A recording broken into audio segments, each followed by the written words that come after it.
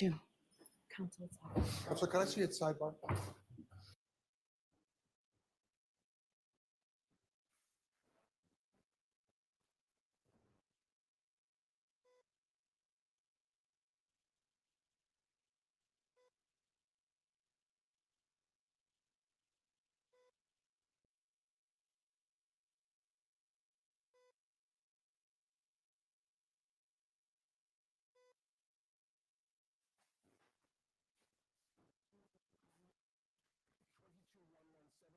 Versus Karen Reed. Can I have counsel identify themselves for the record? Adam Lally for the Commonwealth. Good morning, Your Honor. Morning, Mr. Lally. Good morning, Your Honor. Laura McLaughlin for the Commonwealth. Morning, Ms. McLaughlin. Good morning, Your Honor. Elizabeth Little. Good morning, Ms. Little. Good morning, Your Honor. David Unetti for Karen Reed. Good morning, Ms. Giannetti. Good morning, jurors. Before You are begin, unmuted. I just want to mention that Attorney Jackson is not here today. Please don't consider that in any way. Certainly don't hold it against Ms. Reed for him not being here. Just don't consider it at all in your deliberations. So I do have to ask you those 3 questions. Were you all able to follow my instructions and refrain from discussing this case with anyone? Yes. Everyone said yes or nodded affirmatively. Were you also able to follow the instruction and refrain from doing any independent research or investigation into this case? Yes. Everyone said yes or nodded affirmatively. Did anyone happen to see, hear, or read anything about this case since we left here on Friday? Everyone said no. Thank you very much. All right, let's bring Mr. Higgins in, please. And Ms. Giannetti, you'll be taking over? I will, Your Honor. Okay.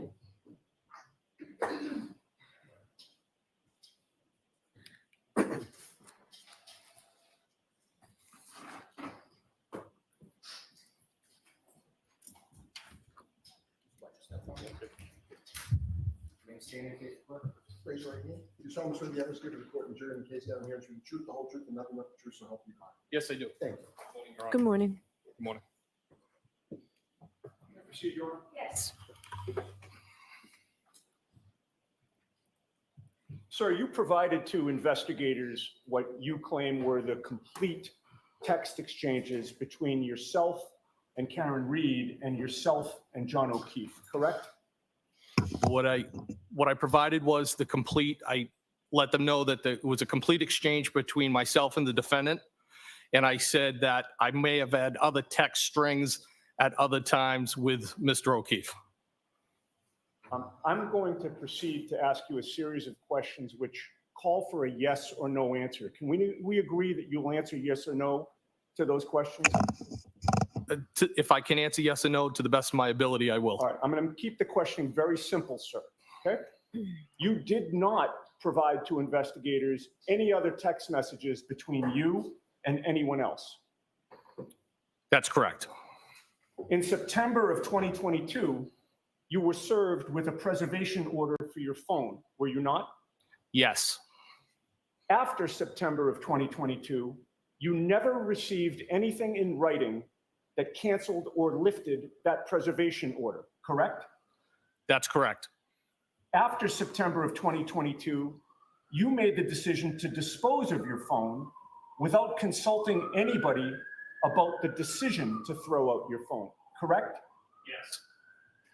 Before you threw the phone away, you did a factory reset of it, did you not? No, I did not. Well, you previously testified that you testified in another proceeding on June 1st, correct, of 2023? Yes. Prior to that June 1st testimony, you met with some people and gave a statement on May 5th of 2023, did you not? I did meet with them. I don't know if that was the date. Okay. It was prior to June, correct? Yes. All right. May 5th doesn't sound wildly inaccurate, does it? No.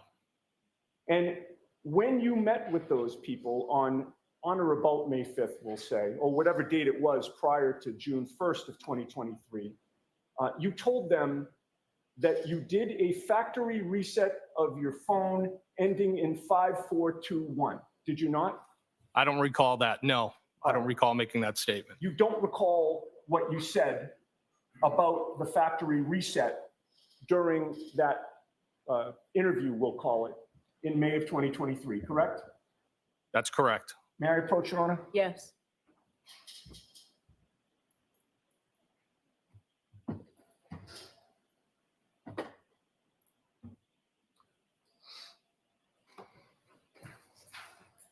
Directing your attention to the first highlighted line there, sir. If Why don't you give him a second? If you read that silently to yourself and look up at me when you're done.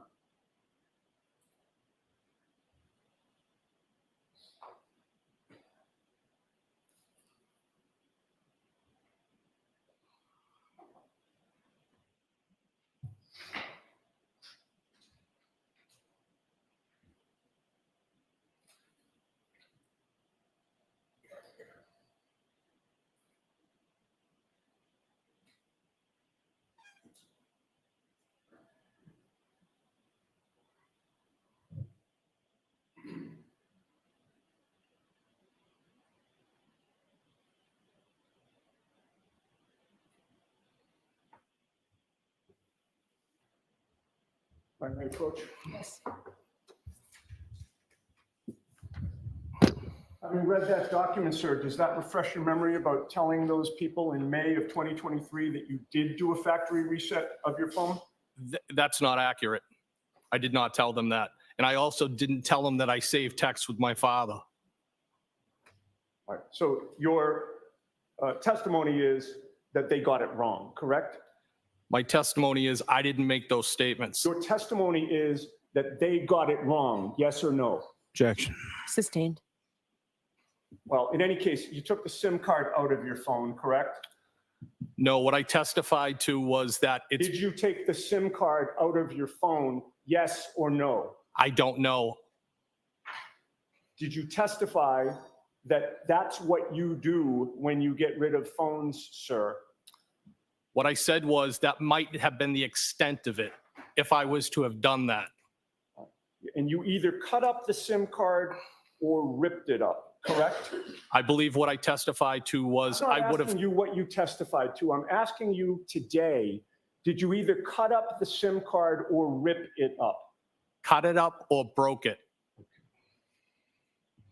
And you will agree with me that cutting up or breaking the SIM card destroys the SIM card, does it not?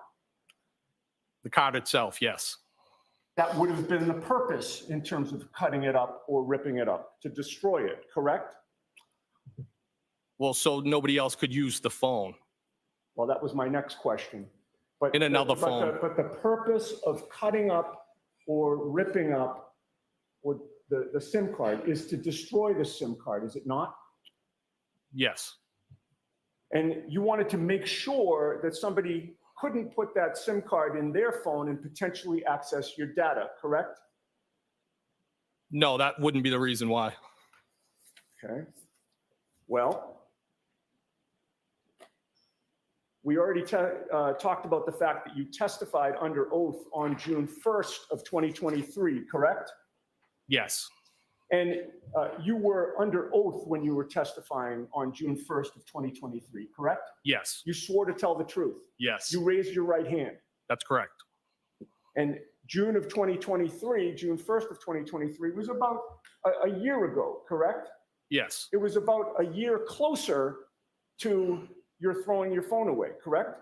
yes, And in that testimony that you gave in June 1st of 2023, did you say the following, quote, "I made sure that somebody couldn't put it in their phone"? yes, I did say that.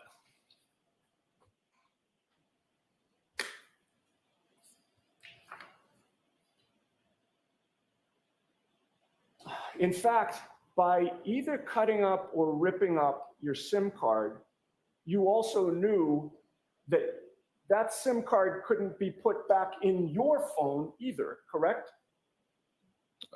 Yeah, I believe that would be correct. And you'll agree with me that you took that destroyed SIM card and put it in a trash bag, did you not? I believe it went in a trash bag, yes. Well, you used a passive voice. It went in a trash bag. Did it fly out of your hand unexpectedly into a trash bag, sir? No, sir, it would have been disposed of with the phone. No, I understand, but are you reluctant to say that you put it in a trash bag, sir? Objection. Can you answer that? Are you reluctant to say that? No, Your Honor, I put it in a trash bag. Or with my And trash. then you also took your phone, now without the SIM card, and you put that in the trash bag too, did you not? Yes, sir. Then you drove to a military base and you threw both the destroyed SIM card and the phone into a dumpster, did you not? Well, I was cutting through the base, and I believe how I testified Did you drive to a was military base, sir? I was cutting through a base, yes. Did you drive to it? Yes, sir. And then you put both the destroyed SIM card and the phone itself, which were in a trash bag, into a dumpster on that military base, did you not? I believe that's what I did, yes. And as you were driving away, you knew that that destroyed SIM card and the phone would be gone forever, correct? Yes, I threw it away.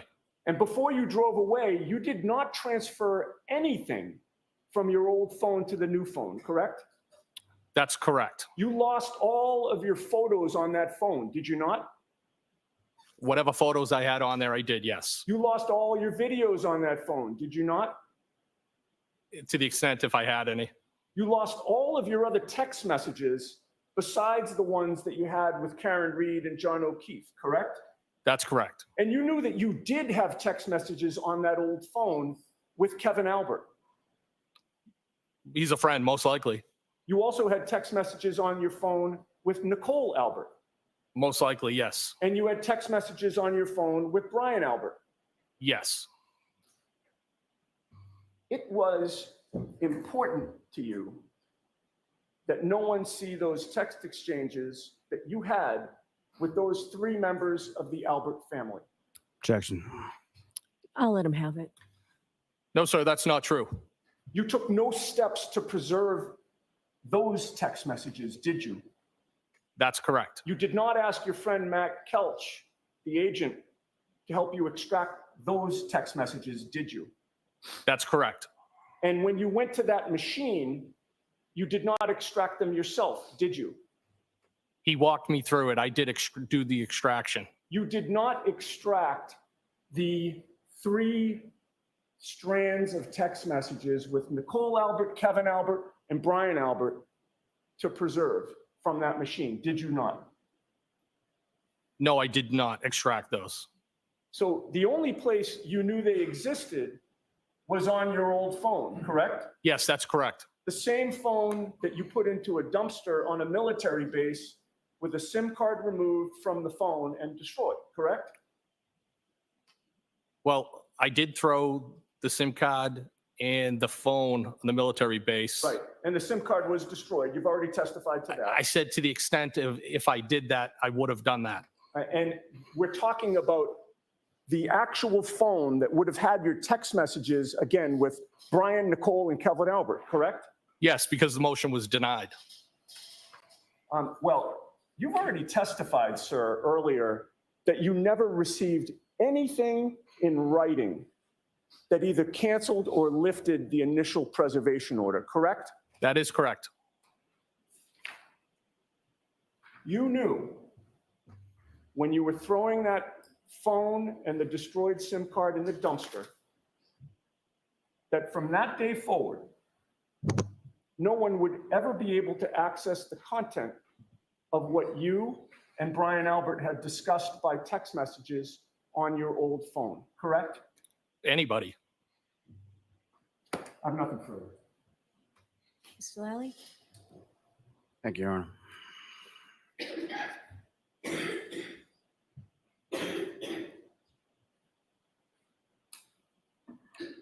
Morning, sir. Good morning, sir.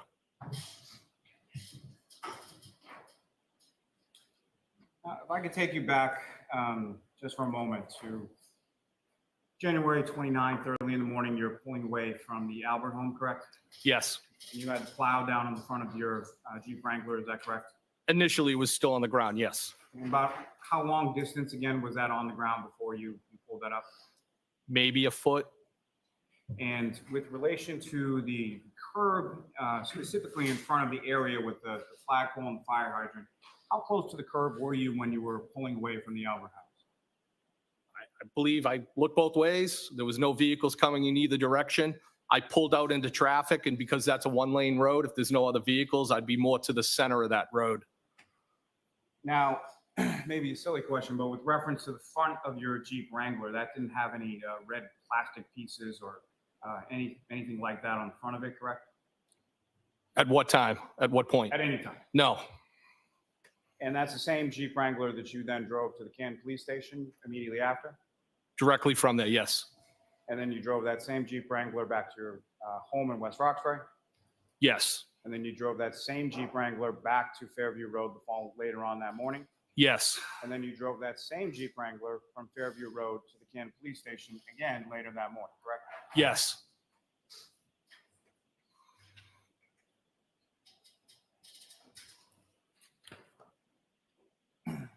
Now, the text communications between yourself and Ms. Reed, again, who initiated those?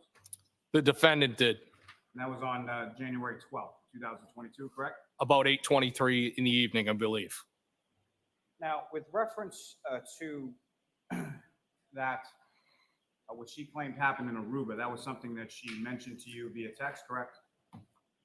The incident itself, I believe, was through text, but I believe the actual location was when she had stopped by my place in West Roxbury.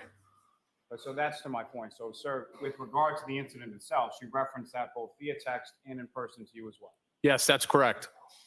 And the kiss that she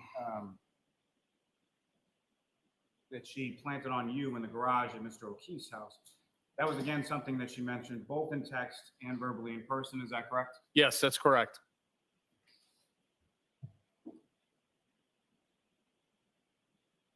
Now, as far as the ghosting that you were asked questions about last Friday, there were some text messages between you and the defendant on January 19th, correct? What was the date? I'm sorry. January 19th. 19th? Yes. Yes. And do you recall if there were any text messages between you going either way, between yourself and the defendant between January 19th and January 23rd?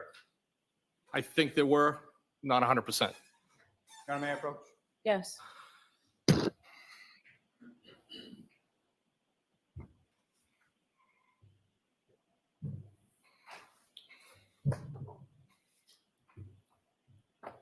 I'm going to show you what's been marked as Exhibit 104A.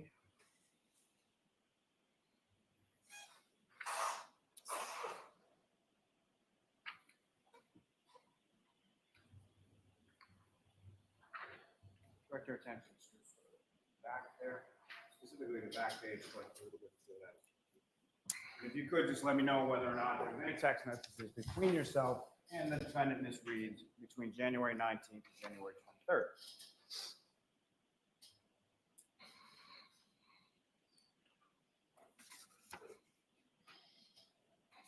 Yes. Looks like the 19th and the 23rd, both text messages. But in between those dates, and what I'm asking about is January 20th, January 21st, January 22nd. There's no text messages on any of those dates, correct? I don't see any. And then as far as between January 23rd and January 28th, January 28th is when you texted her while you were both within the waterfall, correct? On the 28th, yes. So between the 23rd and the 28th, so on January 24th, January 25th, January 26th, January 27th, you didn't send any text messages to her, you didn't receive any from her, correct? I don't believe so, no. And then beyond that one text message that you testified to on the 28th, the next text message you received from the defendant was in regard to John being dead on the 29th, correct? Yes, that's correct. Now, you asked some questions about these text messages and whether or not you discussed them with various people. Did you discuss those text messages with anyone? Not to my knowledge, no. Why not, sir? To be honest with you, I mean, on a personal level, I kind of keep things to myself. I was a little embarrassed. Wasn't really proud of them. Kind of maybe didn't show me in a good light with respects that I was John's friend. And so with regard to that text on January 28th that you had sent her in the waterfall, she didn't respond as she was in the waterfall with her boyfriend, Mr. O'Keefe, correct? That's correct. Now, if the defendant did not have a boyfriend, wasn't dating Mr. O'Keefe, would you have been interested in pursuing anything further with the defendant? I can't say. I don't know. What, if any, reservations would you have based on the conversations that you had? Just everything was so out of left field. I just found it hard to believe.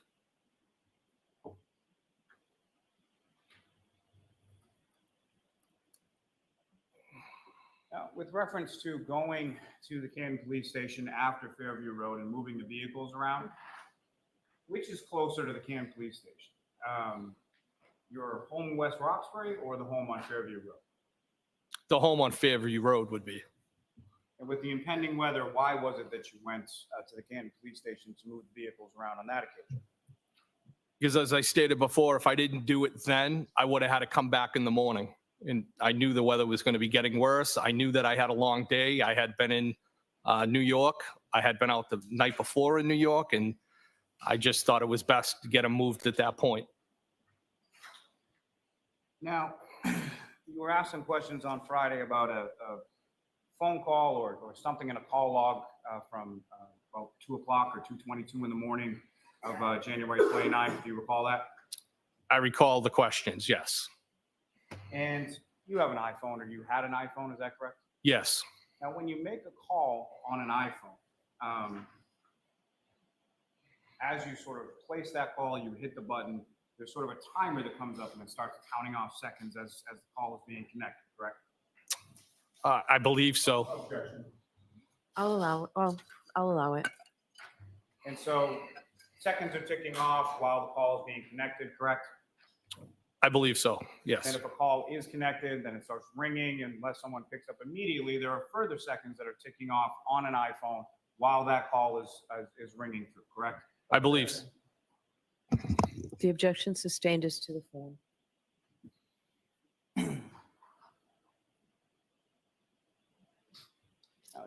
You were asked some questions about a call or a call back between yourself and Brian Albert around that time frame. Do you recall that? Yes. And you were trying to explain sort of what your answers were in that prior proceeding in reference to the correct. Yes. What, if anything else, did you want to explain to the jury in regard to that? Objection. In that form, I'll sustain. You were asked some specific points as far as your testimony in the prior proceeding, correct? Yes. What, if anything else, did you say in reference to that in the prior proceeding? Objection. Sustained is to the form, Mr. Lawler. Did you ever speak with Brian Albert at 2:22 in the morning on January 29th? No, I did not. Do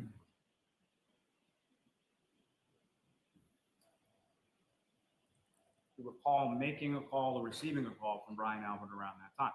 No, I do not.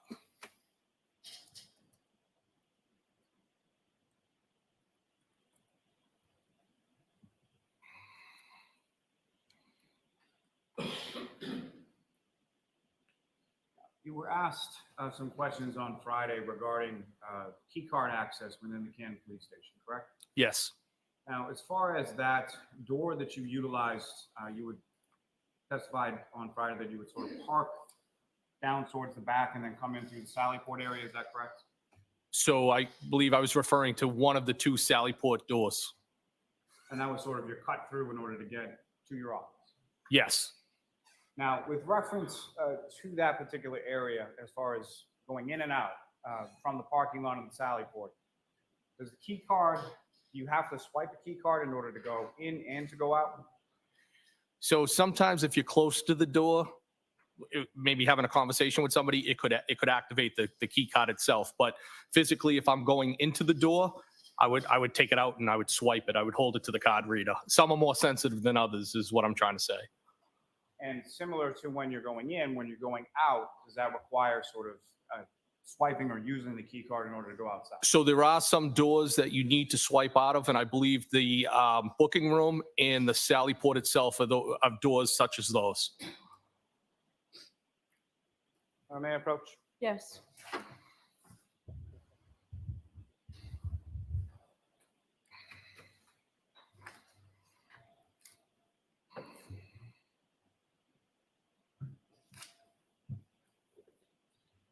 show you a document that was placed on before you.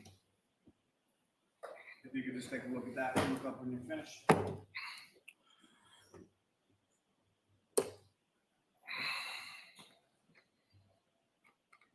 You recognize that, sir? Yes, Is that the same document that was essentially the same document that was placed before you on Friday? yes, And that's a 167-page document encapsulating different key swipes within the Canton Police Station on January 29th, 2022, correct? yes.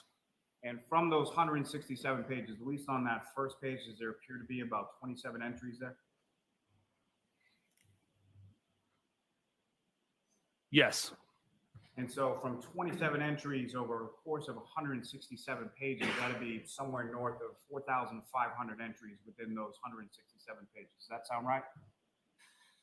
Well, I went to public high school, but I'll take your word for it. Would it surprise you that there are 18 entries within those 4,500? So not what would surprise him. Ask the question differently, Mr. Lawler. You know that there are 18 entries that contain your name within those records? Objection. Form of the question. No, I'll allow that. Are you asking me if in the 167 pages, there's only 18 entries with me? Yes. I did not know that, no. Would that surprise you as far as your, well, let me rephrase that. Now, with respect to your travels around Canton Police Station on that particular day, would you quarrel with 18 entries as far as where you went and what you did in Canton PD that day? No, in and out, nope.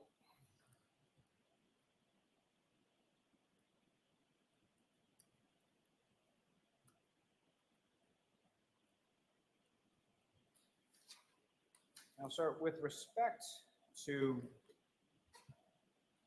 your phone, you were provided notification in regard to a preservation order in regard to your phone sometime in September of 2022, correct? I received a subpoena on September 30th, 2022. And that was in regard to a hearing at which counsel for the defendant was seeking your physical phone as evidence, correct? Yes, And is it your understanding, or were you informed after that date, sometime in early October of 2022, that that motion had been denied?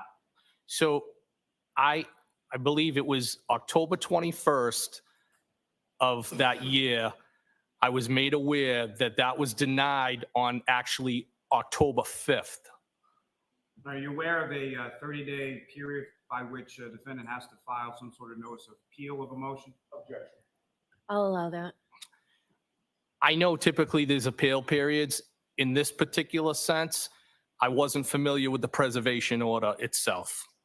What a preservation order was with respects to, that was kind of all new to me. Usually in an investigation that I'm conducting, it's a search warrant, I take the phone. I don't ask people to preserve it through a court order, if that makes sense. And so when was it that you disposed of your phone? It would have been, it was about 2 months after that, And why was it that you disposed of the phone?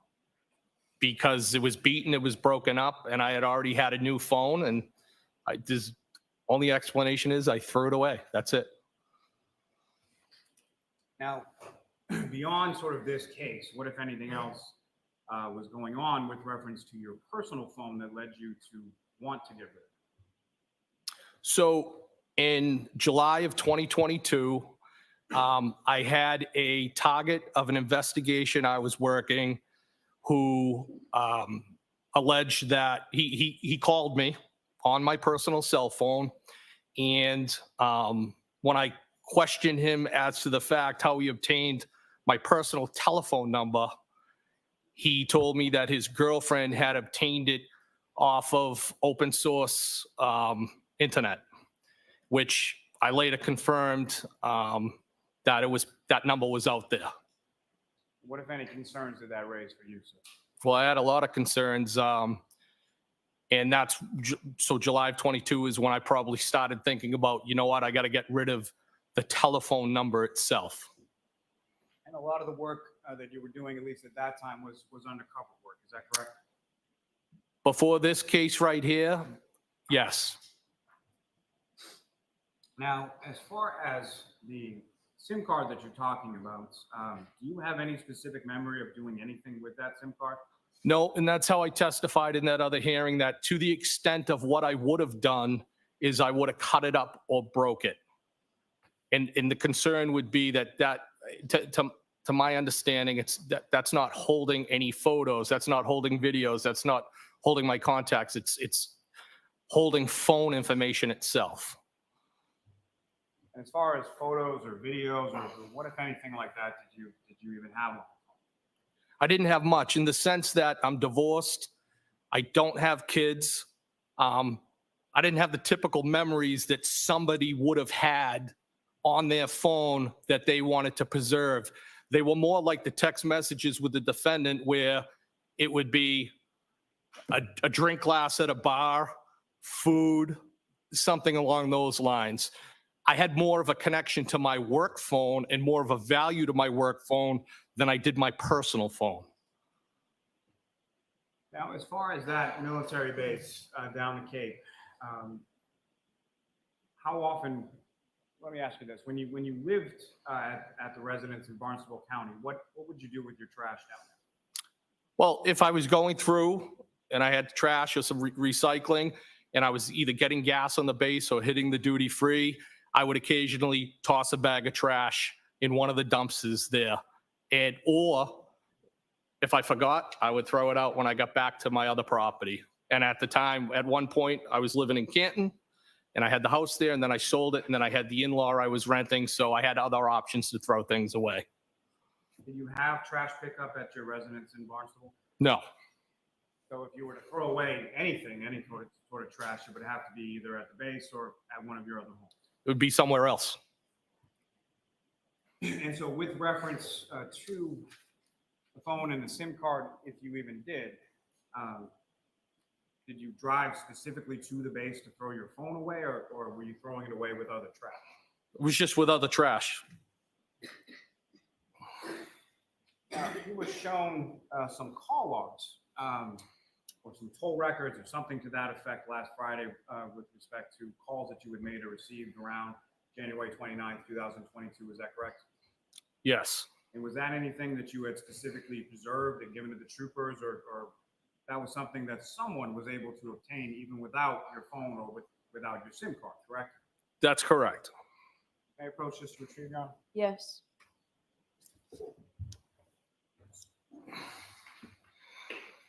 One moment, Charm. Yes.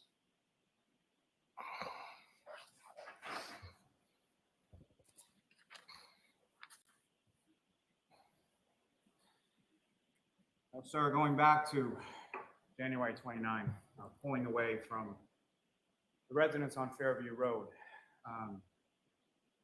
you didn't see anything on the side of the road, is that correct? Absolutely not, no. And what is it that you would have done had you seen anything or had you seen Mr. O'Keefe on the side of the road on January 29th? I've spent my whole life between being a firefighter, working in the profession that I work now, being a tactical medic. If I had saw John O'Keefe on the side of the road, I would have done something to make a difference. No further questions. Can we approach one? Yes. Jurors, feel free to stand up and stretch.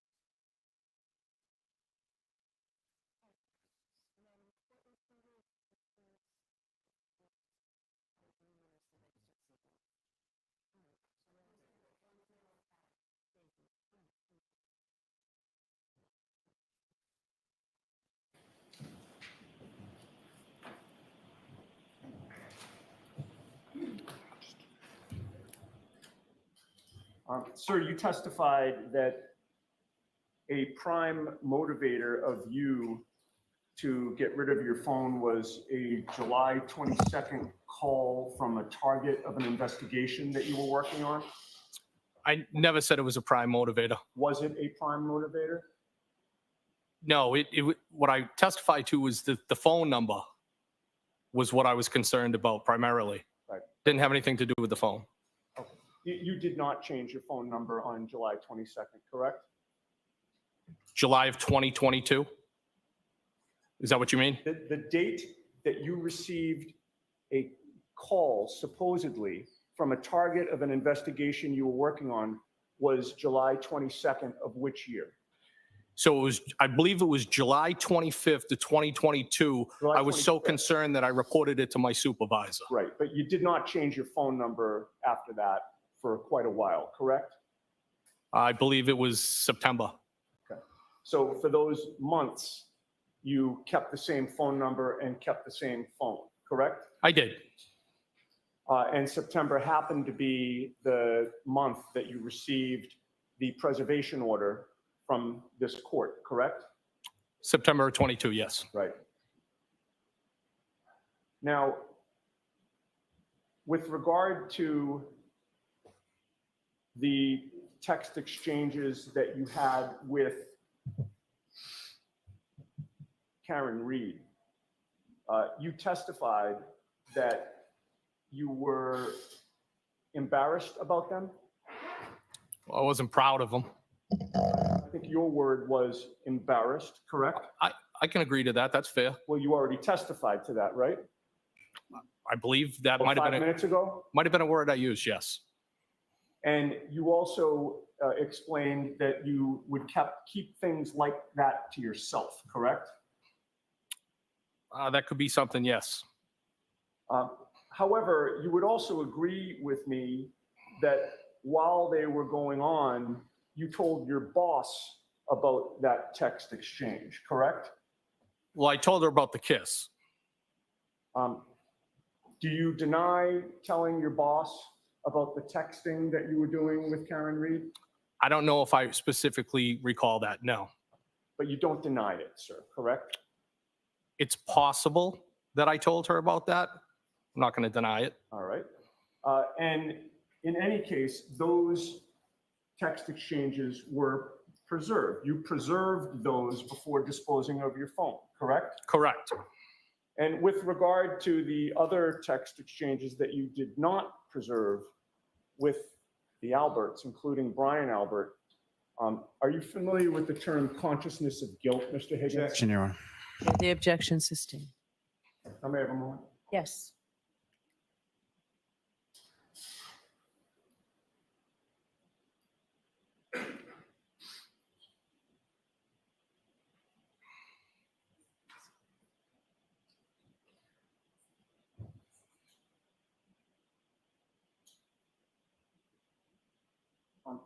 Just one more thing. With regard to the date that you changed phone numbers on your phone, you would agree with me that was September 29th of 2022? When I actually changed the phone number? That's what I just asked. Yeah, yes, I also got a new phone, yes. Okay. September 29th of 2022, you changed your phone number and got a new phone. And then September 30th, the next day, you were served with the preservation order, correct? I got the preservation order on the 30th. That's correct. Nothing. All right, Mr. Higgins, you are all set, sir. Thank you, Your Honor. Thank you.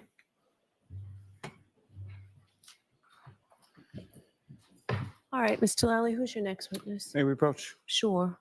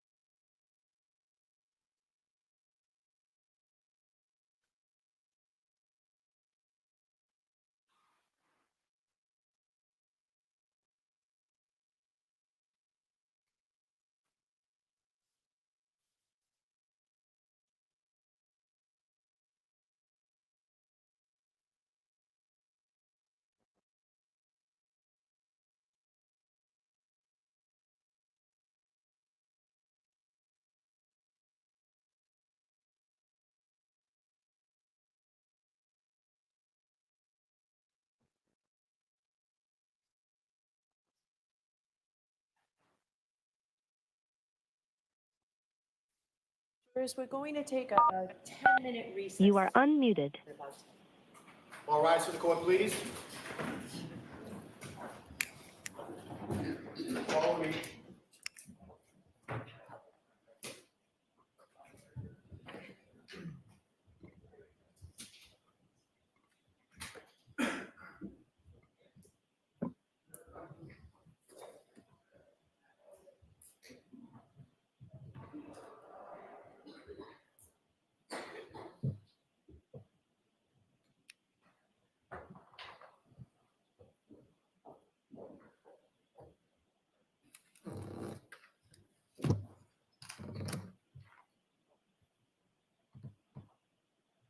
You may be seated for some.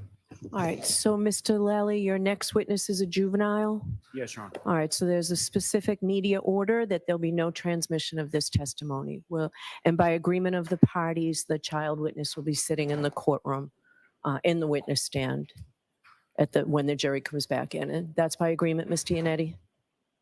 Yes, Your Honor. Okay, all right, so 10 o'clock or so we'll come back out? Court, all rise.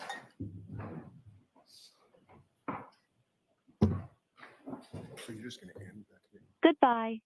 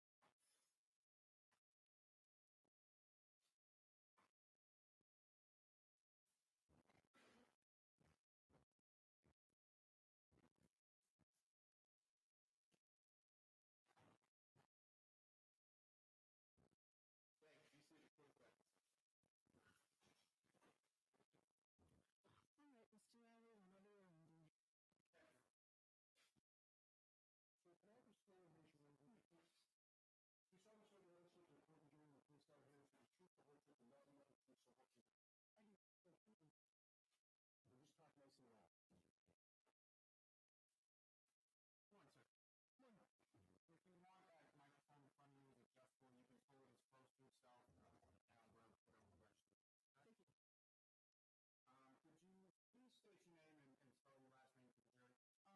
as close to yourself, down, whatever direction. Thank you. Could you please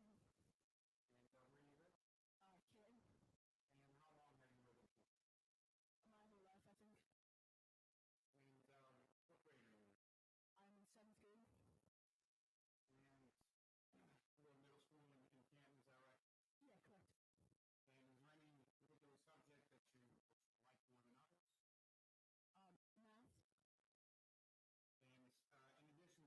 spell your last name for the jury? Patrick, F-U-R-E-U-S-H. And Patrick, how old are you? I'm 13. And where do you live? Canton. And how long have you lived in Canton? My whole life, I think. And what grade are you in? I'm in 7th grade. And you're in middle school in Canton, is that right? Yeah, correct. And is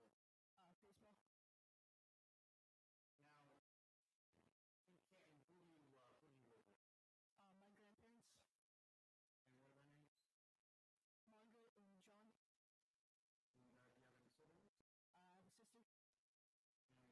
And which sports do you do? Baseball, basketball, and football. And does that sort of change with the seasons or is one more of those sort of like year-round? I do a lot of year-round baseball, indoor. And what's your favorite sport? Baseball. Now, in Canton, who do you live with? My grandparents, And what are their names? Margaret and John. And do you have any siblings? I have a sister, And what's her name? Kaylee. And how old is she? Kaylee's 16. Now, living in Canton with your grandparents, how long have you lived with your grandparents? About 2 years now. And prior to living with your grandparents who lived in town, who did you live with? My uncle John. And how long did you live with your uncle? About 8 or 9 years. So since you were pretty young, correct? Correct. And where you live now, is that where you live with your Uncle John and you live with Kaylee then as well? Correct, yeah. And as far as John was concerned, what did you have? Excuse me? What did you call your Uncle John? Did you call him Uncle John? Usually, JJ. So that was sort of like a nickname that you call him?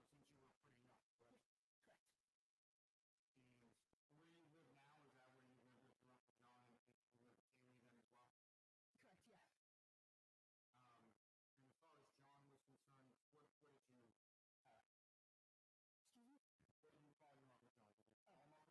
one of those people that he dated Karen. Yes. And about how long, was he dating Karen? Maybe around 2 years. And what, as far as from school was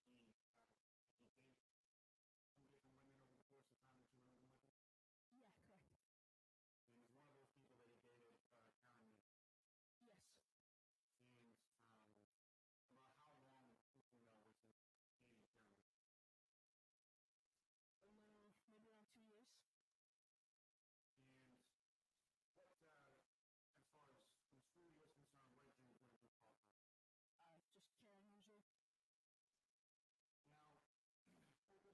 that they dated, how often would Miss Reed stay over your house on Middleton? Multiple days a week. And what if anything was she doing with relation to like you or Kaylee or you and your sister as far as what was her involvement? She was a caretaker, I guess. Was she giving rides places? Yeah. Specifically, was she the person that you were at school on any particular days? Some days, yes. Do you recall which days of the week those were? No, I don't recall. And on the days that she would give you a ride to school, where would you go? Going to work. Now, how would you describe JJ and Karen's relationship? Sometimes rough. Sometimes rough, sometimes good, is that fair to say? Yeah. And as far as the good times were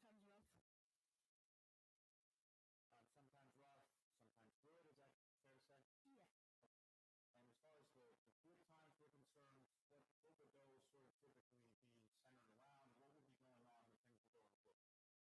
Everybody was happy. And why was everybody happy? What kind of things were we doing, or what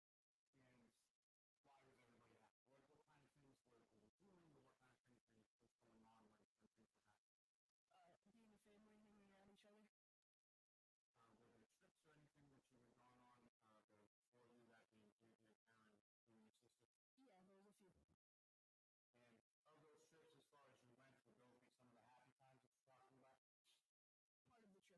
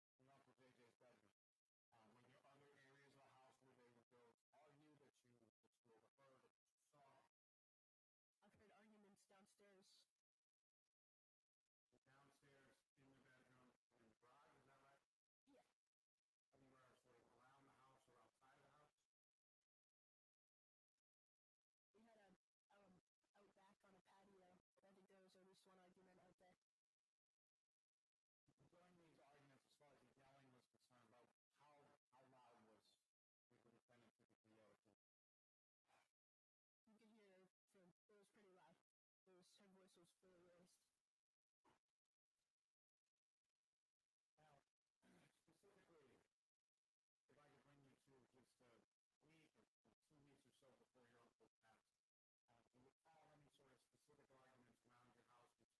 any sort of specific arguments around your house between your Uncle JJ and Lieutenant around that time? I believe there was a few in the bedroom. And do you recall anything about what those arguments were about? No, I couldn't usually hear what they were about. I could just hear the voices. Was there anything in relation to sort of holidays, as far as Christmas, New Year's, that your Uncle JJ expressed some concern about or was upset about? Might have been overwhelmed from the Christmas. And why so? There was a lot of people at our house. And at any point in time, do you recall your Uncle JJ asking you to send it to leave? Correct. And when was that in relation to when your uncle passed? I don't recall. And when your uncle asked the defendant to leave the house, how did she respond? She did not want to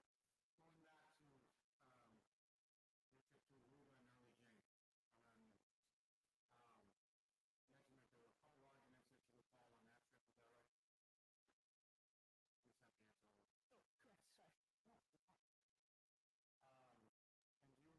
back to your trip to Aruba in early January, you mentioned that there were a couple arguments that you recall on that trip, is that right? Please have the answer. Oh, correct. Sorry. And do you remember whereabouts you were? You said the hotel, is that right? Correct. So there were some arguments between your Uncle JJ and the defendant in the hotel? Correct. And do you recall when those were, where those were, what those arguments were about? They were in Aruba.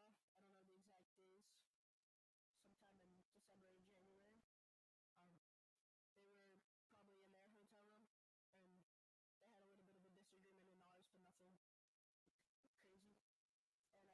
So back then, January 2022, you would have been about 11 years old? Yes. Now, if I could turn your attention to that night, January 28, 2020, so the day before your uncle. Do you recall what you did that day, where you went, what was going on? I got dropped off at my friend's house by my uncle. If I can take it back a little bit earlier in the day, did you and your uncle go anywhere to eat or anything like that? Do you remember? I don't recall. And so at some point, your uncle dropped you off? He dropped me off at my friend's house. And do you know about when that was? Maybe around 7 o'clock. And dropped you off for what purpose? What were you doing over your friend's? My friend's house to sleep over. And as far as the sleepover is concerned, you know how long that was initially supposed to be for? It was initially supposed to be the next day because there was a lot of snow. So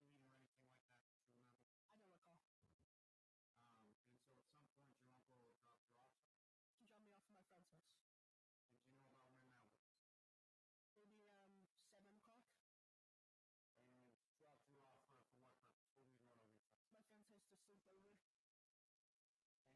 That's what? Correct.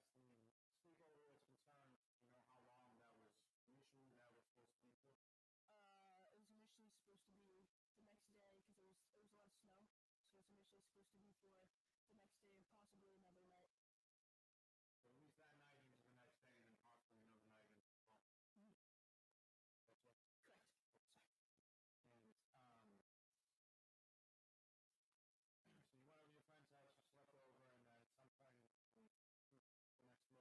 went over to your friend's house, you slept over, and then at some point the next morning, what happened? His mom said there was a change of plans and then I had to go home. And who picked you up? My friend's mom drove me home. And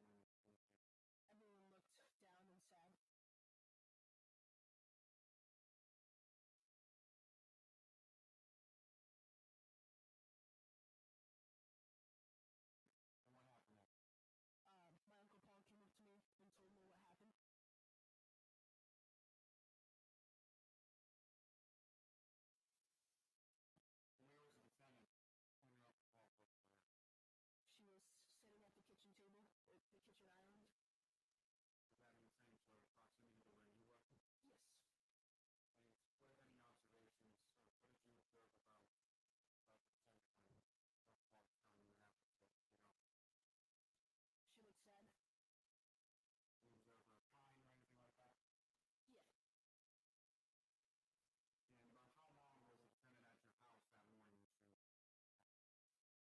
far telling you happened? You know, She looked sad.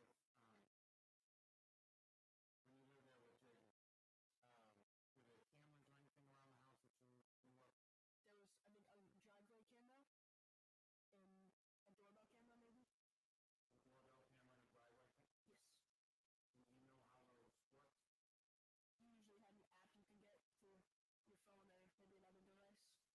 had access? I did not have the app, but my sister may have. I don't believe she did though. And JJ, did he have access? Yes. Do you know how many devices he had access to that office?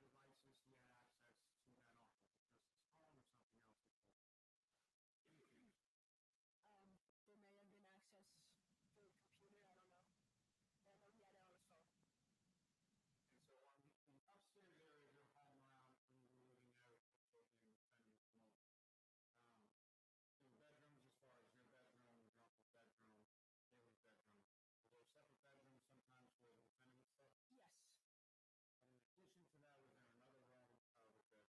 And did everybody sort of have access to the computer? And by everybody, I mean yourself, Haley. Yes. And were there sort of separate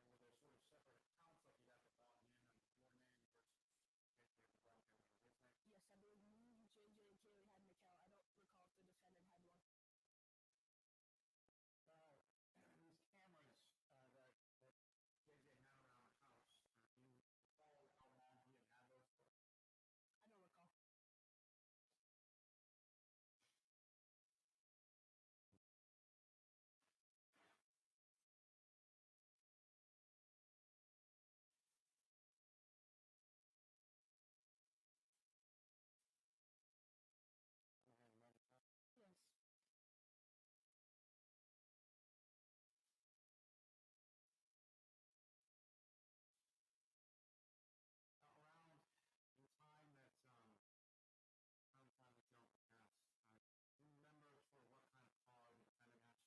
Yes. And do you recall anything about sort of inside the vehicle? Did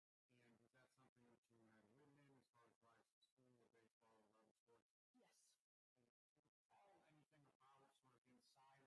Yes, I ran both. And when you were in the front seat, what kind of features, do you recall any sort of features that the front seat area would have? We had a screen with a mouse to navigate it and like a thing that you could pull open with, I think it had a cooler inside. And as far as when the car would be in reverse, what would be displayed on the screen that you're talking about? I don't really remember, but I would assume the back camera. So nothing you specifically remember, you're not driving. Yes. Were there the other things that would be on that as far as like music or like any kind of media or map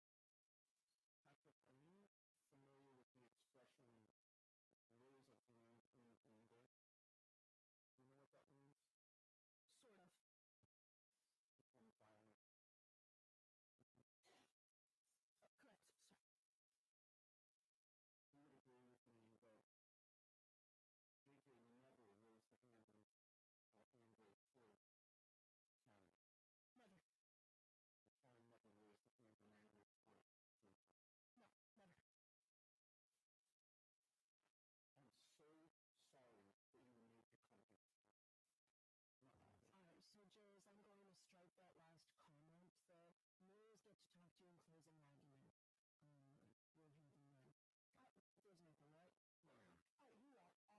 Thank you very much.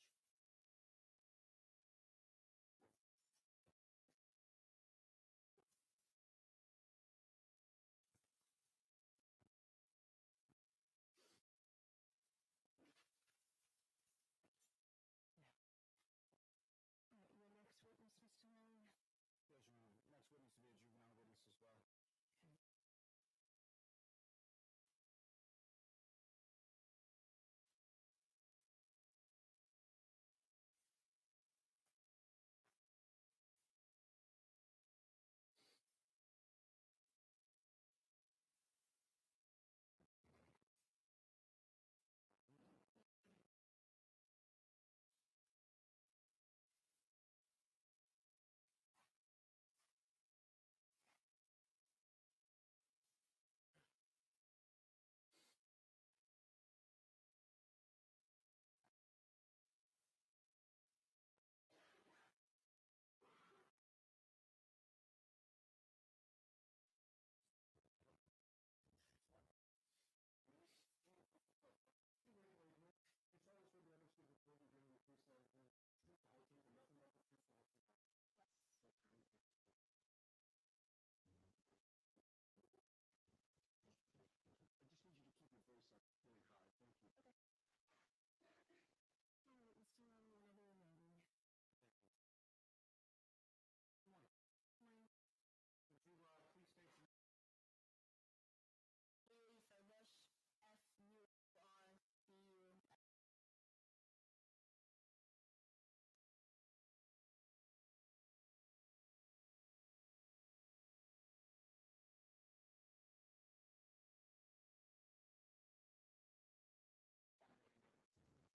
school companion as well, is that right? Yes. And is there any particular subject in school that you like more so than others? All math and science. And in addition to school, what are sort of sports or activities or other things that you do? Yeah, I play softball And how long have you been doing it? since I was 7. Now, who is it that you live in Canton with now? I live with my grandparents, What are your grandparents' names? Margaret O'Keefe and John O'Keefe. Now, prior to living with your, how long have you been living with your grandparents? How long have I been living with my grandparents? 2 years, a little over 2 years. And before you lived with your grandparents, were you with anyone else? Who did you live with before you lived with your grandparents? I lived with my uncle. And your uncle's name is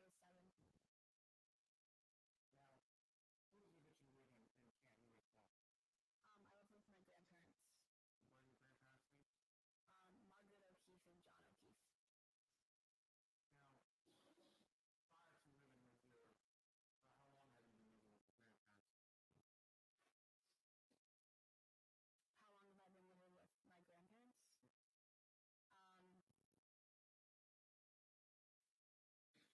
And call him John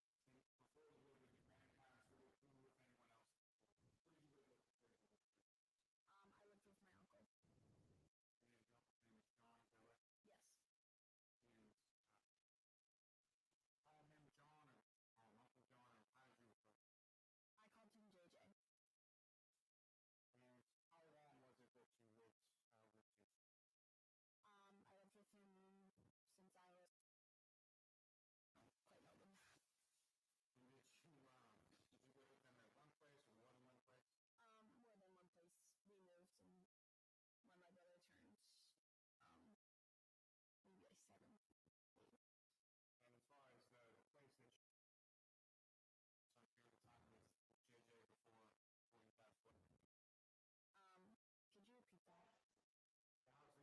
or the years that you lived with JJ, were there a number of different women that you dated at various times? Yes. And included among those, was there a woman named Karen? Yes. And just to be clear for the records, can you see on the screen the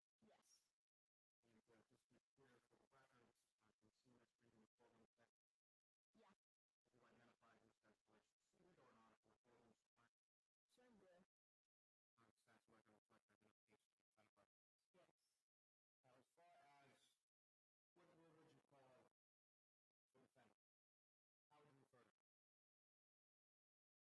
what would you call the defendant? How would you refer to her? Did you call her Karen? Did you call her Miss Reed? Like, Oh, I called her Karen. and how long was your Uncle JJ and Karen dating?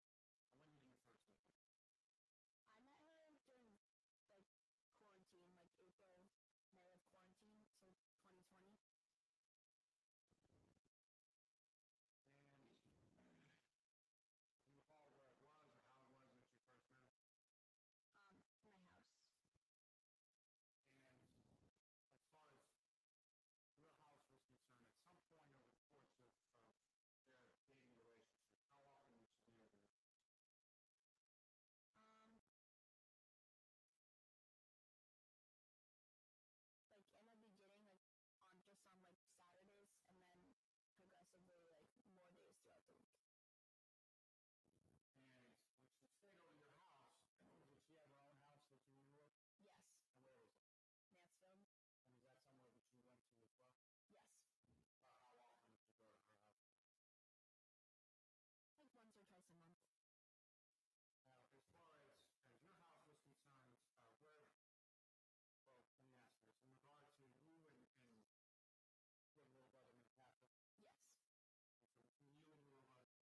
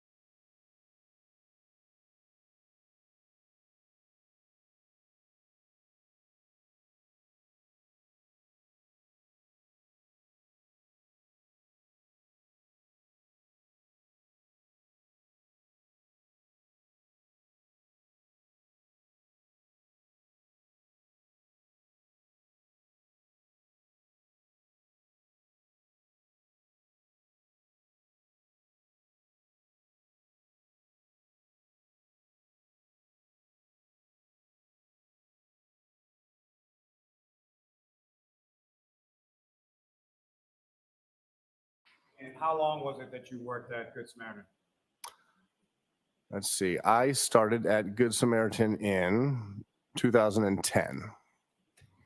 Now, sir, if I could, I'd like to just talk a little bit about your educational background. Where did you go to school as far as your undergrad was concerned? I went to undergraduate at the College of William and Mary in Williamsburg, Virginia. And what, if any, degrees did you graduate from there? I obtained a Bachelor's of Science in Chemistry. And following your graduation from there, where did you go to school after that? So after that, I attended University of Virginia for medical school. Is that what you asked me? I'm sorry. And following your graduation from medical school, where did you go after that? Then I did a emergency medicine residency in Philadelphia at University of Pennsylvania. And what is a residency, sir? So residency is several years of training that's where doctors will specialize. For me in emergency medicine, some people choose to be surgeons, pediatricians. That's when more of the specialization, if you will, happens in medicine, medical training. And how long was your residency? It was 4 years. And following your residency, where did you go from there? So I, in 2008, finished residency. I worked for 2 years in Manassas, Virginia at Prince William Hospital for 2 years. And are you board certified? I am by American Board of Emergency Medicine, yes. And what is it that you're board certified in? Specifically emergency medicine. And when you use that term as far as board certification is concerned, what goes into that? What does that entail? So when I obtained board certification, it was a two-step process where there was a written exam administered at one of the testing centers. And after you pass that, then there's an in-person oral exam, I guess is what they're called. And as where you've given like didactic or individual cases, assuming you pass that, then you're board certified. And your board certification is up to date currently? Yes. Now, with reference to the time that you worked at Good Samaritan, as far as the emergency department is concerned, can you describe to the jury sort of what does the emergency department at Good Samaritan look like as far as staff, bedding, sort of layout, like describe that to the jury? Sure. So at the time and currently, there's 36 treatment rooms in the main ER. A lot of hallway stretchers as well. There's also an express care kind of area, but for the purposes of this conversation, 36 beds in the main ER. Staffing wise, there'd be anywhere between 4 to 5 and 12 nurses. And for the purposes of this discussion, it would have been 2 docs on and probably one either nurse practitioner or physician assistant in the morning. And as far as the morning, what I'm going to turn your attention to is the morning of January 29th, 2022. Were you working at the Good Samaritan on that day? If that's the morning of this incident, then yes. Yeah. And is there a particular shift or what kind of hours would you be working around that time at Good Samaritan? I'm pretty sure I started my shift at 6 a.m. that day. There was a 6 a.m. to 2 p.m. It was either 2 or 3 to, excuse me. It was either 6 to 2 or 6 to 3 p.m., but the shift would have started at 6 a.m. as I recall. And on that date at Good Samaritan, do you recall becoming involved with a treatment of a patient by the name of John O'Keefe? Yes. And Your Honor, may I approach the witness? Yes.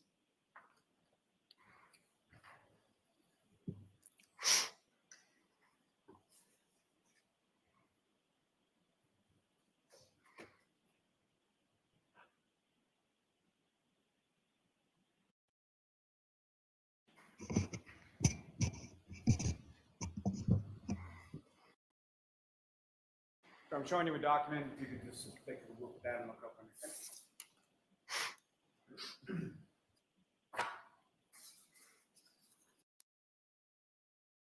You want me to look through each page or just acknowledge that? Just as far as, do you recognize what that, do you recognize that to be? Is a transcription or a copy of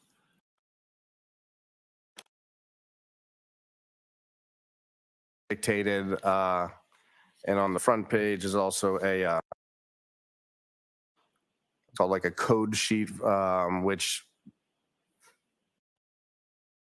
I've signed off on detailing what resuscitative efforts, as in the specific that were performed on Mr. O'Keefe's behalf. Thank you. Your Honor, with the court's permission, may the, Yes. and Your Honor, what I would seek to introduce in a minute, the next exhibit would be a redacted copy of those same records. Objection? Your Honor, if we could just review those.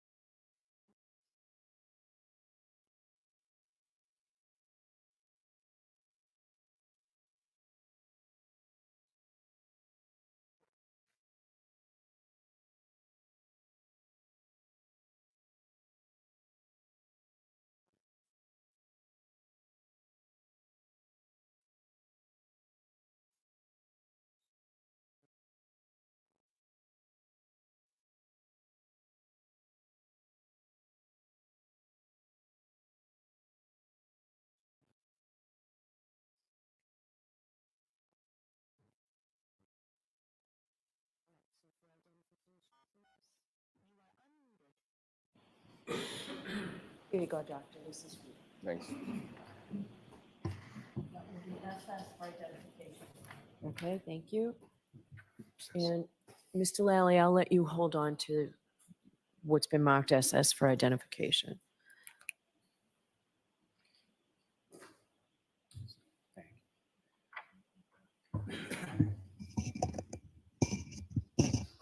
Now, Dr. Rice, with regard to Mr. O'Keefe,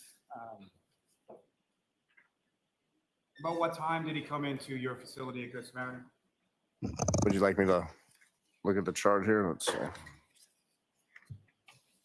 If you can't remember things and you need to reference the chart, you can do that, doctor. Okay, thanks. So it looks like, based on the code sheet, first line starting at 0647, so I'll say 6:47 a.m. And as far as his presentation, Mr. O'Keefe's presentation, when he came into the emergency department, how would you describe his presentation upon his arrival there?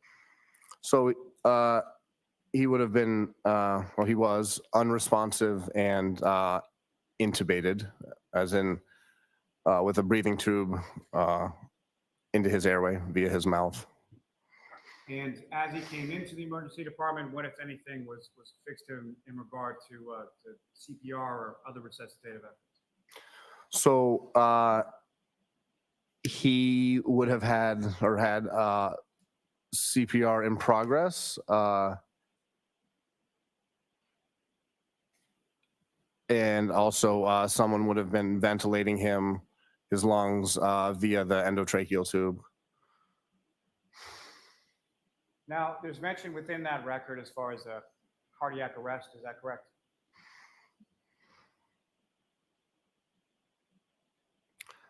I don't know. I'm sorry. I don't understand what you're asking me. Sure. Well, let me just ask, you're familiar with the term cardiac arrest? Yes. Can you describe to the jury, based on your training and experience, what your understanding of that term is?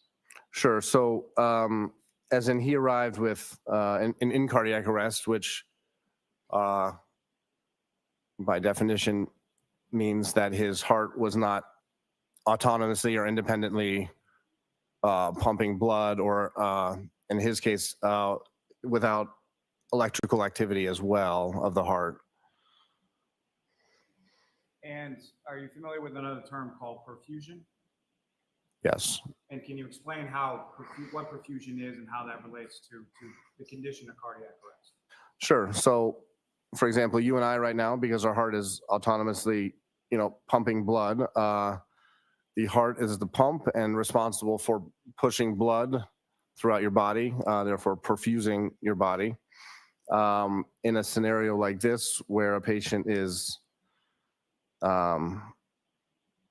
in cardiac arrest or asystole, or as in not having any electrical activity in his heart or mechanical activity of his heart, the perfusion that is happening is by CPR, as in the chest being pushed upon, indirectly is, you call it maybe indirectly pumping or moving blood flow. So there is perfusion, but in a significantly limited compared to someone not in cardiac arrest. And as far as that perfusion process is concerned, what, if any, relation does that have to the organs within the body? Well, so, if your perfusion is limited, then your organs are not getting the normal amount of blood flow and therefore oxygen and all the other nutrients that your blood's providing. So your organs will begin the process of failure. You use the term in there as far as asystole. Could you explain to the jury what you understand that term to mean? Sure. So asystole would be when you put the electrical leads on a patient's heart. The complete absence of intrinsic electrical activity from the heart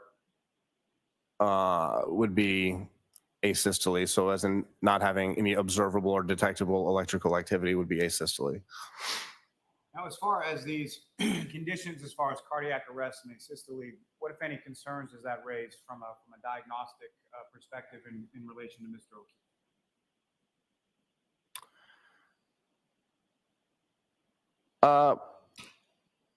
I guess your question with respect to it from a diagnostic perspective, I don't know exactly what you're asking me there.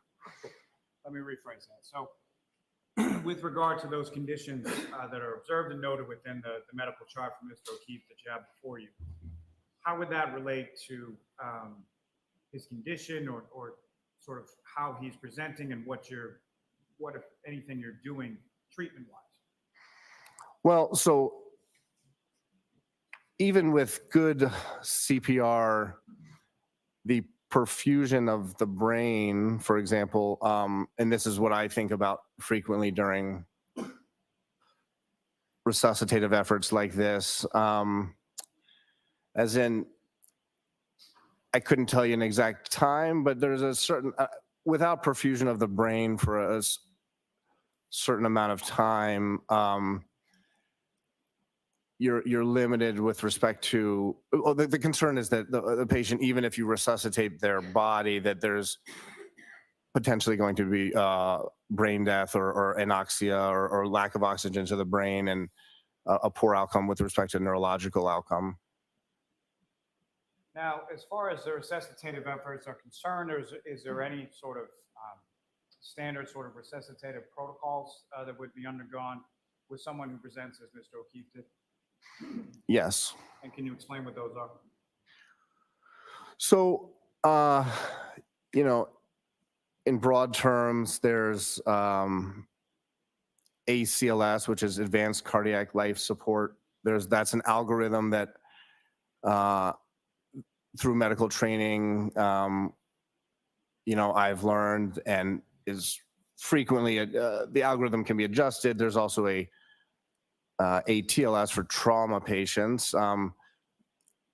So there's an algorithm there with respect to resuscitation or guidelines, I guess, with respect to resuscitation.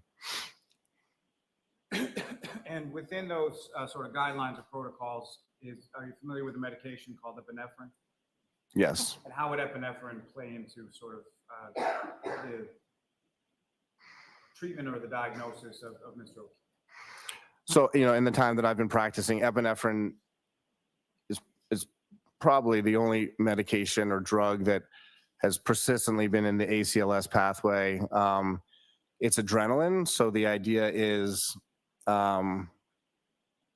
loosely that you're attempting to affect upon the heart itself more squeeze, as in more pressure, and also to increase the potential, or if there is electrical activity, to increase the amplitude of that electrical function at the cellular level.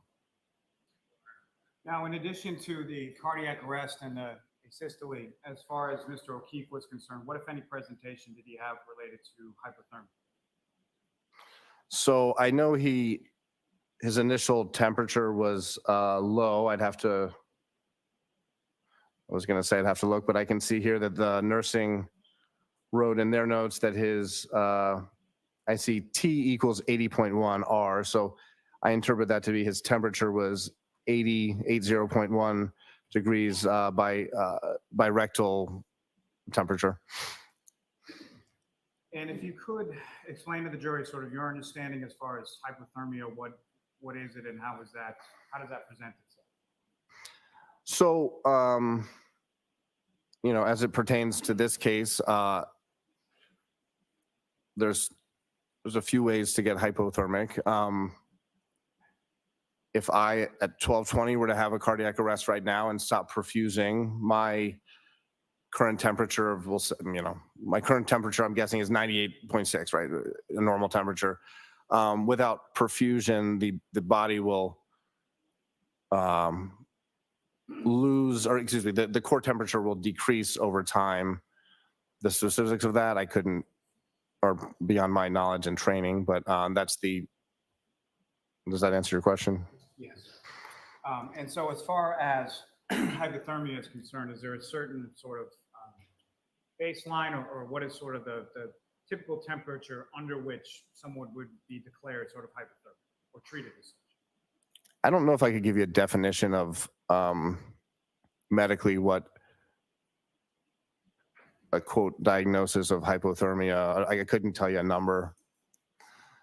I can tell you that 80 qualifies as hypothermia, but I couldn't tell you a number under which that definition applies.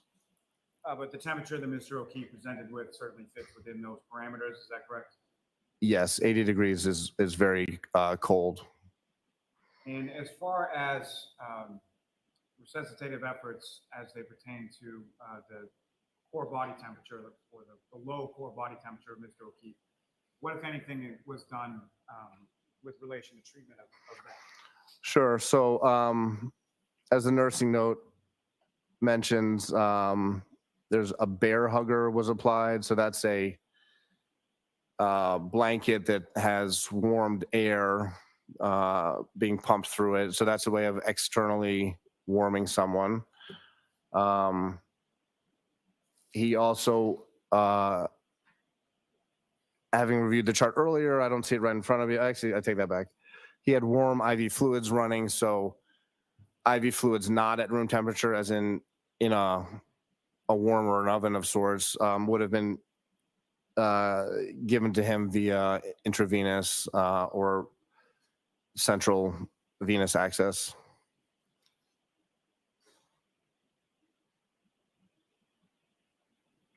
And as far as the body temperature is concerned, what if what, if any, relationship does the body temperature have and the warming process have as to a declaration of deceased in relation to Mr. O'Keefe? Well, so there's a goal in resuscitative medicine to attempt to rewarm a body. Loosely, the idea being that the heart, among other organs, will function better or function at all in a warmer environment. That's one goal of resuscitation.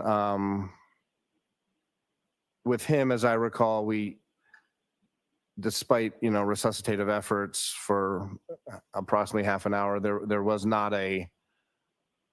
not a significant warming of his core temperature.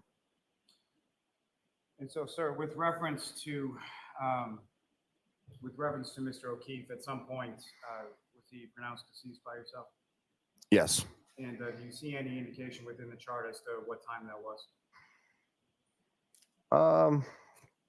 Sure. I'll just need this moment here.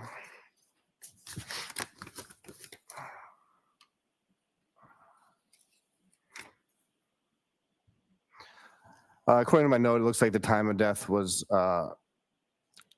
death declaration was 7:50 in the morning. Is that 50 or 15? 50. Now, as far as the observations that you made as far as a systole and the cardiac arrest, did that persist throughout the course of your treatment of Mr. O'Keefe? Yes.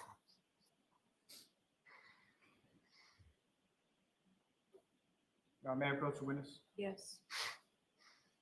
Let me just see that document.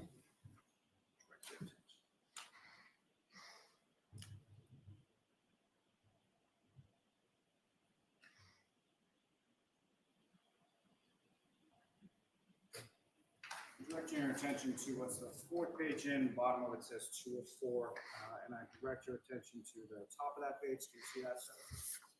Yes. And as far as this is sort of a listing of observations, or, well, let me ask you, can you describe what is listed at the top of that page there?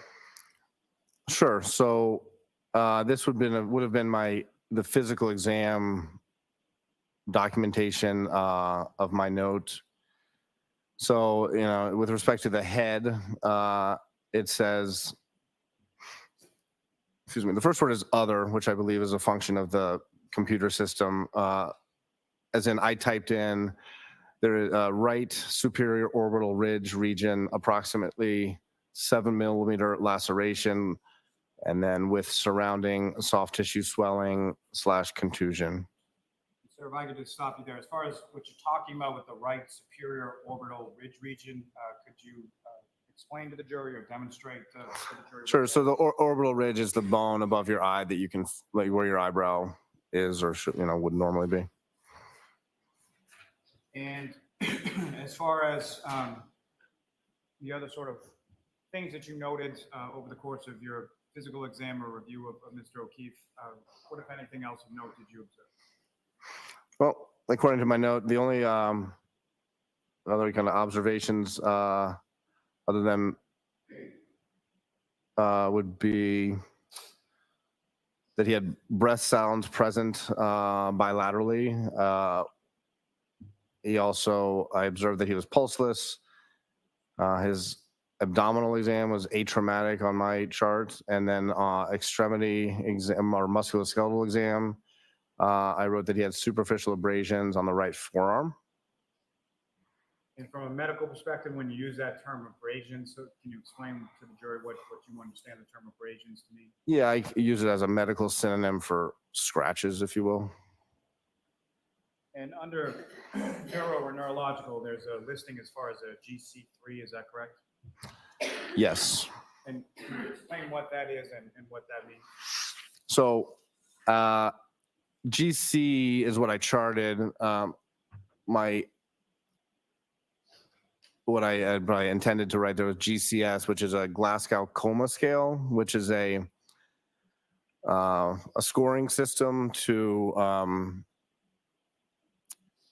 identify someone's level of consciousness or unresponsiveness. And as far as the three, what is, like, where does the scale start? Where does it go to? And where does the three fit in? So there's three components: verbal function, motor function, and eye or ocular function. And someone who's completely unresponsive, as in no motor, no verbal, and no eye movement or function, completely unresponsive. The lowest you can get on the scale is 3. Thank you, sir.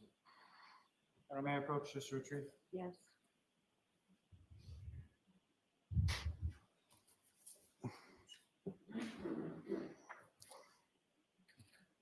Now, later on over the course of that same morning, did you have occasion to become involved in the treatment of another patient by the name of Karen Reed? Yes. And may I approach the witness again, Your Honor? Yes.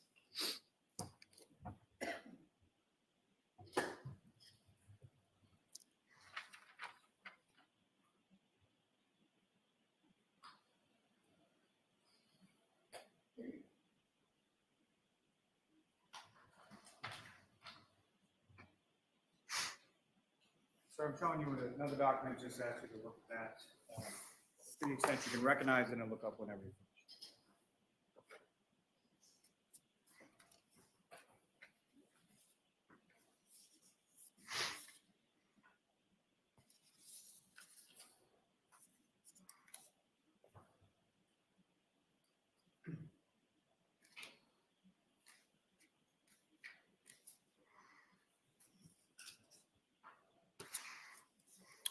In general, sir, do you recognize what that is?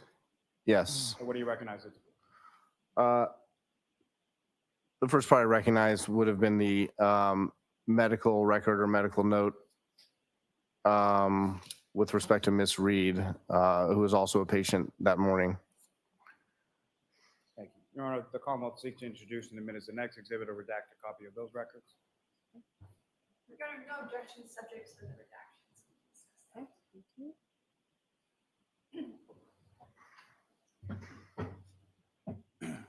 Exhibit 106. Thank you.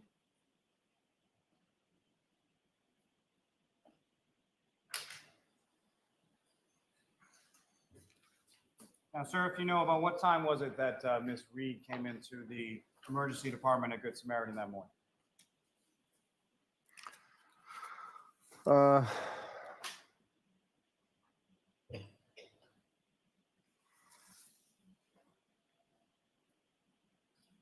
I mean, I can tell you from this chart, it looks like that at least the first posted vital signs were from 7:51, 5:1 in the morning. And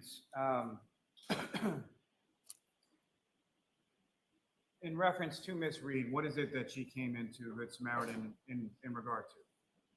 Why was she there? I'd have to review Daisy's note. So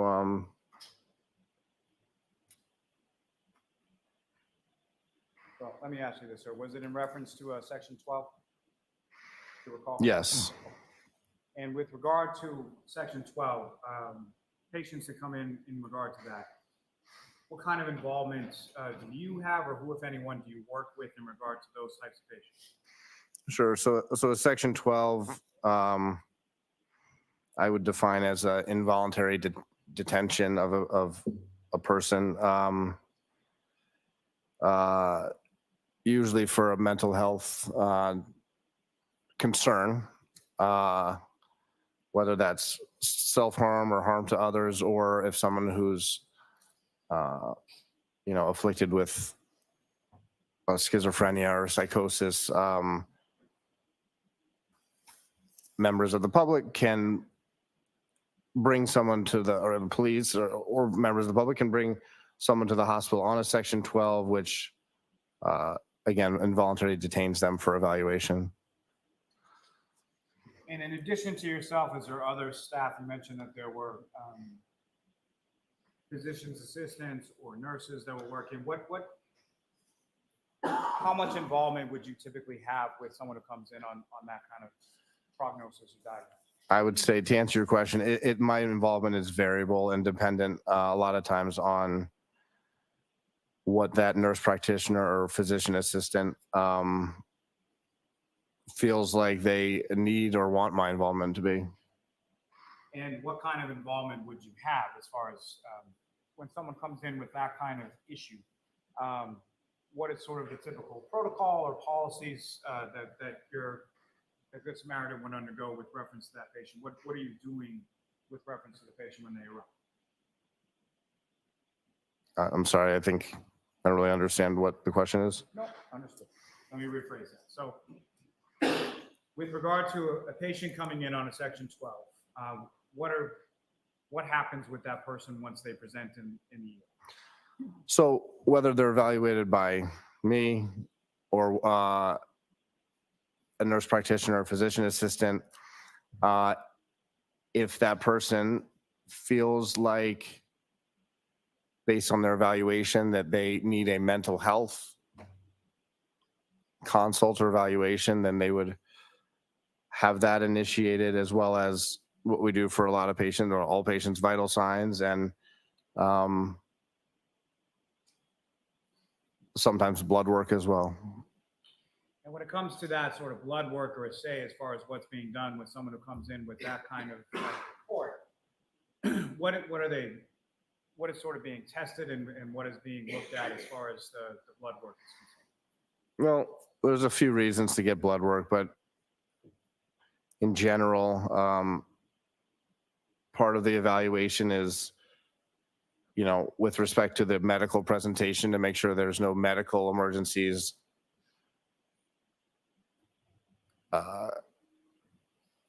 present, in addition to whatever the mental health concern may be. There's also blood work drawn with respect to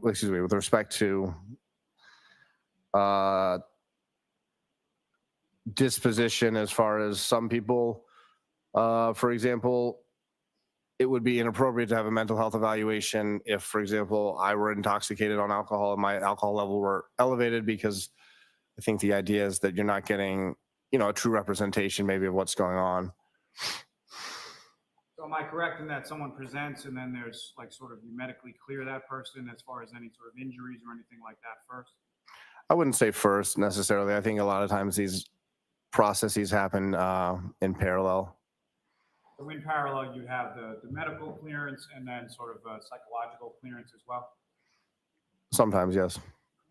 And then sort of involved in both of those, there would be blood drawn and reference to a Section 12 as far as a typical one would be looking for sort of alcohol and drugs of abuse, things of that nature. I mean, I'm hesitant to answer yes because of the word typical, because I wouldn't say there's really a typical presentation with respect to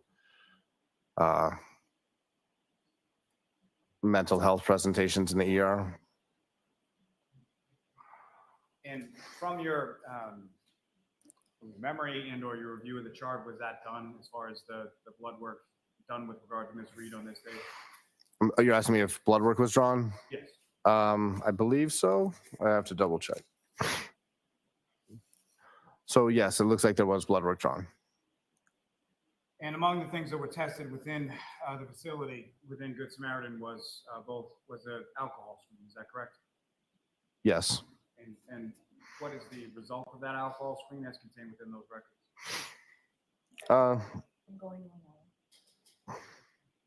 Do I answer or no? Yes. So it looks like 93.93. I'd have to maybe look deeper in the chart to tell you the units of that measurement. I don't want to guess. So, but to answer your question, 93. May I approach this briefly on? Yes. I just.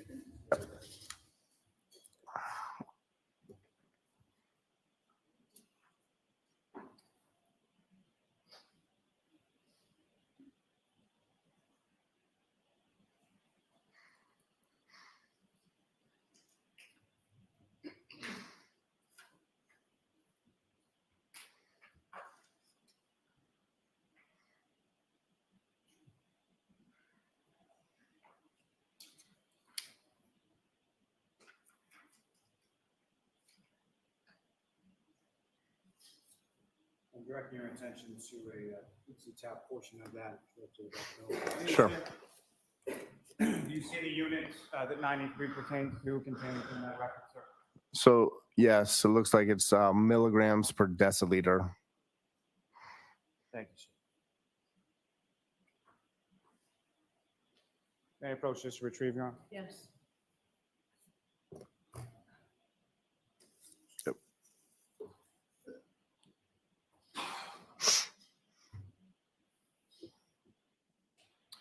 Thank you, sir. I have no further questions of this witness, Your Honor. Right, Ms. Little? Thank you.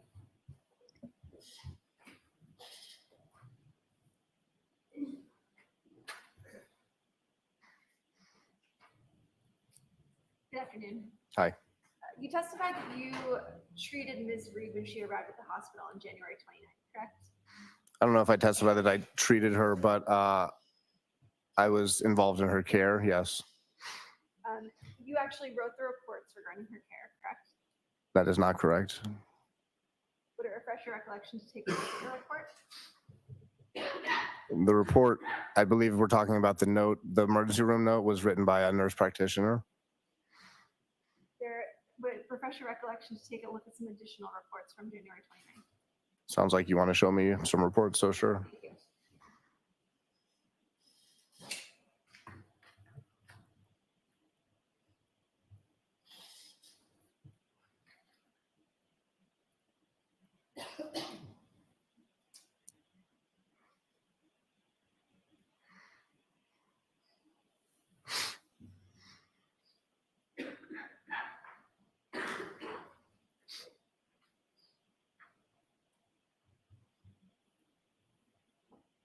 May I approach? Yes.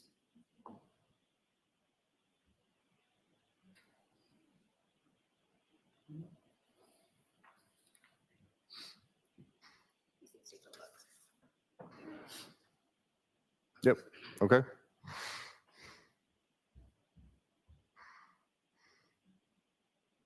Is your recollection refreshed? Do you recall treating Ms. Reed on January 29th? I do not. Do you recall writing a report that has your name, Justin Rice, on it from January 29th? No, it depends what you define report as. To best answer your, well, do I recall writing this note? No. Was that what your question was? So is it your testimony that do you recall treating Ms. Reed at all? No, I don't. Do you recall actually ordering her blood in this case? No, Do you recall sending it out to the labs at all? no, As you sit here today, you don't know who collected the blood? that's correct. You don't know who packaged the blood? That would also be a fair assessment, yes? And you don't know who submitted that to the lab? Correct. And it wasn't you, correct? I can confidently say that I did not like collect blood work. Yeah, I did not do that. Okay.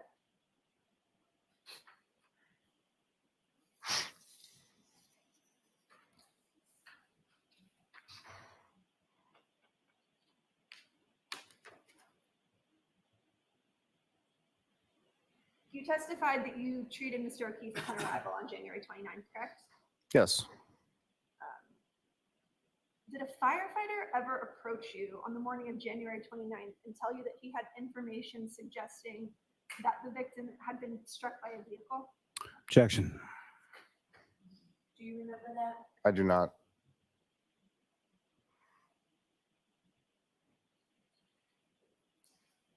So if a firefighter indicated that he informed you that he had information suggesting that Mr. O'Keefe had been in some sort of vehicular accident, that's something that you would have included in your report, correct? I don't know if that's a fair assumption.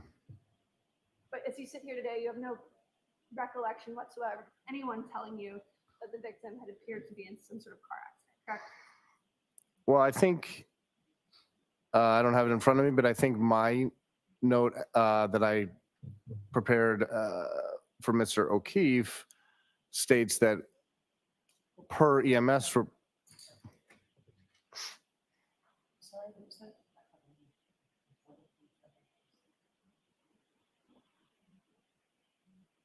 Dr. Rice, you have no record.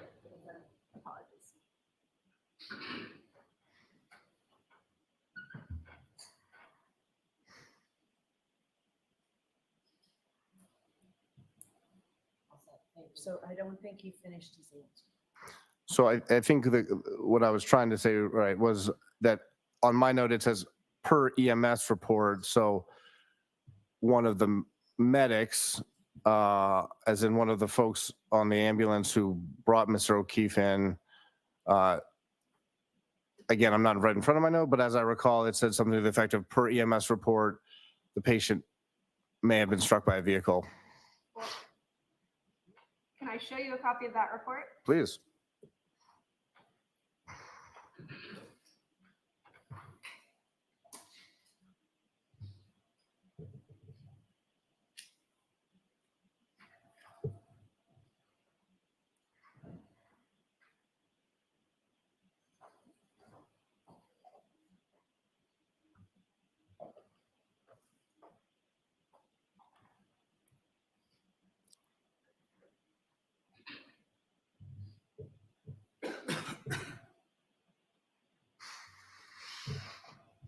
May I approach? Yes.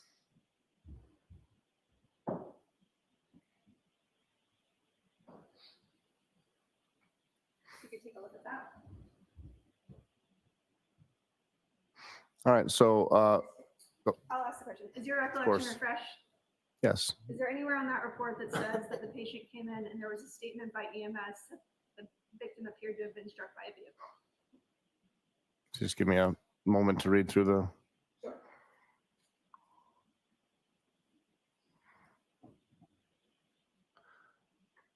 So no, there is not. In fact, there's no mention of a vehicle whatsoever, correct?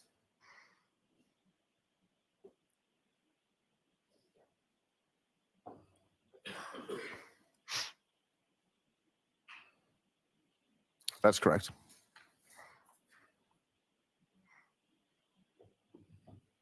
Dr. Rice, did you observe Mr. O'Keefe's injuries when he arrived at the hospital that morning? I guess you'd have to define what observe injuries means.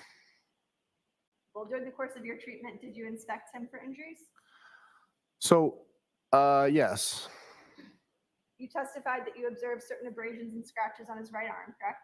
yes, Aside from his injuries to his right arm, and I believe you described sort of a laceration above his eye, hmm John O'Keefe did not have a single other injury on his body from the neck down, correct? I don't know if that's fair to say. Well, you didn't report a single injury to his shoulders, correct?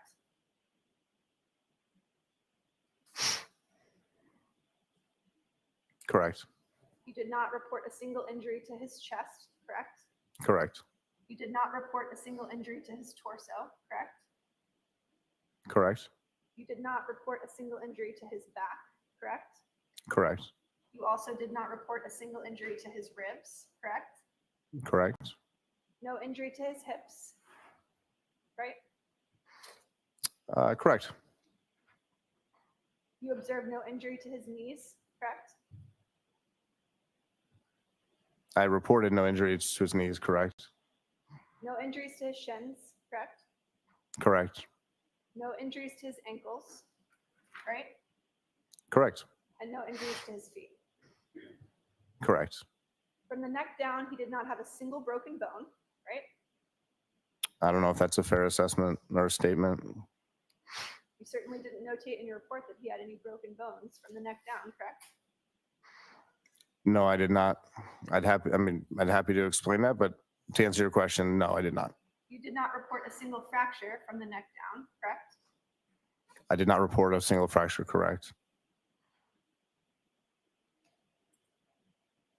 The injuries that you testified to today were that he had sort of a laceration above his eyelid, correct? The injuries that I testified to today, correct, yes. And the scratches on his right arm. On the right forearm, yes. No further questions. Okay, Mr. Lally? Dr. Rice, with reference to fractures or broken bones,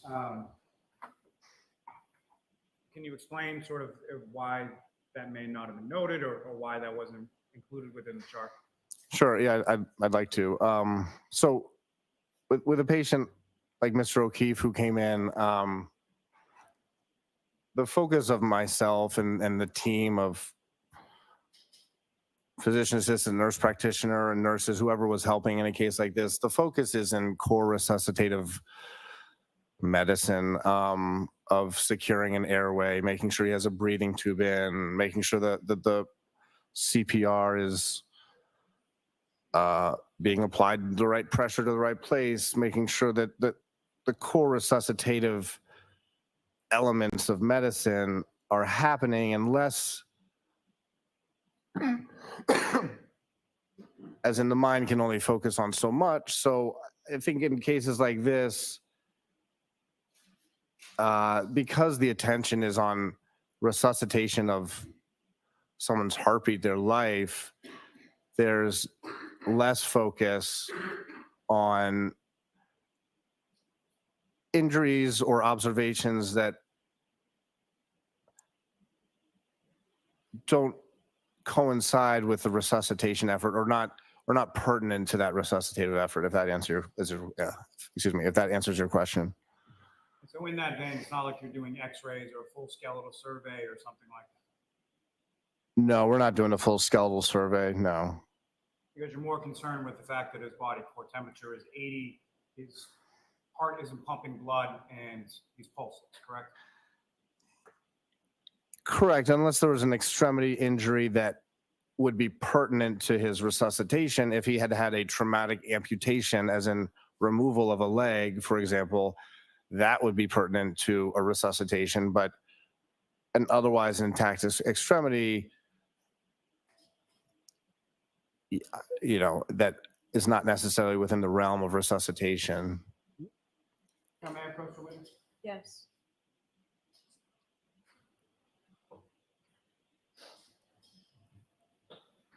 I'm going to direct your attention on the document. Indicates discharge and clinical impression. If you could just read from that, look up when you finish. Read to yourself. I'm sorry, what would you like me to read out loud? So as far as the chart is concerned, as far as your clinical impression of Mr. O'Keefe, can you read sort of what you? Sure, right. So I wrote clinical impression, cardiac arrest, head trauma, exposure to environmental cold. May I approach this to retrieve her? Yes. No further questions. Anything further, Ms. Little? No further questions. All right, thank you, doctor. You are all set. Thanks.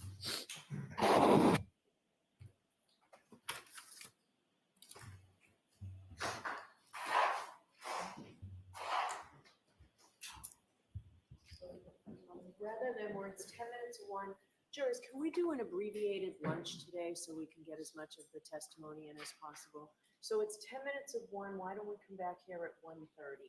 And can we go until 4:30 today? People seem to say yes. If that changes, just let Officer Delano or Officer Lyden know. Okay, thank you. So we'll see you back here at 1:30. All right, so the court, please. You are muted. Okay.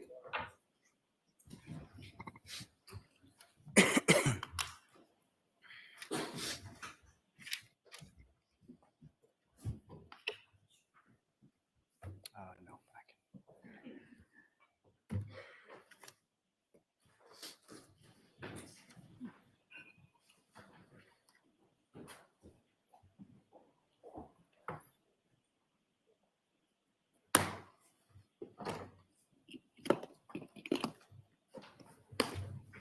Thank you. May be seated.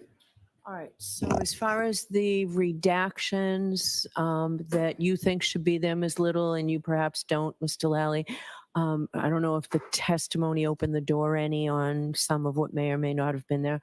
I don't have it in front of me. I haven't seen it. So the two of you talk, and if you're not in agreement, I would like a copy of both by 1:15 so that I can decide it before it goes in, and then it will be the next exhibit, either with or without the additional redactions. Okay?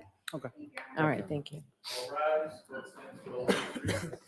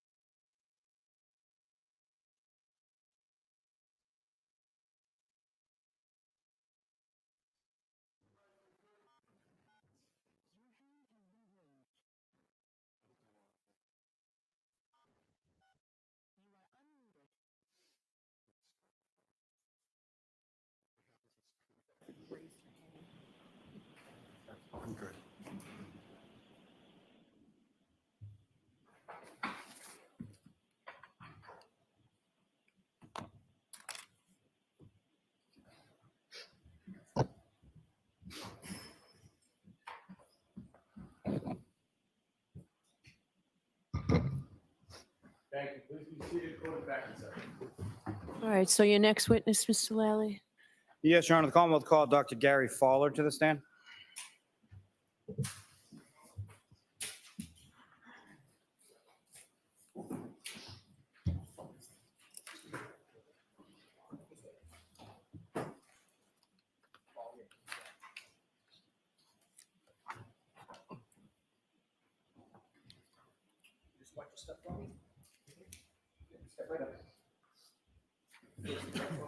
Raise your right hand, please. You solemnly swear the evidence you give the court and jury in the case now here should be the truth, the whole truth, and nothing but the truth, so help you God. Thank you.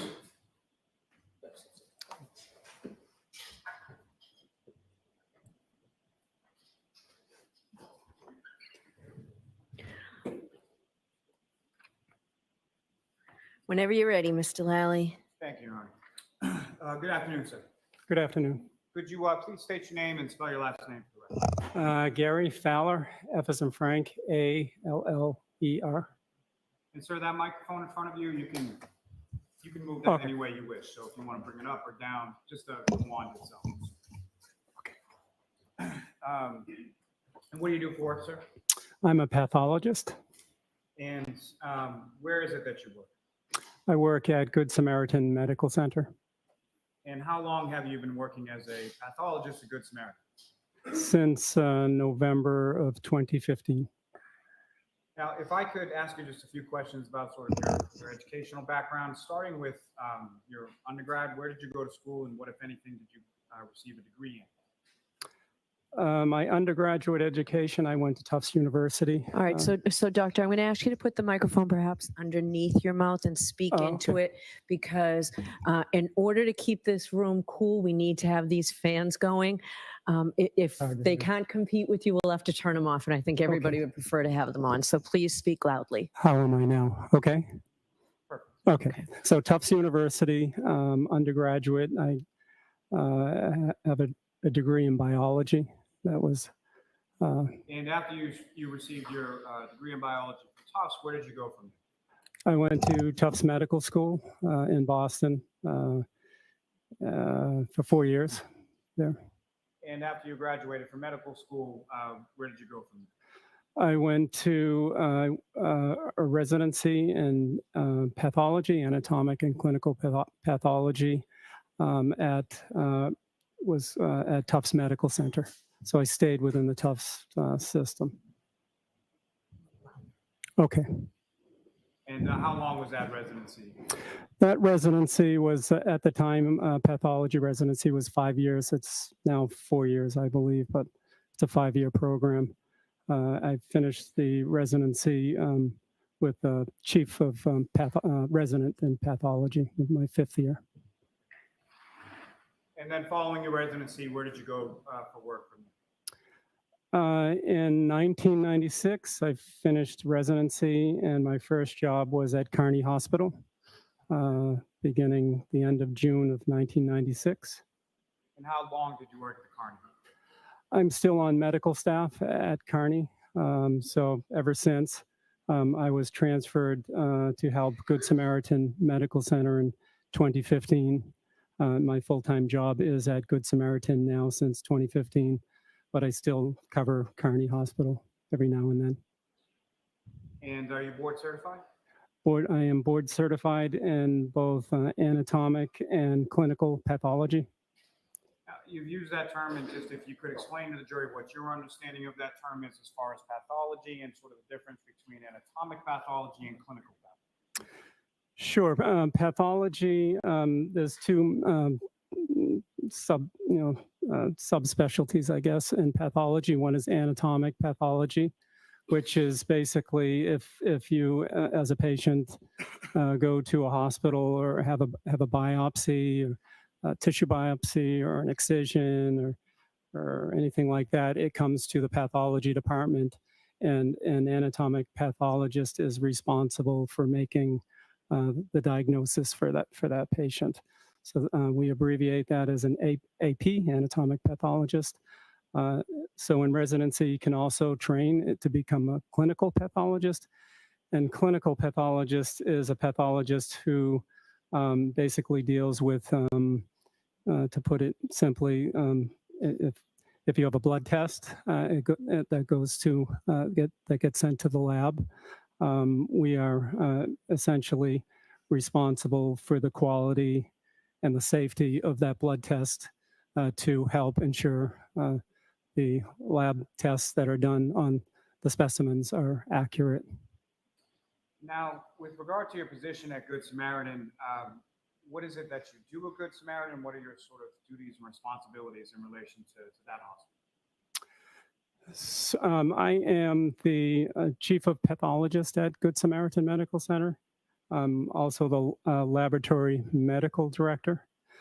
So my job at Good Samaritan is to ensure, quality of both the anatomic pathology side of things as well as the clinical pathology side of things. Ultimately, my job is to help ensure that any laboratory report coming from Good Samaritan is accurate. Now, the lab at Good Samaritan where the testing is done, is that accredited? Yes, it is.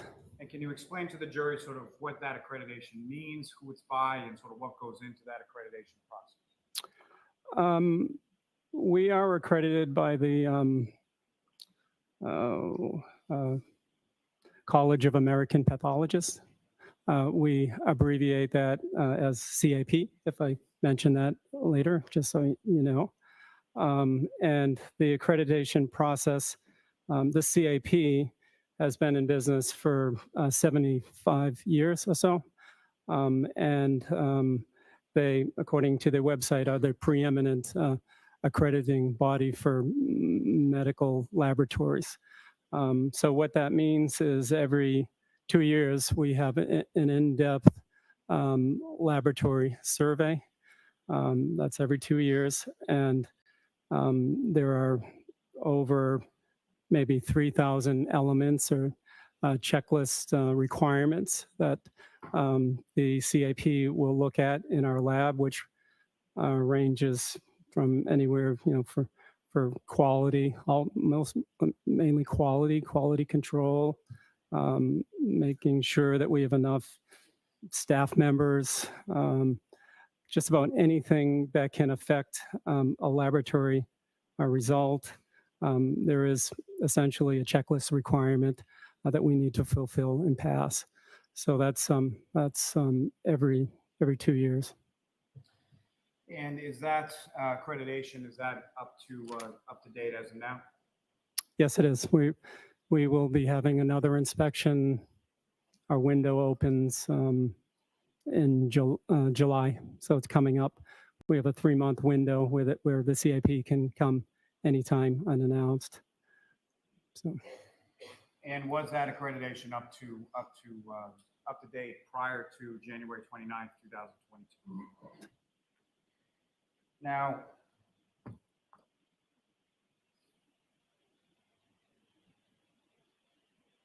far as the clinical portion of the lab, what are some of the things that get tested as far as what are some of the things that are tested for in the lab as far as blood work is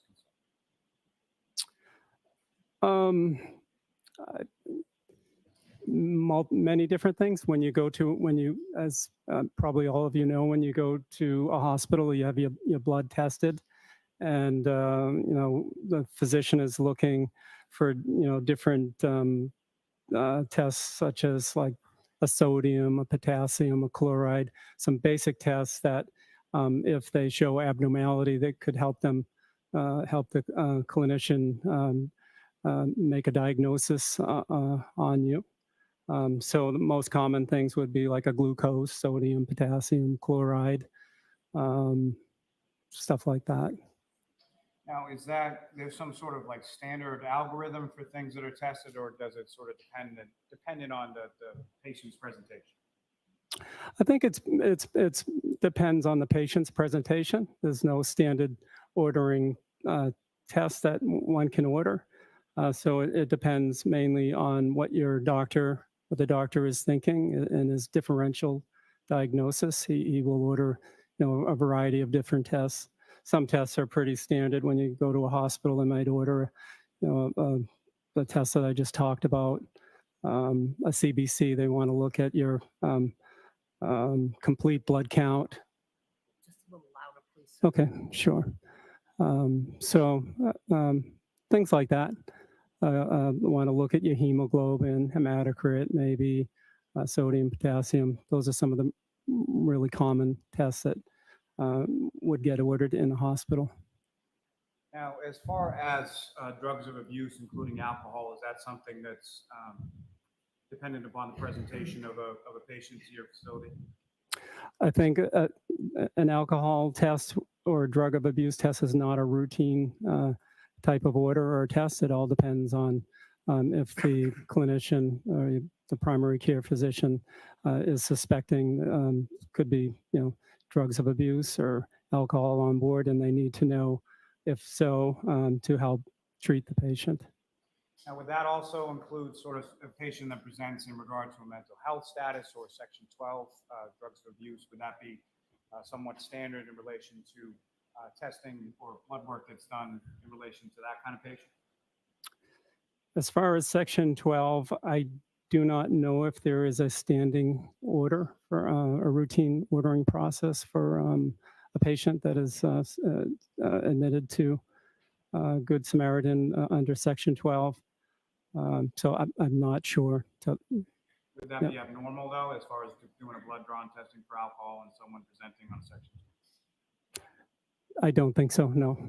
Now, with regard to a blood draw in Good Samaritan Hospital with reference to testing for alcohol specifically, what, if any, sort of policies or protocols are in place in reference to that type of blood draw? I think a test for blood alcohol is the phlebotomist pretty much has to run through the same protocol that he or she needs to follow for any type of blood test, except for the fact that we do not want to use an alcohol swab to clean the area before the blood draw. In theory, if you use an alcohol swab and you're testing for alcohol, then you can, in theory, contaminate the blood sample with some of the residual fluid of the alcohol. Some people say if you let the alcohol swab dry for 30 seconds, it's not going to contaminate it, but we don't go by that process. We have it specifically in our policy never to use an alcohol swab when an alcohol test is ordered. Now, in that vein, Doctor, with reference to Good Samaritan and the emergency department, what, if any, precautions have you or your facility taken in regard to those types of blood draws in testing for alcohol with regard to alcohol wipes being used? My phlebotomy supervisor has removed essentially all, not 100%, but all of the alcohol swabs down in the emergency room. So a phlebotomist who perhaps could forget, which they shouldn't, because we have competency policies for them. So we have that in place where she's removed almost all of them so somebody can't mistakenly use a swab down in the emergency room. Okay, so keep your voice up again, please, Doctor, especially at the end of your sentences. Thank you. And so, Doctor, the removal of those alcohol wipes from the emergency department of Good Samaritan, does that predate January 29th, 2022? It's been in place for a long time. Before that, there was a policy they would use betadine for swabbing, but that policy has been in place for a long time, and before that day of 2022. You've spoken a little bit about, as far as phlebotomists working within Good Samaritan. If you could just explain to the jury sort of what is a phlebotomist and what is it that they do? A phlebotomist is any person who is trained to draw your blood when you come to a hospital. So we come in, we train people to draw the blood. And as far as with regard to phlebotomists at Good Samaritan, you mentioned that there's some proficiency testing or some protocols that they have to adhere to. Can you explain that a little bit more to the jury as far as what what's involved in those? So with anybody who works in the laboratory, per CAP checklist requirements and the government's requirements, there has to be competency policies and assessments on anybody who works in our laboratory, including phlebotomists. So any new phlebotomist, they get an initial training, and there's a or they'll get a training, and then they have to be assessed to make sure that they know what their job, what they need to do for their job, including knowledge of all policies. Then after that, after initial training, our competency policy states that we need to assess them again at 6 months. We do the same thing, make sure they know what they're doing. And then 6 months from that, so that's a year from when they started working for us, and then annually thereafter. So the CAP is, we have all these competency policies for everyone to make sure the lab technicians know what they're doing. We also have competency policies for pathologists as well. So it's all about making sure the final result is that comes from our lab is a good quality. May I approach the witness? Yes.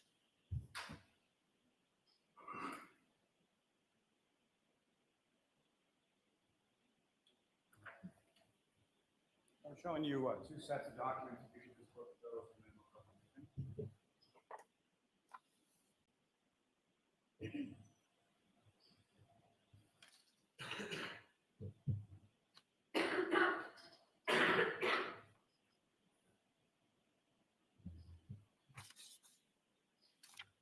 Okay. And just in general, do you recognize what those are? Yes. And what do you recognize those to be? There are two of our policies that we have for Good Samaritan Medical Center, one for the phlebotomists, one for our laboratory technicians. The first one is a patient preparation for specimen collection policy, which defines our policy for drawing the blood for the phlebotomist.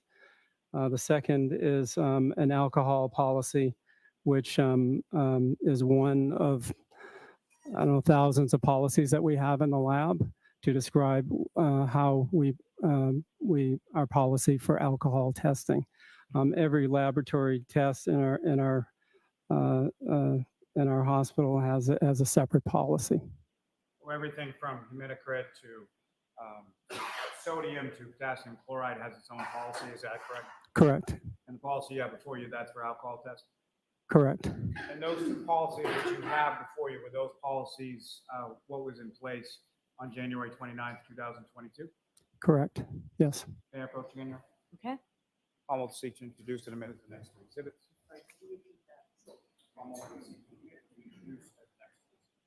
Any objection? No objection. All right. So, Madam Court Reporter, I don't think we marked SS into evidence. Do we have that ready to go into evidence? I don't believe so. All right. So these instead, Madam Court Reporter, will be the next two exhibits. Thank you. And what is 107, Madam Court Reporter? I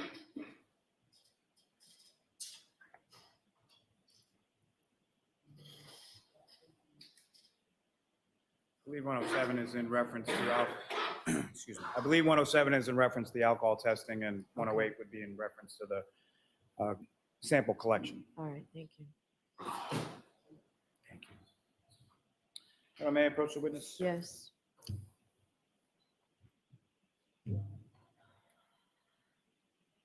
I'm just showing you a document as far as some medical records. Are you familiar with those records? Yes. Those records are in relation to a patient named Karen Reed that visited the Good Samaritan on January 29th, 2022. Is that correct? Correct. Now, with reference to, may I approach again, Your Honor? Just Yes. Sure.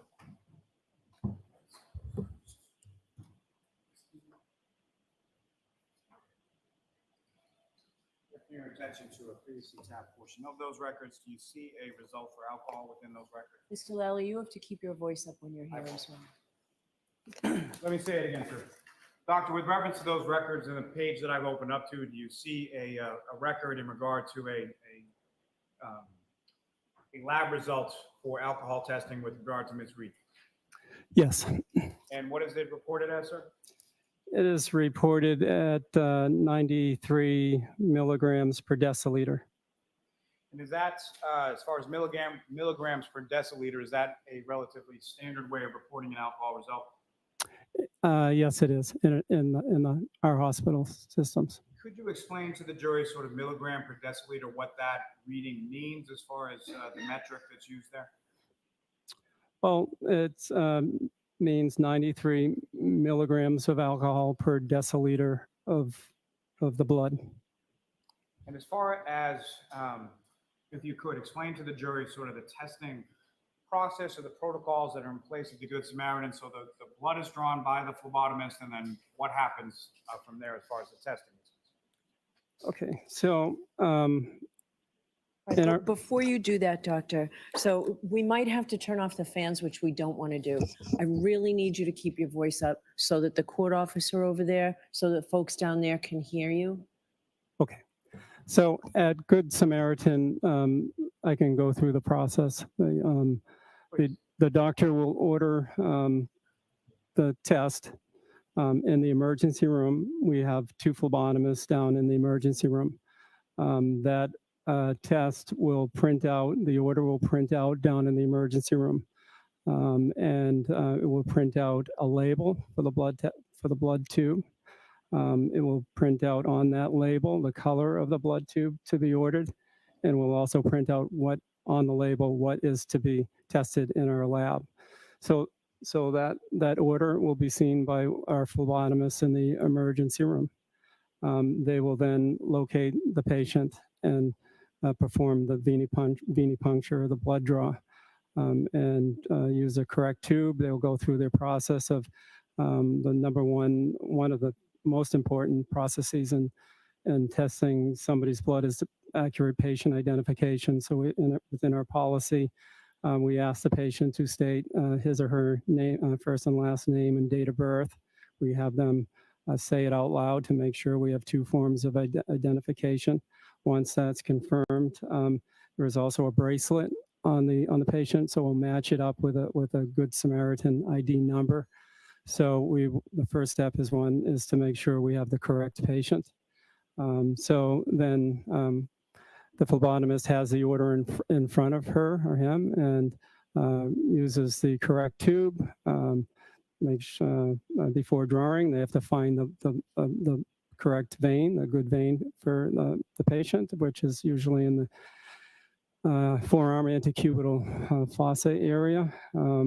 They will find that vein. They will cleanse the area with a non-alcohol swab, which in this case the order was for All alcohol. right, so doctor, I'm sorry. I'm going to stop you. I think part of it is that you're saying so much and your voice is fine and then it drops and it's fine and then it Okay. drops. So Paul, can we turn the fans off, please? It's important that all the jurors hear everything you say, doctor. Yeah, sorry. Okay, so but speak into the Okay, I'm microphone. going to bring it really close. All right, this So, should be better with. And hopefully you can turn it back on when I get better at this. So I'm sorry. It's hot. I'm hot too. One is we make sure that it's correct patient identification. We use the correct tube. We draw it. We don't use an alcohol swab. We use one that doesn't contain an alcohol in that. Then the phlebotomist will then put the labels on the tube or tubes in front of the patient, then bring it back to his or her area. Make sure they sign their name initial their name on the tube, as well as the time. Then it will be put into a bag, and in the emergency room, it goes through a chute and it goes directly to our laboratory for testing. Once we get it, it's called receiving the blood work. A technician, a lab tech in our lab, will scan, there's a barcode on the label, they'll scan it, and that will document the time that we received it. They will also manually enter the name of the phlebotomist and the time of the blood draw, so we have accurate records of what we received and the time. Once that's done, it's entered into our system, and then the technician will decide what needs to go next.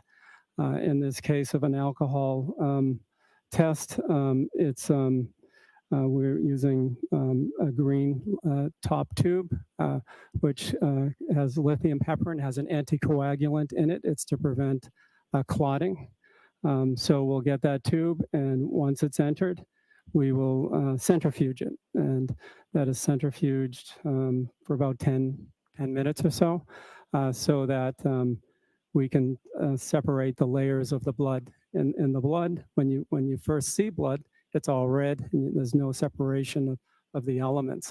But within blood, there are red blood cells.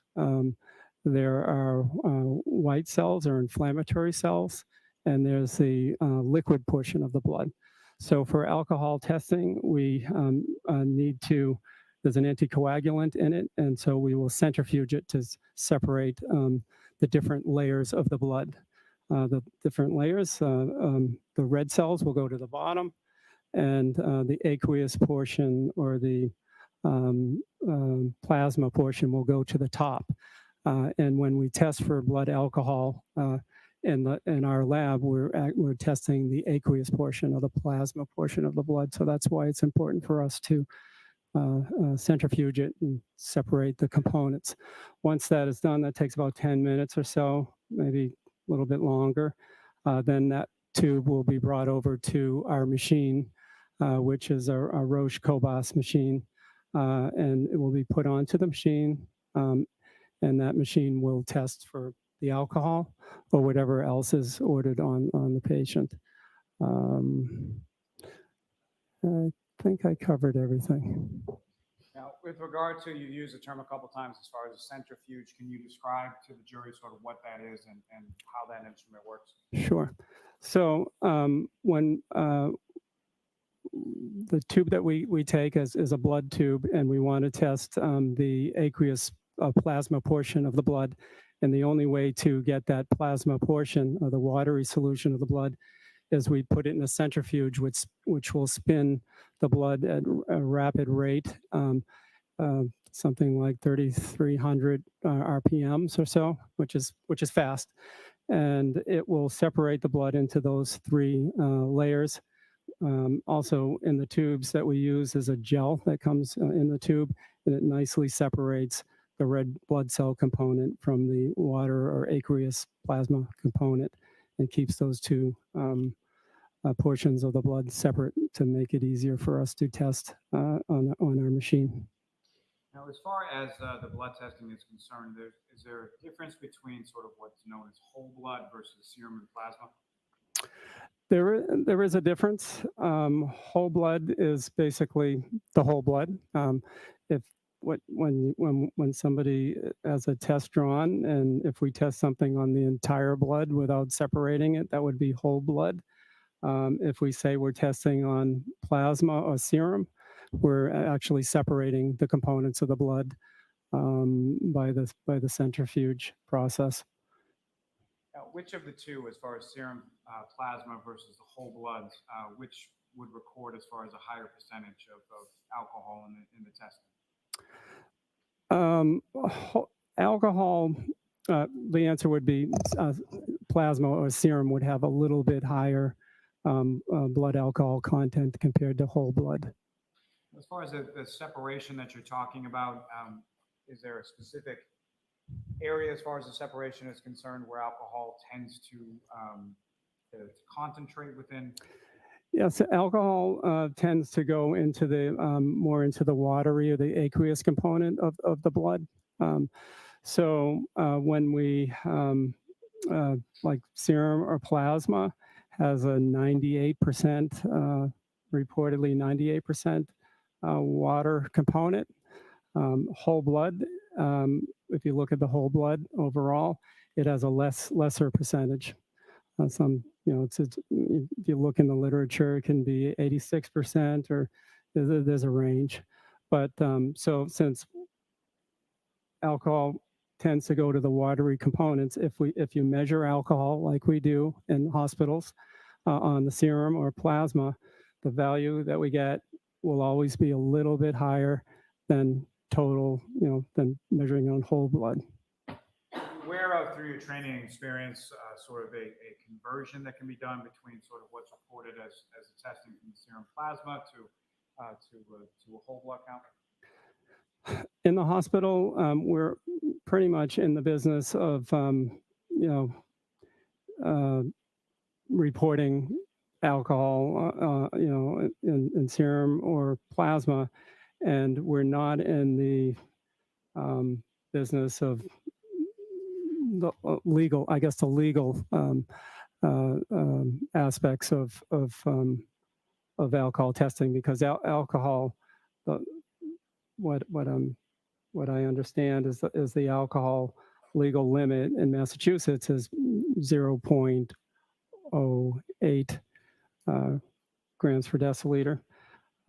We don't make any conversions in a hospital. We're not in that business to do that. We just report on the serum percentage or the plasma level, and we don't make any attempts to do any official conversion to a whole blood level. If we did, we'd have to validate, we'd have to do many studies, and we're just not in the business for that. And I understand that's not how it's reported within your record or at your facility. What my question is, are you aware of a process by which you can sort of then mathematically convert from milligrams per deciliter to a gram? I am aware of that.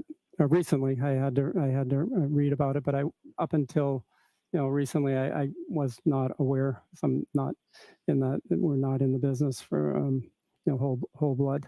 But there is a formula. I do know about it, and it's there is a if one wants to convert a whole a serum or a plasma level to a whole blood, there are formulas that basically you need to.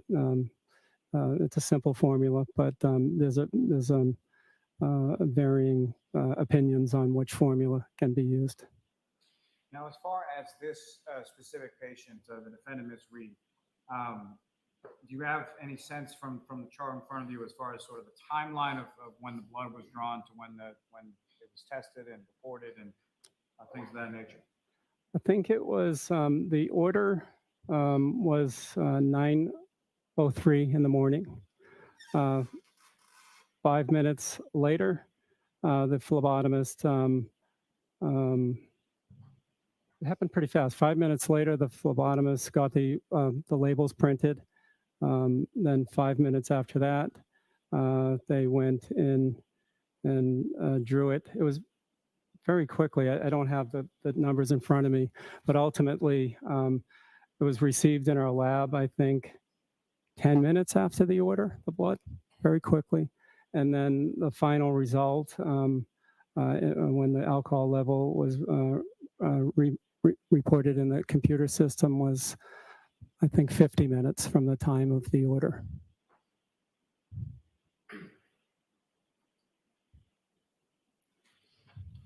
Thank you, sir.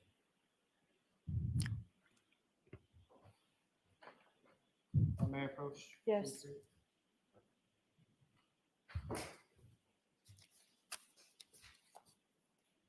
Okay.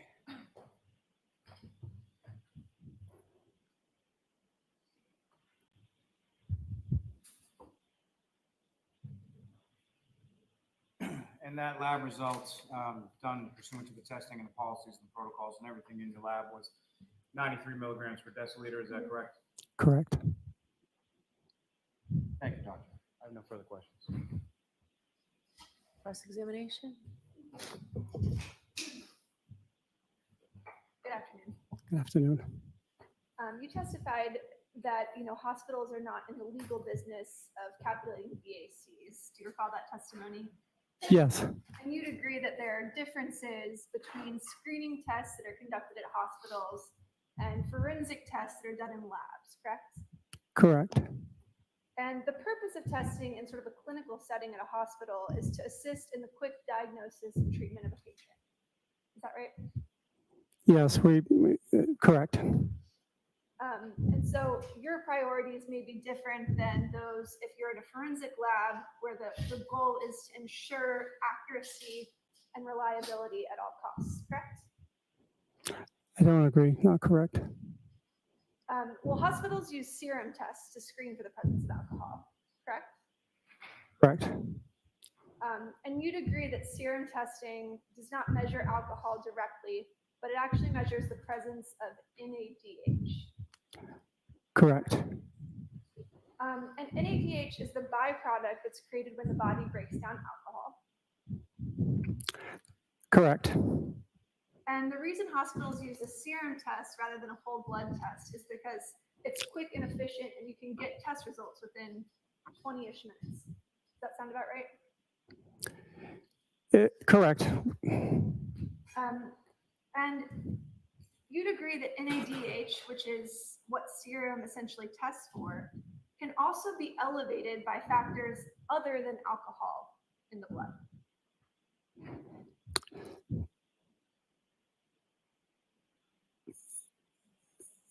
I'm not aware of that. Are you familiar? Yep. Are you familiar with any medical literature that has found that NADH is created when the body has elevated either lactate or LDH in the system? Correct. There are some issues, in our policy. There are some factors that can lead to falsely elevated or falsely lowered serum alcohol. One is lactic acid or LDH. Another one is Waldenstrom's macroglobulinemia, which is a hematological problem, and other things that can interfere with not just any test or lipids, high levels of lipids or hemolysis or high levels of bilirubin. But our machines are very sophisticated now. If there are any elevations of, let's say, hemolysis or lipids or bilirubin, the Roche machines will detect that and flag it as a possible interference, or it won't even let us result a test. So with any test, there can be interferences, and I'm sure there can be interferences with the forensic way of testing as well. All right, so there are other causes of high levels of LDH and therefore NADH also include things like trauma, muscle weakness and loss of muscle tissue, or abnormal tissue formation. Is that correct? Have you read studies about that? I haven't read those studies, no. Would you agree that there may be other sort of medical stressors or things that can't necessarily be captured by the technology, but that could cause error in testing? I don't understand that question. Well, you testified that there can be certain errors in testing. That's something that we see throughout all different types of sort of scientific literature, which includes ethanol testing. Yep. And there are certain sort of factors that could cause a higher level of NADH that might not necessarily be picked up by the machines that you use at the hospital. Is that correct?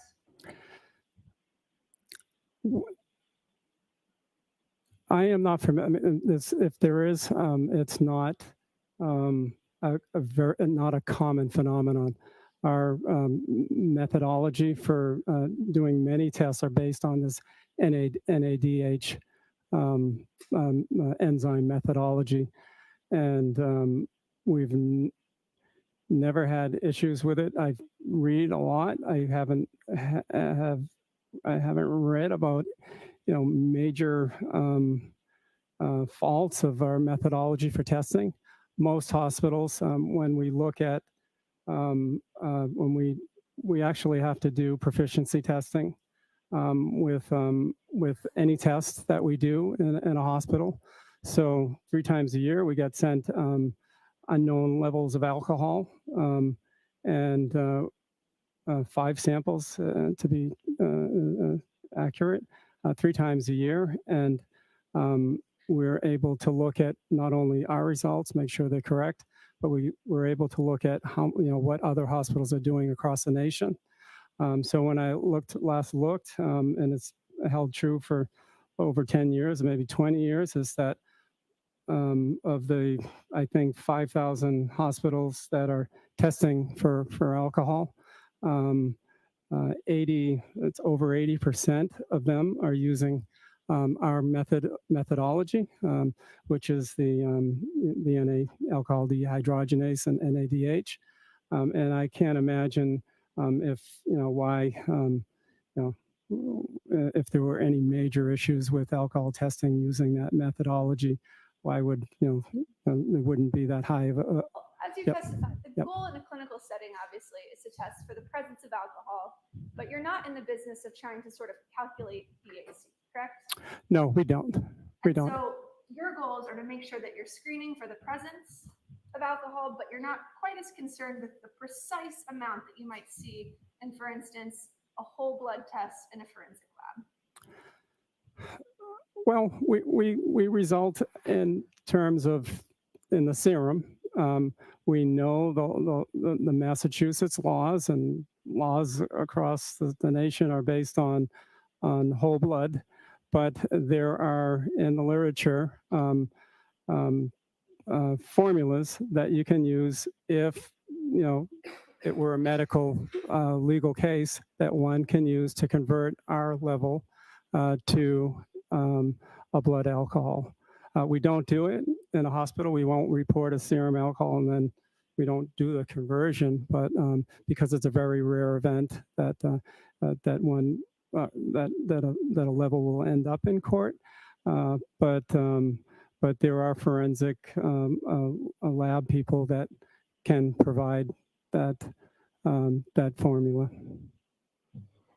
And when you get a test result from a serum test, that information does not establish when alcohol was consumed, correct? Correct. And so you're just looking at a specific point in time to say this is what the serum test reflects at 9:08 a.m. on January 29th. Correct. Correct. Thank you. No further questions. All right. Mr. Lally, any follow-up? Just briefly. As far as the interferences or anything that would lead to elevated levels from your review of Ms. Reed's chart, was there anything like that present there? I didn't see anything. No. And the interferences would be accounted for in the sense of the machine would sort of vet them out and not result or not recorded in the chart if that were to occur. Is that correct? Objection, Your Honor. The form of the question, I'll sustain the objection. You can ask it differently. Sure.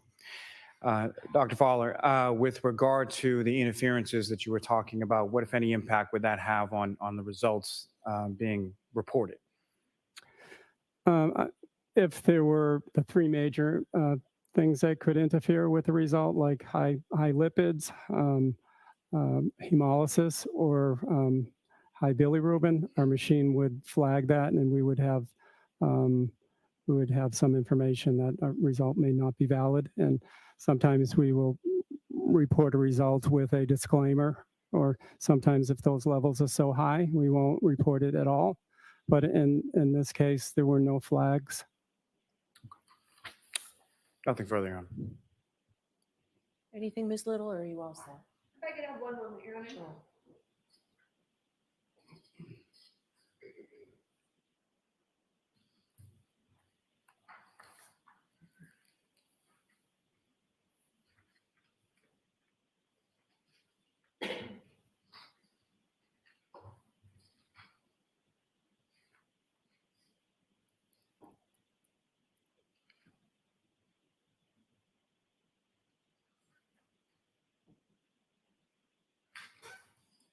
Just one moment, Your Honor.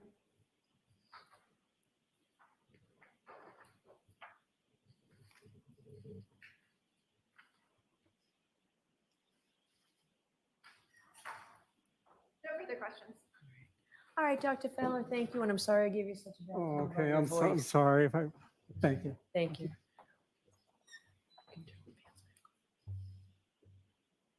Your next witness, Mr. Lally. Yes, Your Honor, the Commonwealth will call Mr. Nicholas Roberts to the stand.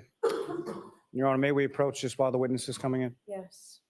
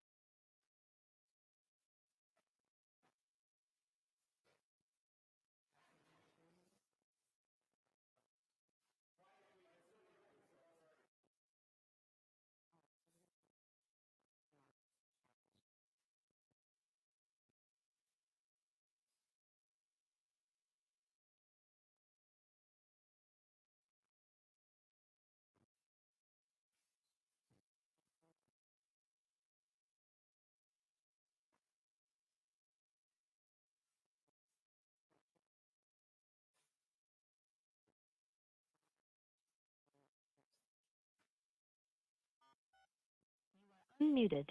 Do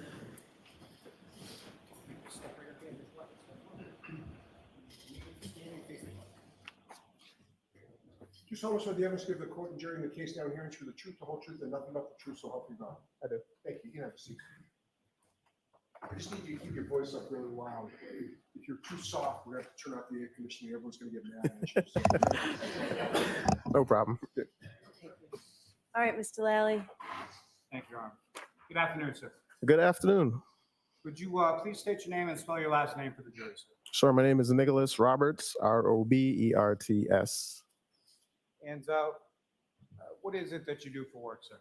I'm currently employed with a company called Thermo Fisher as a field service engineer And how long have you been doing that? since November of last year. And so prior to that, or prior to November of last year, 2023, where did you work before that? I was in the Massachusetts State Police Crime Lab in the toxicology unit.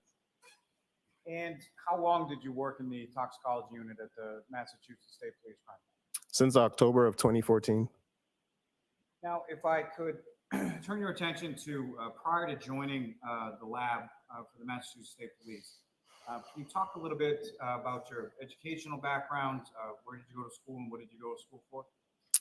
Sure. I have a bachelor's degree in applied forensic science with a concentration in chemistry and toxicology from Mercyhurst University.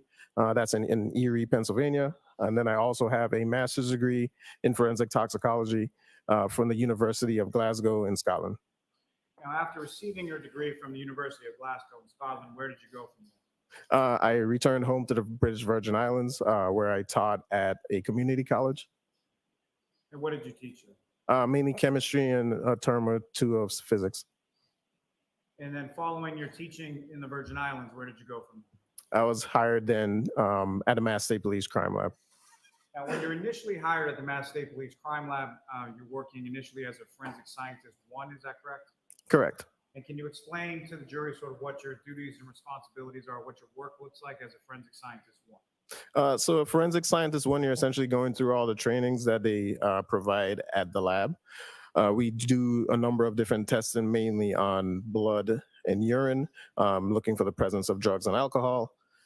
We also do serum conversions and retrogrades. So during your training period, I started as a FS1, so that went up until I was fully signed off to actually write reports that would be issued to ADAs across the whole of Massachusetts, in which I became a forensic scientist 2. And so what are the difference, sir, between sort of your work as a forensic scientist 1 versus your work as a forensic scientist 2? So essentially as a 2, you're essentially fully trained and you're able to do all the testing that we do in-house. You also are able to go and give testimony based on the reports that you write, whereas in a forensic scientist 1, you're still in that training process. And did you work essentially as a forensic scientist 2 from that point in time till the time that you left the lab in November of 23? Yes. Now, with reference to while you were working at the lab, was there sort of an ongoing, continuing educational component? Yeah, so we would habitually receive articles based on different discoveries within the forensic field. So different ways they would find certain types of drugs in different bodily fluids. It's always a revolving door when it comes to drugs being discovered as well as being manufactured, what's illicit on the street, et cetera, et cetera. We would often get different articles, just research papers based on what they're doing to discover these things within the matrices that we are looking at. Now, in addition to that, while you worked at the lab, what if any sort of, are you familiar with the term proficiency testing? Yes. And what if any proficiency testing would you undergo while you were at the lab? So we receive both in-house and external proficiency tests. Essentially, the process would be just the same. The only difference would be we'd have internal people sending us samples as if it came from an external source. And then the external proficiency testing that we receive is actually part of our accreditation. So it came in just like regular samples, and we would test it accordingly per our protocols. And as far as the proficiency testing that you undertook over the course of your time at the lab, did you pass each of those tests? Yes. Now, you mentioned a little bit as far as accreditation with regard to the lab. What, if any, accreditation did the State Police Crime Lab have? We had accreditation.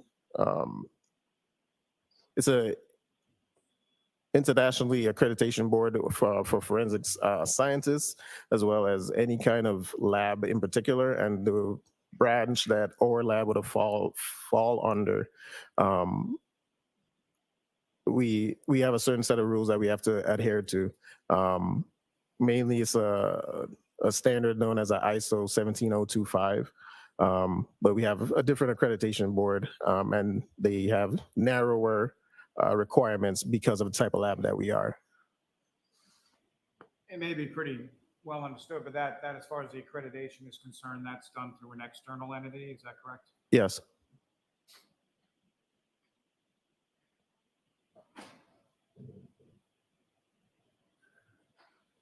Now, with regard to the lab, as far as your assignment of work, at the time that you left the lab, about how many forensic scientists were working within the lab in your toxicology? By the time that I left? Yes. Oh.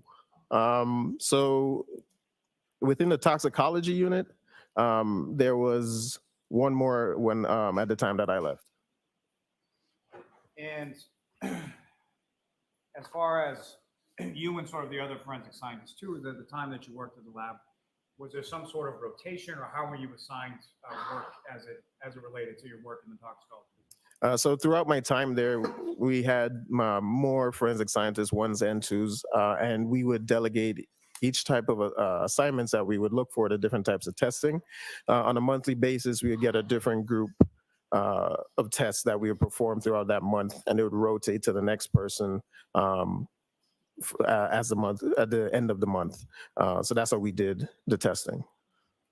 Now, sir, if I could turn your attention to May of 2022, you're working with the lab at that time, is that correct? Yes, Were you assigned to serum conversions at that particular time? I was, yes. And at some point, were you specifically assigned to a case involving a Ms. Karen Reed? Yes. Now, as far as a serum conversion is concerned, if you could explain to the jury sort of what goes into that process and what is it that you're reviewing or you're looking at, how is a serum conversion, what is it, and how is it performed? Sure. So with serum conversions, usually what happens is that we get hospital results. So that would be the police or the ADAs would get results from the hospitals that whoever was attended to. We get the results, and usually hospital alcohol results they use serum in order to test alcohol. Serum is essentially the liquid portion of blood. Let's say, for instance, you fall and you cut yourself, that red stuff that comes out, that has serum within it. What the hospital does, they centrifuge it or spin it very fast in order to get the red blood cells, the white blood cells, and all kinds of the heavier materials out of that blood. And what's left is a serum. So they use that to test their alcohol. What studies have shown is that we actually tend to have a higher alcohol concentration in serum than in blood. So what that means is that due to the chemical nature of alcohol, it likes to stay in that liquid portion more than throughout the whole blood. So a serum conversion essentially is able to convert the alcohol content from that serum that we get from the hospital into what it would be in whole blood. And did you have occasion to perform a serum conversion in regard to Ms. Reed's medical records? Yes. May I approach the witness? Yes.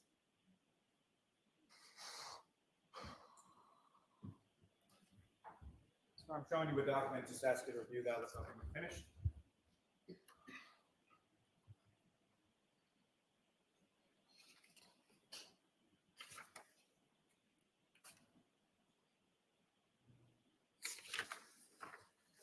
Do you recognize that, sir? Yes. And what do you recognize that to be? So this is the serum conversion report that I made, with the calculations were made on May 3rd of 2022. And as far as the result that you received, in addition, so what kind of materials did you receive in order to perform that analysis? We got the medical records. May I approach the witness again? Yes.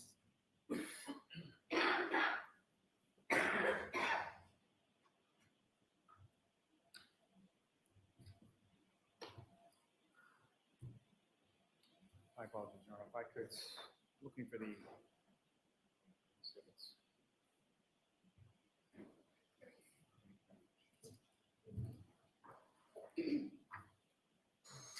So I'm going to show you what's been marked as Exhibit 106.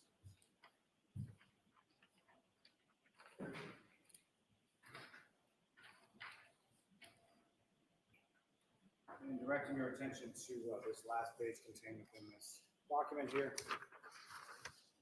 Is that a portion of the medical records that you reviewed in regard to Ms. Reed's serum alcohol level?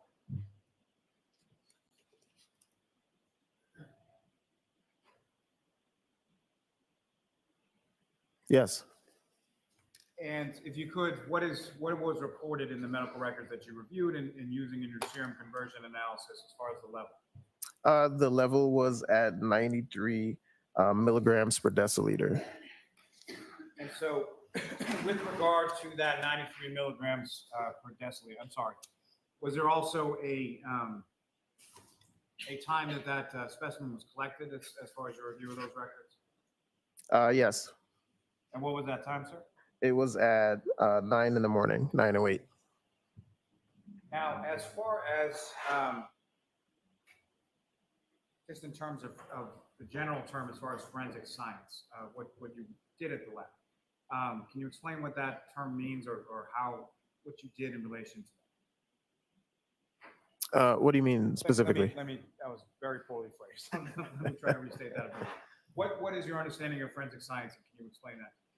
Oh, forensic science is essentially a scientific study based on anything dealing with the law. So whether it comes to ballistics or DNA analysis or toxicology, like I did, anything focused or based on the law or for legal purposes, essentially that's what forensic science kind of encapsulates. And forensic toxicology, would that sort of be a subset of forensic science? Yes. And can you explain to the jury sort of what your understanding based on your training and experience, what is forensic toxicology? So toxicology in general is essentially just a study of poisons, plainly speaking. So anything that'd be harmful to the body, essentially that would be toxicology, because you also not only have forensic toxicology, but you also have like environmental. And the forensic toxicology is just, like I said, again, with the forensic science, it's just basing it on things for legal purposes. Now, through your training experience, are you familiar with sort of the difference between a serum plasma level versus a whole blood level? Yes. And can you explain to the jury sort of what your understanding is of each and what, if any, differences there are between the two? So just plainly, your serum plasma level, or the serum plasma is what it's called. It could be referred to as either or one or the other. So that is just the alcohol level in your serum, whereas your whole blood is your alcohol content or regular BAC in the whole blood. This difference between the two is, like I said previously, in your serum or plasma, that alcohol content would be higher as it would have been in the whole blood. Now, as far as the milligrams per deciliter, how that's reported in the Good Samaritan medical records referencing Ms. Reed that you reviewed in this case, is that typical as far as how hospitals would report sort of the serum plasma levels? Yeah, from my experience and all the times that I've seen serum conversions come through the lab, milligram per deciliters are the units that they use from the hospital. Yeah. Now, as far as that 93 milligrams per deciliter, what, if anything, with regard to serum conversion, what, if anything, are you then able to do to convert that to a BAC or a blood alcohol concentration? So based on some studies, they came up with a few different conversion factors, knowing that the blood alcohol content would be higher than the serum plasma content. They're able to apply different conversion factors to the numbers that we would get in serum.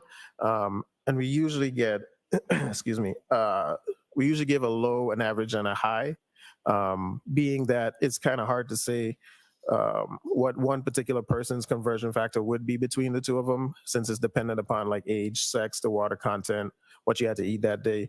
So it's harder to pinpoint. Therefore, we give a good range as what it could possibly be pertaining, just in case a person converts, or their conversion would be a lot lower or higher. So we give a good range. And as far as those different conversion factors, where do those come from? It's based on some studies. I don't remember the actual names of the papers that were thing, but they were based on studies throughout the forensic world when it comes to looking at specifically testing blood and serum to find that conversion factor. And as far as those studies are concerned, do they come from sort of different population bases? Is that correct? Yeah, so that's how they were able to get the range of conversion factors that they use.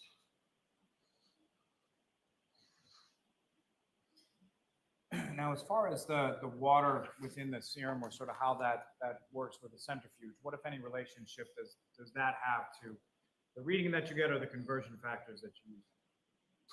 So the water content, essentially, if the serum being the liquid portion of the blood, water is also liquid, it makes up some of that serum that you get from it. Therefore, your higher water content, more essentially the lower the concentration could be of that, or lower or higher, depending upon whether or not your water content in that sample is lower or higher.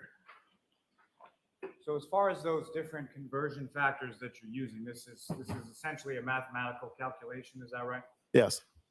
And so the different conversion factors that you're using for the low, the average, and the high, what are those conversion factors? So the low is a 1.18, with the average being a 1.14, and then the high being a 1.12.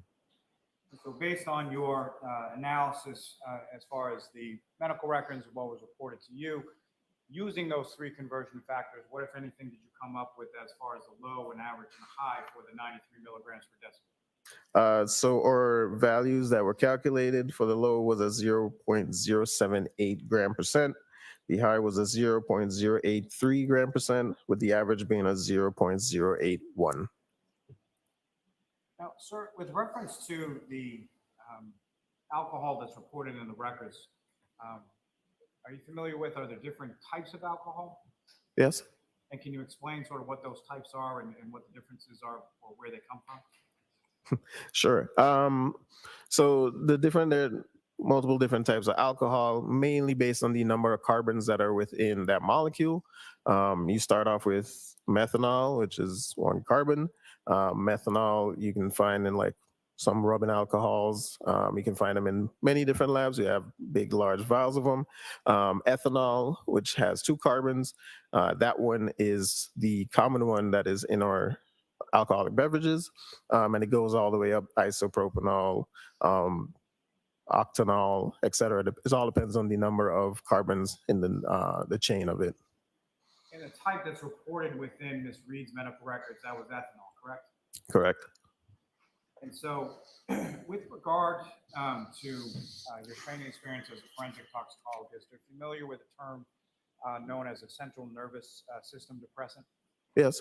And can you explain to the jury what that term means and how it relates to alcohol? Sure. So alcohol is what is classified as a central nervous system depressant, and essentially the name kind of gives it away as to what it does.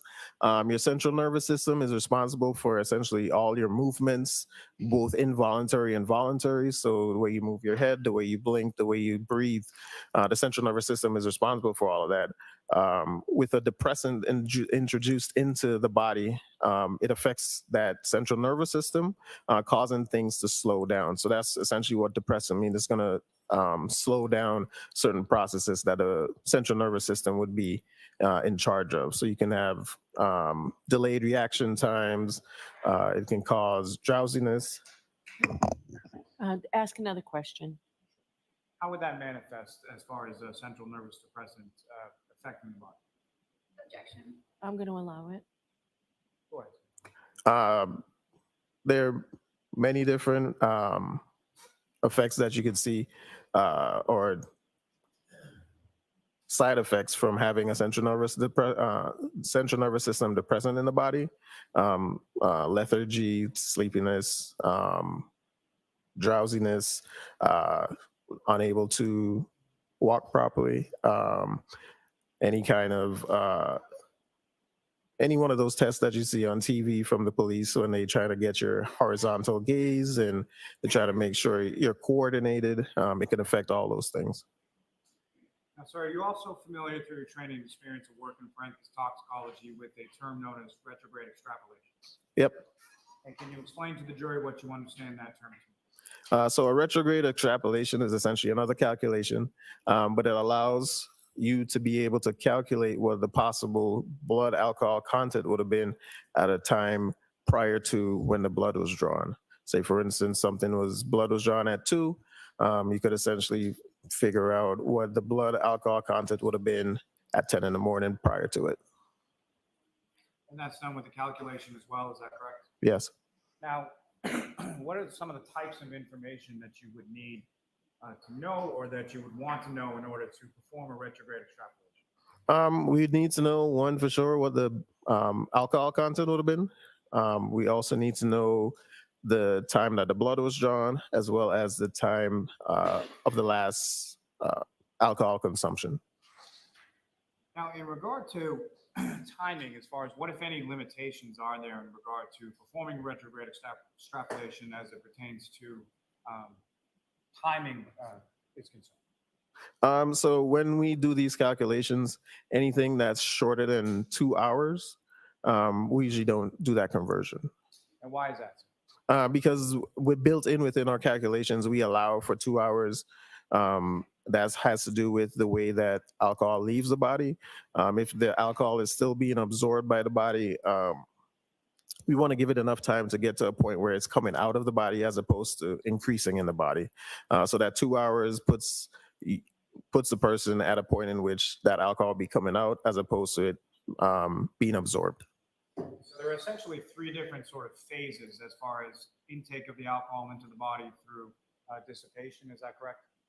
Yeah, we have usually there's a well-known kind of metabolism route to which alcohol metabolizes out of the body. Yes.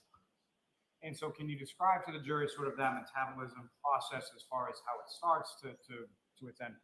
Sure. So with having, let's say, 1 drink, what the body begins to do at that point is absorb the alcohol. Usually you get like a steady line that increases with time. So if you think of a regular chart where you have the level of alcohol in the body versus time, which would be on the y-axis or the x-axis at the bottom, as time goes along, after your first drink, the body starts to absorb the alcohol. If that was your only drink and that was it, the body then at a certain point, it stops absorbing it because there's no more to absorb and it plateaus. So essentially the line goes straight. After that point, the body starts to eliminate it at this point. And then your level or your concentration of alcohol within the body decreases with time as it's getting rid of it. And so there's sort of the absorption phase, a plateau, and then the elimination phase. Is that correct? Yes. Now, you mentioned that in the course of your analysis for retrograde extrapolation, it's important to know sort of when the last drink was. Is Is that right? Yes. And why is it? That way we can get a good time in and figure out the amount of time that has passed between the last drink as well as the time that the blood was taken. Now, did you perform a retrograde extrapolation analysis with regard to Ms. Reed's BAC or the converted BAC from the serum conversion? I did. And so with reference to Ms. Reed, as far as you looked at obviously the hospital records, you looked at the serum conversion report, what, if anything else, did you review or look at in coming to that retrograde extrapolation analysis? We usually get a police incident report, and that usually identifies the time in which, per their narrative, what time in which they had the last drink. May I approach the witness, Your Honor? Yes.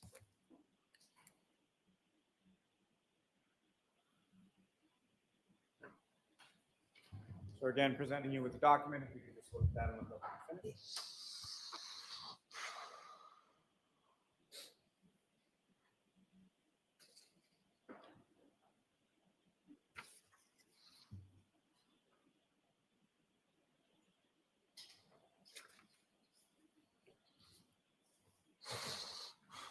Do you recognize that document, sir? I do. And what do you recognize it? This is the retrograde extrapolation report that I did for the subject of Karen Reed. Now, with respect to the time that you utilized in that report, as far as when was the time that you utilized as far as the last drink or time of operation? The time that was utilized as the last drink,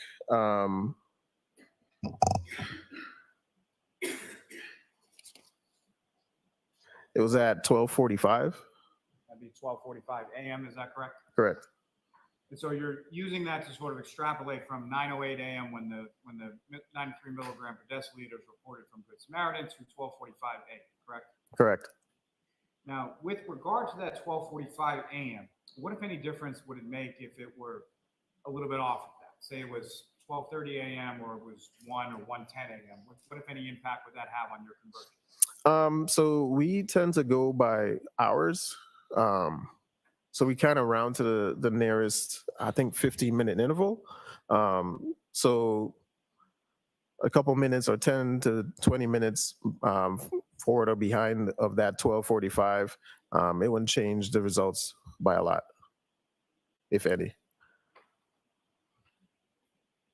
And similar to the serum conversion, is this done with different conversion factors as far as a low, an average, and a high? So we usually just calculate a minimum and a maximum for the retrograde, and that incorporates some conversions as well. Now, as far as the minimum versus the maximum, what do each of those sort of signify, or how do you come to those mathematical calculations?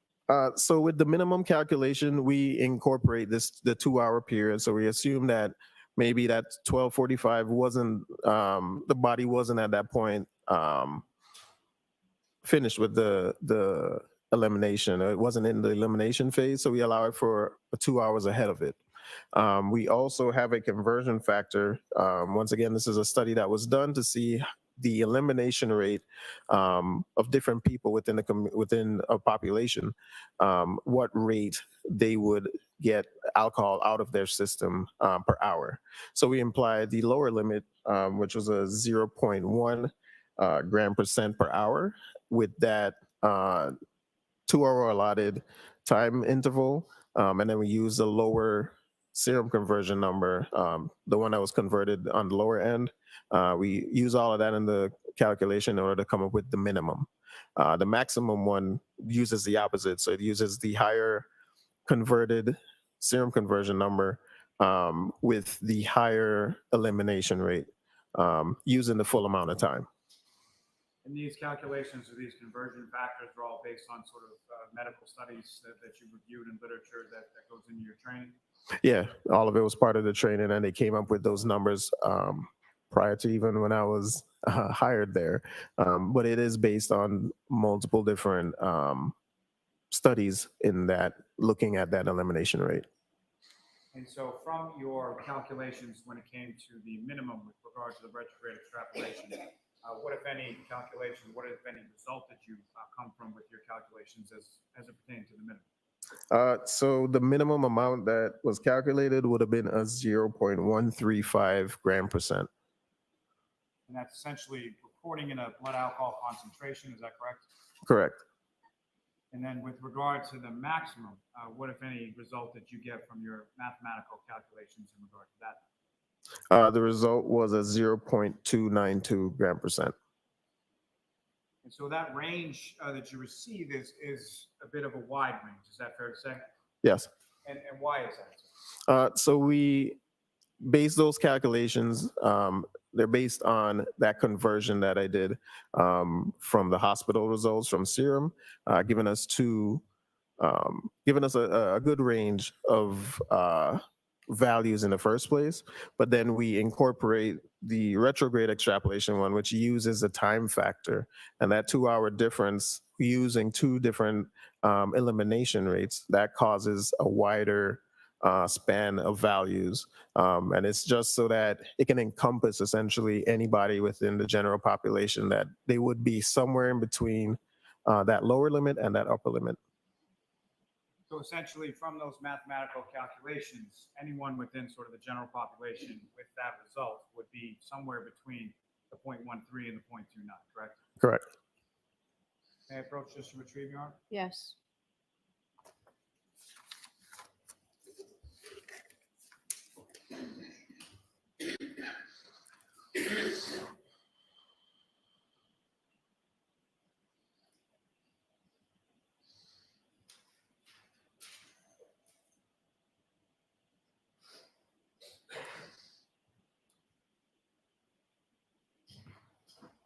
I could have one moment, Charles. Yes.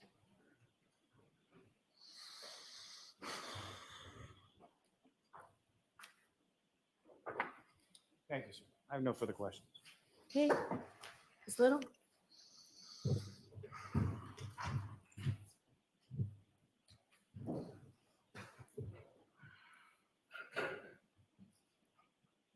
Good afternoon. Good afternoon. You used a method called retrograde extrapolation to reach your sort of opinions and conclusions in this case, correct? Yeah, it was a calculation. And that means that you rely on an assumption that a trend will continue beyond sort of observable data. So the metabolism is actually pretty well studied. So we know that that elimination rate, unless you introduce more alcohol into the system, it declines at that rate, and it's pretty linear. Exactly. So in other words, certain assumptions are incredibly important for you to reach your analysis. Sure. And that includes sort of the timing of the very last drink that the individual had. Is that right? Yes. If your drinking pattern is sort of different than what you assume for purposes of your calculation, then you'd agree that your entire extrapolation would be incorrect. Is that right? Yes, it could be. And again, those assumptions sort of included the time of the incident, right? Yes. And importantly, the time of the last drink. So those two will be what we use. It's the time of the blood draw as well as the time of the incident or last drink. And your report acknowledges that the testing that was used to obtain ethanol results in this case was not performed by the Massachusetts State Police Crime Lab. Correct. And for that reason, the report and those results do not fall under your forensic lab accreditation standards. Correct. The Massachusetts State Police, as you testified, is an accredited forensic lab. Yes. And so you're required to meet certain minimum standards in order to uphold that. Yes. And you'd agree that those accreditation standards are different from accreditation standards that, say, a hospital lab might have. They can be. And do you ever work on testing within the Massachusetts State Police Lab for serum tests or whole blood tests? So we did test blood and serum for alcohol content at the Massachusetts State Police Crime Lab. Yes. And their typical protocols are to use whole blood tests. We use whole blood or serum. In terms of the machinery that's used with the Massachusetts State Police Crime Lab, you'd agree that the gold standard is gas chromatography and mass spectrometry machines. Usually with a Actually- headspace detector. I'll let it, go ahead, you can Sorry. answer that. Usually with a headspace detector, yes. And that would detect whole blood rather than serum. No, it just detects any volatile substance. But you'd agree that a serum test usually, as you testified, has a much higher level than whole blood. Yeah, due to the nature of the substance itself. And so you kind of have to go through this extra step of trying to extrapolate, okay, how do I convert this to get to whole blood? So what we incorporated anytime we had a serum sample submitted to the lab for alcohol testing, we actually did the same serum conversion in order to figure out what the blood alcohol concentration would have been. And that's an extra step that you have to take using conversion factors, correct? Yep, just a calculation. You're not actually testing for ethanol in the blood, you're testing for an ADH, and then you have to do a conversion to get it to what a whole blood test would just automatically show you. Yeah, so we get the serum level and then we convert it via calculation. And typically in the Massachusetts State Police Crime Lab, you would do what's called confirmatory testing. Yeah, so we have a screening method as well as a confirmatory test, correct? And confirmatory testing means that you take two separate samples and you test both of those. Essentially, well, our protocol involved testing in duplicate, but that's not always the case for the other drugs that we tested. We essentially have a screening test, which is one type of test, and then the confirmatory test would be a separate test, or sometimes even the same test, just we run the sample again. And the reason you typically would do two tests is to ensure that there's no error in the testing. Correct. And that acts as a fail-safe against false positives. You agree Yes. with that? And it also ensures that you're testing the correct sample. Correct.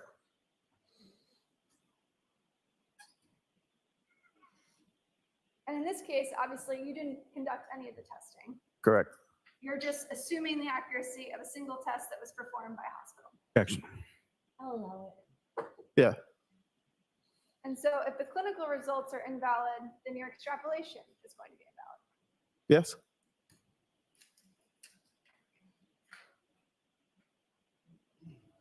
Now, you discussed a lot about sort of serum testing and conversion rates. Do you recall that testimony? Yeah. And you'd agree that the precise conversion rate between serum ethanol levels and whole blood ethanol levels is almost impossible to accurately predict. For each individual person, it would be difficult, yes. And that's because the amount of water in our blood is scientifically impossible to predict with accuracy.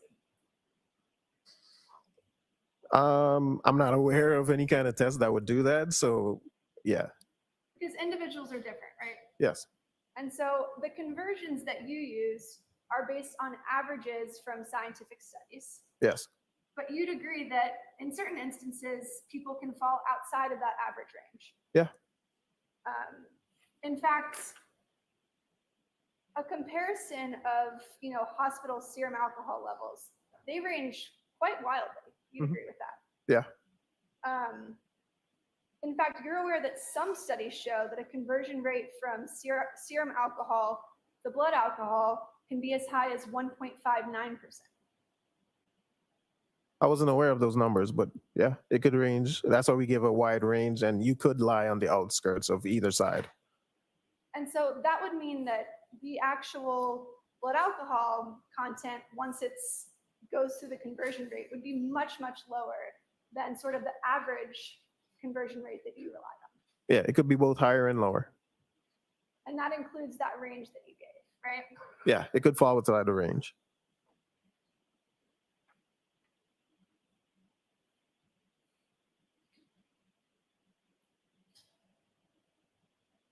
You'd agree that the more imprecise an extrapolation is, the less reliable it is.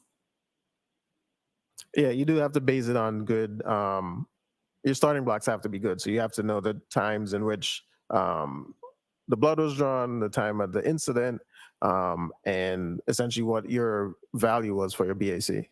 And the time of the last drink, you'd want to know that?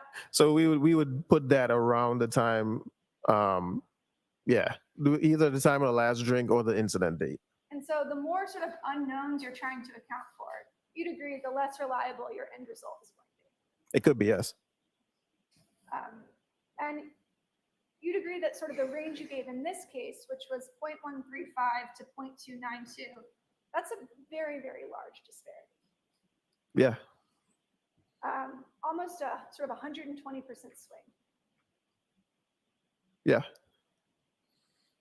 That would be the equivalent of, for example, predicting a child's going to grow somewhere from 6 feet to 14 feet. Objection. Sustained. It's a very large number. You'd agree with that? Yeah, there's a large range, like I said, due to the factors involved in the calculation. That's how it gets so large. And that's because you're acting with a lot of unknowns in this case. Yes.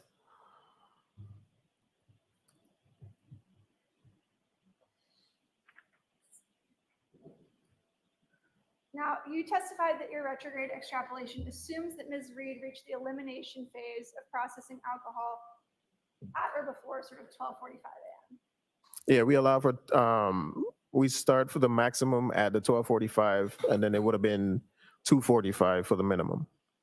And so for purposes of your calculation, if Ms. Reed drank alcohol after 12:45 a.m. and before her blood was drawn at 9:08 a.m., your entire calculation would be invalid. Yeah.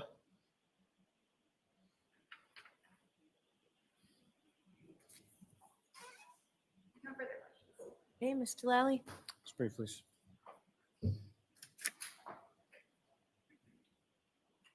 So in this instance, Mr. Roberts, you're dealing with a time of incident that was known, correct? Yes, it was given to me that it was at 12:45.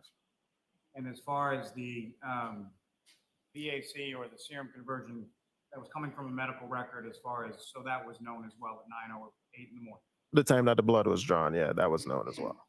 Now, as far as the question you were just asked, if the defendant drank alcohol after 12:45, does that include sort of shortly after 12:45, or how long after 12:45 would it take in order to affect your calculations or your retrograde extrapolation? It's hard to say where that would have skewed it. It would have definitely caused a different time frame, depending on how long after the incident or the reported last drink. If there was another drink in between there, it just shortened up the amount of time that would have been prior to the blood draw for sure. What I'm asking is, would it have any significant impact, or would there be any difference if the last drink was, say, at 1 a.m. versus 5 a.m.? So that'd be a 4-hour difference. So essentially that could, given the conversion rates, that would put the numbers very different. Yeah. But what I'm saying is, so the 5 a.m. would significantly impact your calculations, correct? Yes. The 1 a.m., would that significantly impact your calculations? No. Nothing. Okay. You all set, Ms. Little? If I could just ask one question. You said that you were given 12:45 as the time that you sort of based your analysis on. And to be Yes. clear, that was not something that was provided to you by my client, right? No. That was something that was provided to you from a police report. Correct. No further questions. Okay. All right, Mr. Roberts, you are all set, sir. Thank you very much. No problem. Okay, your next witness, Mr. Lally? Yes, Your Honor. The Commonwealth to call Mr. Michael Trotter to the stand.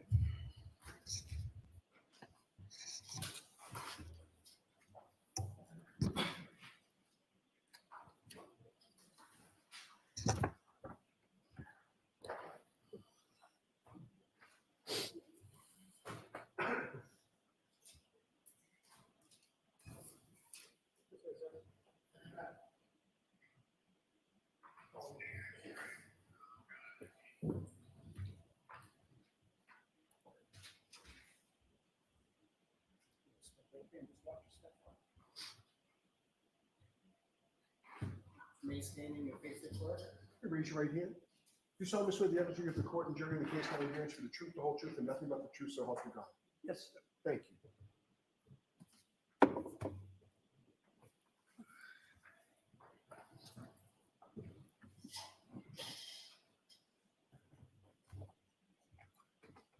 All right, Mr. Lally, whenever you're ready. Thank you.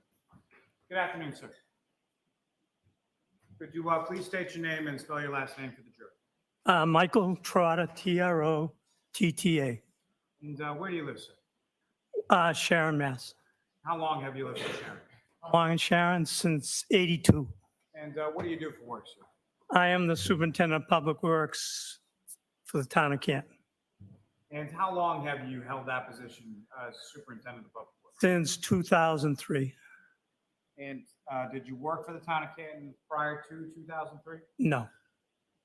Now, with regard to being the superintendent of public works, can you describe to the jury sort of what are your duties and responsibilities when it comes to that work? Typical management duties of staffing, controlling, directing, working on the budget, working on scheduling, long-term scheduling, 5 to 10 years, capital planning, overall operations, the day-to-day operations, what it takes to maintain a water system, a sewer system, the road system. Now, with reference to, if I could turn your attention back to late January, early February of 2022. At some point in early February, were you contacted by a trooper in regard to a blizzard that had happened the week before? Yes. And do you recall who that trooper was or how they contacted you? I believe it was Michael Porter, and I believe the contact was by phone. Now, with reference to that trooper, is that someone that you knew or you had spoken to before in any way? No. And prior to that date, did you know a John O'Keefe or a Karen Reed or anybody? No. And as far as anybody within an Albert family within the town of Canton, were you familiar with them? Did you know them at the time? No. Now, when you were contacted in that early February of 2022, with regard to the blizzard the week before, what if anything was the trooper asking you? What kind of information were they looking for? He wanted to know what the procedure was when we prepare and staff a snowstorm. And if you could explain to the jury sort of what is the procedure, or what at that time, what was the procedure and what was sort of the makeup of what Canton DPW would do with regard to a snowstorm? Well, we have the town is divided up into, I believe, 29 plow routes, several main routes, and side routes. The routes are generally somewhere between 3 miles and 3.5 miles long. And we have 30, I think back then we had 39 pieces of our own and probably 30-something private plow trucks. We try very hard to have 2 trucks on a route, but we generally don't get enough. So if we try to have a town truck on a route with a private plow on a route. The private plow is procured through a bid process. They have to have a contract. They have to have insurance, liability insurance, and they have to show that they've paid their taxes to the state and that they have workers' comp. And they have a contract with the town. Then the operations manager is in charge of the on-site, boots on the ground, if you want to call it that. He'll assign the specific truck and the private contractor to a route. Generally, the day before, maybe 12, 18 hours before, the two of us talk. We try to schedule the overtime so that you're not going home at 3 o'clock, and then you're getting woken up at 1 or 2 o'clock in the morning to come back. We like to schedule it so when the guys go home, they know when they're going to come back. To the best of our ability, that's what we'll do.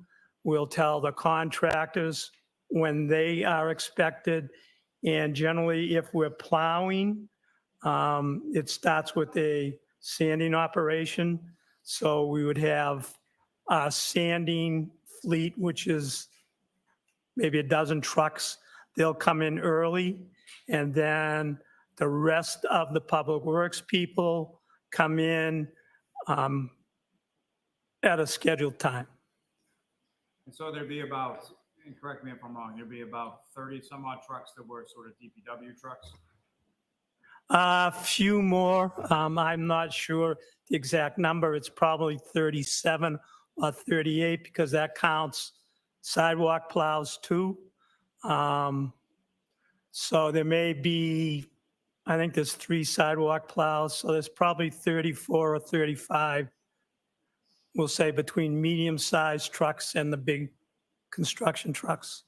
That was sort of my next question. As far as the DPW trucks are concerned, do they vary in size, or what is sort of the range in size of the town? They'll go from a pickup, 2-ton pickup, F-150 or F-250 Ford, if you're familiar with that, to a medium-duty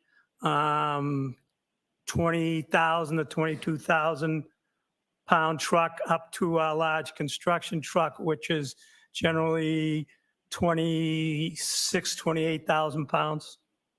Now, The large truck is a 6-wheel truck. and as far as the other trucks, the private ones, those would sort of be subcontracted out through the bidding process, is that correct? Yes.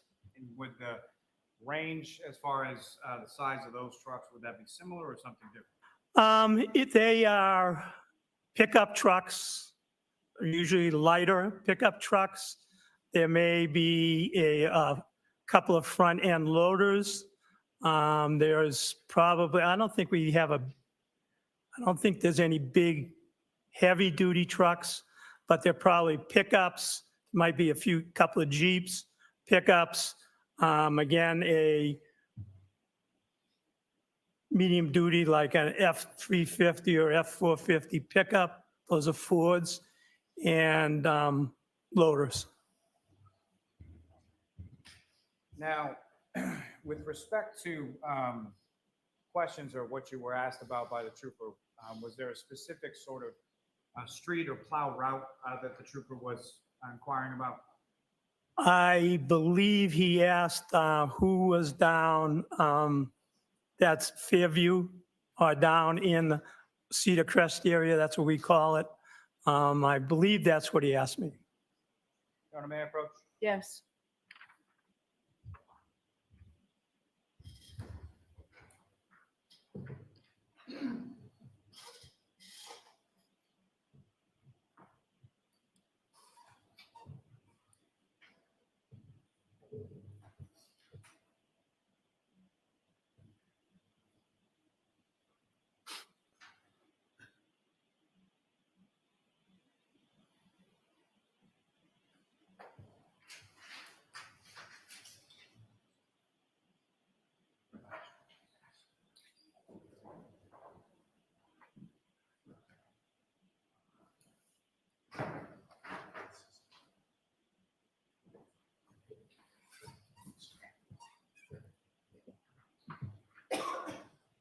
I'm showing you a document. You just look at that, look up when you finish.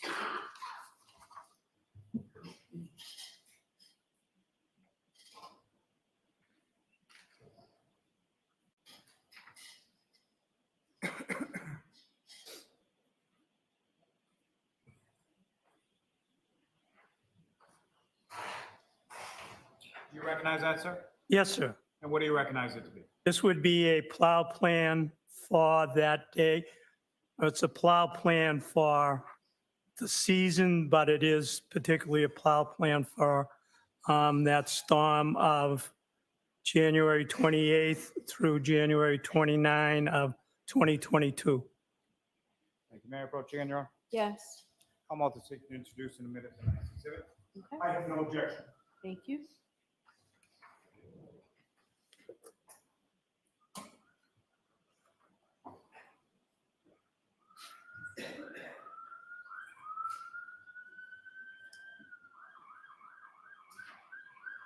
Exhibit number 9. Thank you.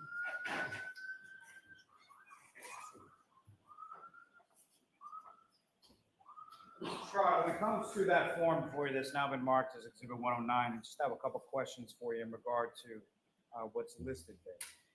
So with regard to the top of the page, there's a listing as far as 128, 2022 Boulevard, 11 p.m. You see that? Yes, sir. And what does that mean, sir?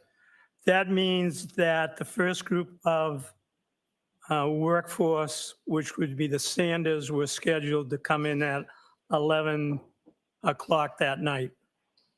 Now, as far as the next entry going across the top of the page has 129, 2022, is that correct? Yes, And as far as what's listed as WNS/BM/REC at 2 a.m., what does that mean? W and S would be water and sewer. BM would be building maintenance. REC would be the rec. And they are scheduled, that would be the balance of the Canton's workforce. They were scheduled to come in at 2 o'clock in the morning. And that 2 a.m., would that be at the same sort of central location? on Yes, all they of would all report to the Bolivar Street garage. I think that address is 150 Bolivar Street. Now, as far as the next listing, it states contractors at 3 a.m., is that correct? Yes, sir. And who is that referring to? That would refer to all the private contractors that would be plowing that day. So again, it's staged. And sort of the last sort of notation on the top of that, it indicates out at 5 a.m., 1:30, 2022. Is that correct? That would be when we completed and everybody went home.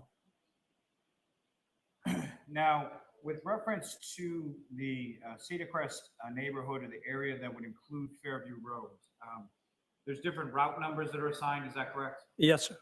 And which route number would include that Fairview? That would be Lower Cedar Crest, number 11. And from that, that would include Lower Cedar Crest, Kings, Fairview, and Spring, correct? Yes. And as far as the vehicles and the vehicle types that were assigned to that route pursuant to this list, what types were they and who was assigned to? Truck 30, which would be a town of Canton truck. That's a 43 International. Brian Lochran would be the driver. The 43 International is a medium duty truck. The next up would be 7400 International. That would be the large construction truck. And there is an absolute, a by the yard 4x6, which is I believe that's a small 1-ton dump. That would have been the private contractor that was on the route with the city truck. And so that truck 30 to 4300 International, is that a bigger truck or a smaller truck than the 1-ton? Then please again? Then the 1-ton? Yes. It's a larger truck. It's a, like a 3 to 5 cubic yard truck. And the large truck is like an 8 to 10 cubic yard dump. That's a dump truck.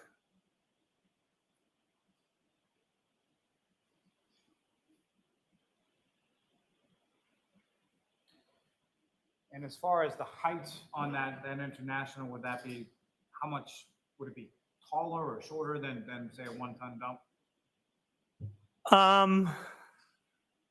If you want, I would estimate that if you're sitting in the driver's seat of a car, you're probably 2.5 feet.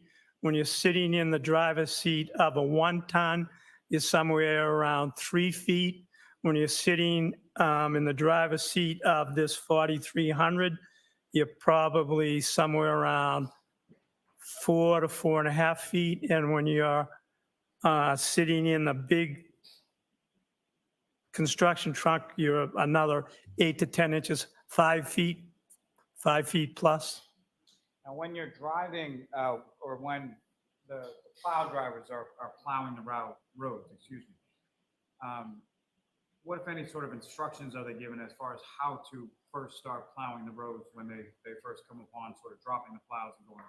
If we're in a plowable situation, which is kind of hard to define, it's generally when we feel that traffic is impeded or may not be able to safely get up and down the street. So that's probably anywhere around 2 inches.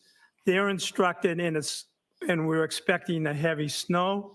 They're instructed to plow the middle of the road, keep the middle of the road open.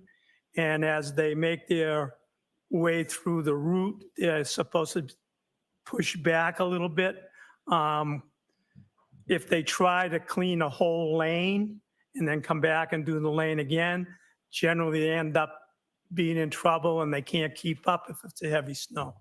So they're instructed to plow the middle of the road, to keep the roads open as much as they can before they do their finished cleanup. Can I have one moment, Sean? Yes.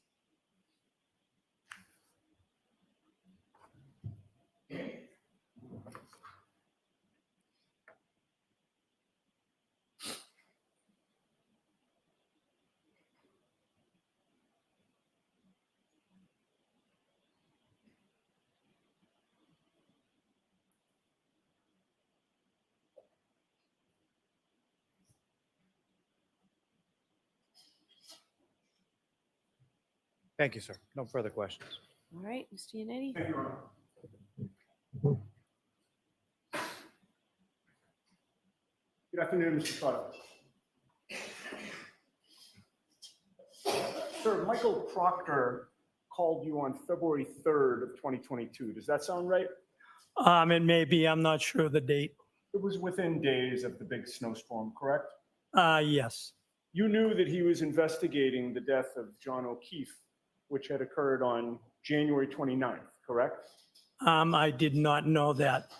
Had you heard that there was a police officer who was found dead on the lawn of another police officer in Canton?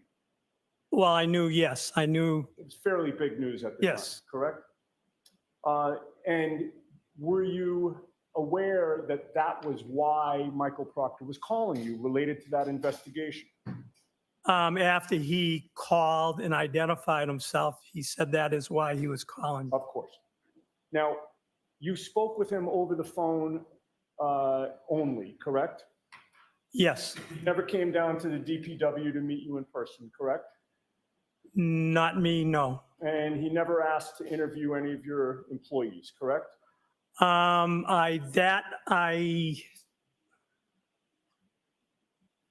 We may have discussed who was on that route and who plowed, but I'm not sure at that time if he had told me he was going to go talk to anybody else. Oh, so it's your testimony that you may have told him the identity of the plow driver when you spoke with him on February 3rd over the phone? I may have, but I am not positive. You don't have a memory of him asking you who the plow driver was? He asked, no, I don't have a memory of his exact questions. But leaving aside the exact wording of his questions, it's fair to say you don't have a memory of him asking you who plowed Fairview Road on January 29th. Is that fair to say? He asked me about, I believe he asked me about this plow list. About the what? The plow list? This plow list. Right, but on the plow list, there's the name by the yard, correct? Yes. All right. There's also, to the left of that, an indication of the name of the plow driver, and it's just a first name and a last initial, Yes. correct? Yes. It doesn't spell out the whole last name, does it? No. But you know the full last name, correct? Yes. You have a limited number of employees, right? It's not a 1,000-person company, right? Yes. All right. And you're well familiar that Brian L. is Brian Laughlin, right? Yes. As you sit here today, do you have any memory of whether the name Brian Laughlin was brought up during that phone call with Michael Proctor? I may have said to him, that's who BL was, but I did I believe I referred him to the operations manager to double check who was on plowing that day. Okay, you say you may have mentioned the name Brian L. or Brian Laughlin, but again, I'm just trying to drill down on what your memory is. Do you have a memory one way or the other as to whether the name Brian Laughlin came up in that conversation? If you are asking me, do I remember 100%? No. Okay. In any case, Trooper Proctor, Michael Proctor, never asked to speak with Brian Laughlin when he talked to you over the phone, He correct? did not ask me, no. I'm going to allow the question and answer. And how short was that phone call with Michael Proctor? If I tell you, you're going to ask me, how do I know for sure? I would Okay. say a few minutes, whatever a few minutes is. I'm going to accept that answer. And you would agree with me that after, and you, by the way, you were trying to be helpful, correct? Yes, After that couple or 3-minute phone conversation, you'll agree with me that Michael Proctor never followed up again with you personally. that's a good question. I am not sure. Okay. Well, I'd like to direct your attention to about a week and a half later, specifically the date of February 14th of 2022, which maybe you don't remember the precise date, but around that time period, you came into work around that time period, and you learned that a defense investigator named Paul Mikowski had left his business card for you with somebody on the DPW staff, correct? Objection. Sustained. Ask it differently. Yes. I do not, Sir, that means you Oh. don't answer that question. I think he's going to ask him the inappropriate one for you to answer, okay? Do you recall when you came into work receiving a business card from Paul Mikowski? no, Do you recall calling Paul Mikowski back?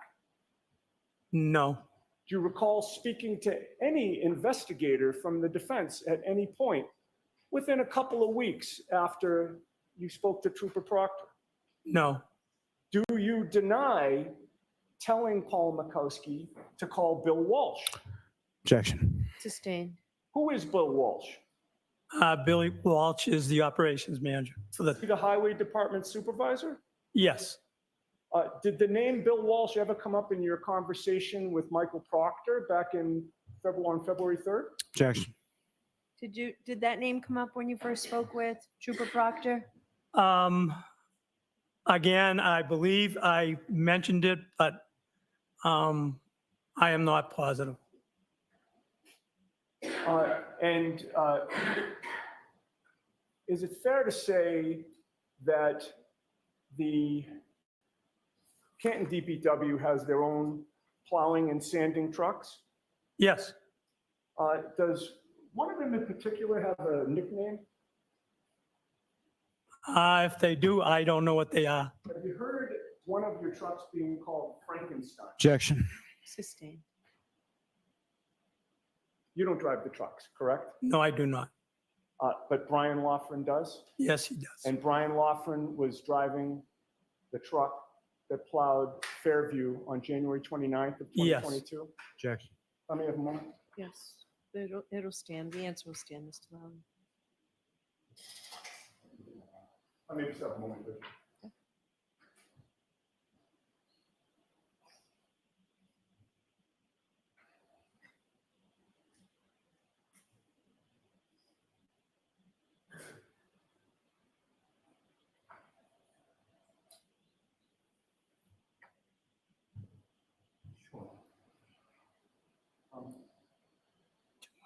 Can I approach The witness or the sidebar? the witness? Yes. Sorry.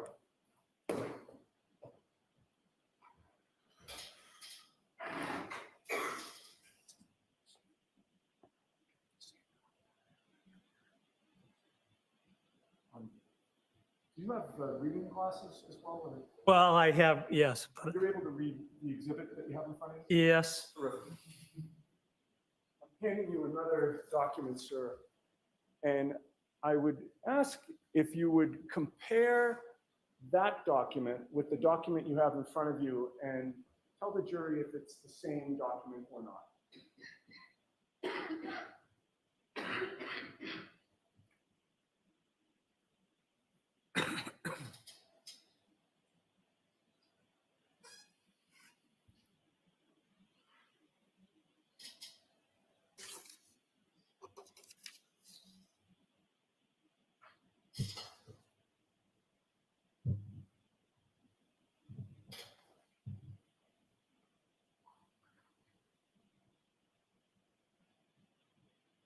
It appears to be, Does it appear to be identical? yes. I will take the one back that does not have the exhibit sticker on it. Thank you, sir.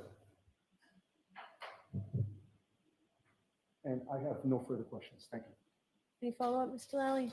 No, Your Honor, but may I just retrieve the exhibit? Yes. All right, Mr. Chardo, you are all set, sir. Thank you very much. All right.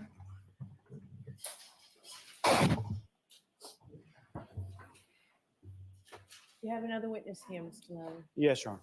Okay, your next witness, please. Your Honor, the Commonwealth call Mr. Louis Jutus to the stand.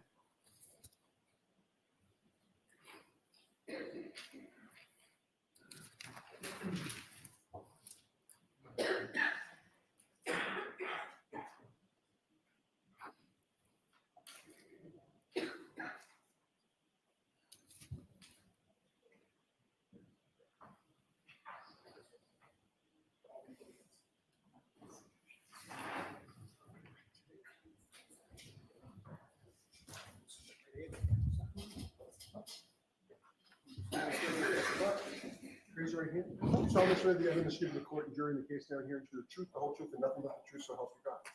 Thank you. You may take the stand.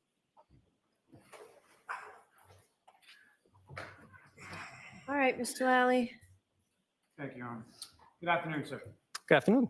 Could you please state your name and spell your last name for the jury? Louis Jutus, Jutras. And where do you live, sir? Stoughton, Massachusetts. And how long have you lived in Stoughton? About 23 years. And what is it that you do for work, sir? I work for the town of Canton. I am the manager of the Information Systems Division of the Finance Department.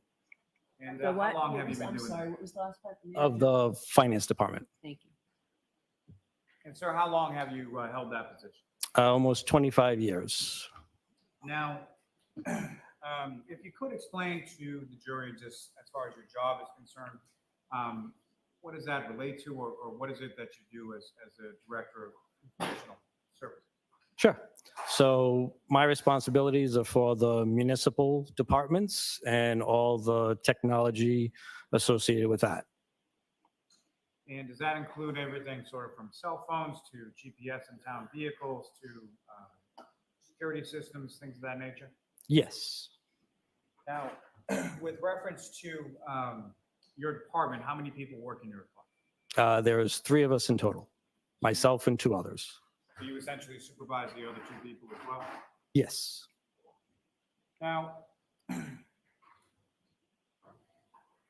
at some point, if I could turn your attention to around the time of January 29th, 2022, some point after that, did someone from law enforcement or from a police department reach out to you in regard to security cameras or camera systems within the town of Canton?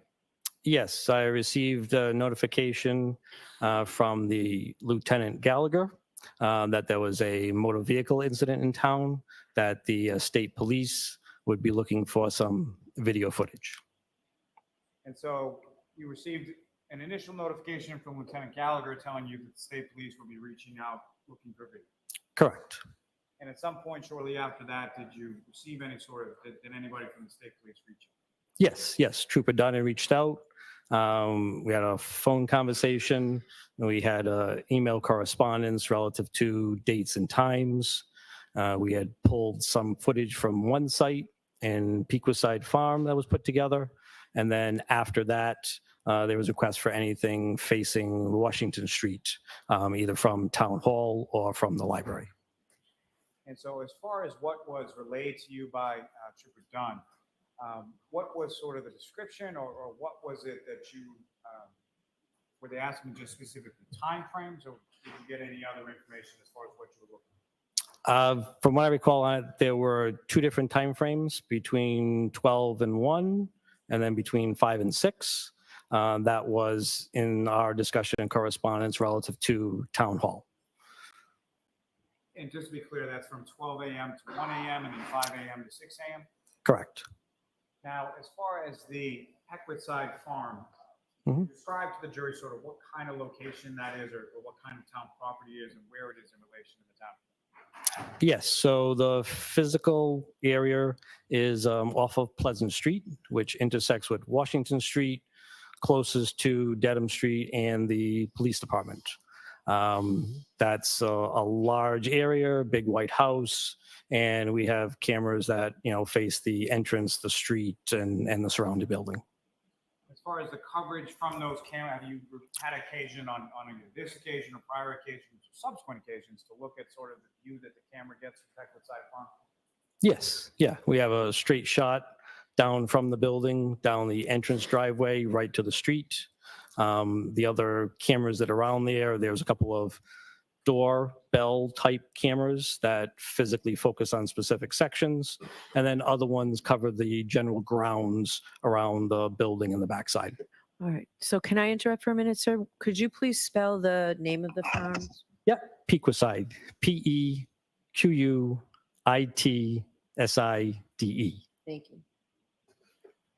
Sir, is it, Mr. Jutus, is it fair to say that the Pequitside Farm cameras cover more of the property and less of the street out in front? Is that correct? Yes. Now, as far as that was the initial request was in regard to Pequitside, is that correct? Correct. And so the subsequent request, what was that in regard to? That was for anything town hall or library that physically faced Washington Street. And so the town hall and the library, sort of where are they situated in relation to each other and in relation to Washington Street? Yep, so they physically abut on either side of Washington Street, right at the intersection of Sherman. They are diagonal to each other. Now, as far as the recording devices or the cameras on town buildings within the town of Canton, are they sort of uniform or does it vary from location to location or vary within the location? The physical model of the recorder, as far as the manufacturer, that is the same that we have across 15 different sites. The types of cameras do change, indoor, interior, exterior, doorbell, things like that. But all the actual recording units are of the same manufacturer, just different sizes and models. And as far as the town hall and the public library cameras, as far as the exterior cameras at least, they face in that area of Washington Street and actually capture portions of Washington Street? Yes. Yep.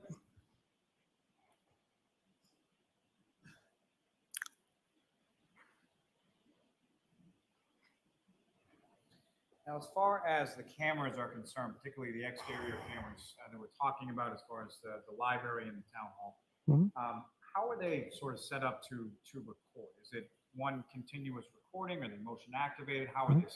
Yes, the cameras, based on size and so on, they are all set up for motion in pretty much all of our locations. And as far as from your review of those cameras, is there any sort of indication on the footage as far as date and timestamp or anything like that? Yes, we usually have it in one of the corners or someplace along when we have the video saved off and exported. And when you were able to pull the video that the troopers were requesting, the date and timestamp affixed to those videos, was that accurate as to what the date and timestamp actually was at the time that it's recording? Yes, I would believe so. And sort of those date and timestamps, you know where they come from? The system is linked to a time server, which is remote and is used from the national standards. Now, as far as the video is concerned from those, they're motion activated, but how far back do they go as far as how many days pass before, does it get sort of overwritten at some point? Yes, depending on the site, most of them, because of the motion activated, because of, various request types and so on, and the number of the cameras, we usually try to get about 30 days. There are some that go longer because the site is or isn't used as much. And then there are other ones where, specifically with the library, they only requested to have a maximum of 30 days on that device. And so when you received this request from the troopers, that was well within the 30 days, is that correct? Yes, yeah, because we're talking February 7th for the last request.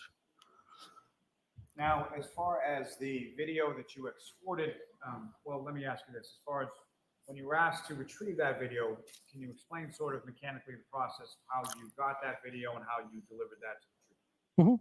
Yeah, so specifically for the town and the library one, that again, timeframe provided, using the manufacturer's software product, doing the search, picking the cameras that are facing the Washington Street side, and then having the time frame and exporting that out.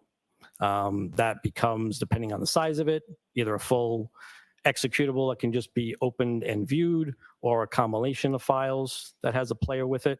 And then based on the fact that we had already put videos together and that material was picked up, I had sent a file share link for that information. You had sent that file share link to Trooper Dunn, is that correct? Correct. Now, as far as the video that you reviewed, were you sort of parsing or were you looking for specific areas, or did you just sort of take the whole time period requested and send that off to the trooper? As far as I recall, it was the whole time frame, just because we only have 2 cameras or so that physically cover the area in question. And he had 2 separate hours in question as well. So they were able to be exported and sent.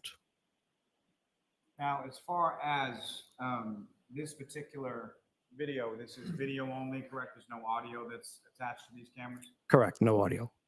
Now, as far as access to these cameras and the footage within the cameras, who, if anyone besides yourself, would have access to remove any sort of footage from the cameras? No one.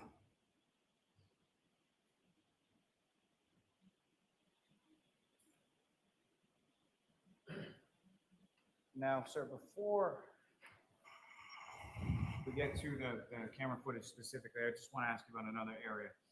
In relation to also within sort of the ambit of your duties and responsibilities would include GPS on town trucks, correct? Yes, Public Works has a setup via their radios for GPS information. And so with regard to that, specifically the DBW trucks, what, if any, information did you receive from anyone at the DBW in relation to those GPS devices within the trucks shortly after the snowstorm from the 28th and the 29th of January? Yep. So on February 1st, I received notification from the operations manager that the GPS information was not working. And so you received information after the snowstorm that it wasn't working during the snowstorm, is that correct? Correct. And as far as that, as far as GPS sort of going down in the DPW trucks, is that abnormal, or how often would that occur? Yes, it happens several times throughout the year for various reasons. They have a radio repeater. It's connected through a network. It runs software on a server that we have in-house. Server's rebooted, network goes down, things that, change for various reasons, and we need to reestablish connection to whatever recorder it is for that repeater, and then the information is then picked up. Now, taking you back to the Canton Public Library video that you provided to the trooper, were you told anything about sort of any type of vehicle or anything to be looking for within that particular video time frame that they were asking about? Not that I recall.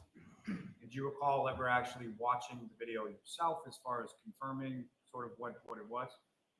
Yes, I mean, I watched it from the time frame to see that we had information, watched it just to move forward to the end to make sure there was information and when the recording, was physically available. But what was in it? No. May I approach? Yes.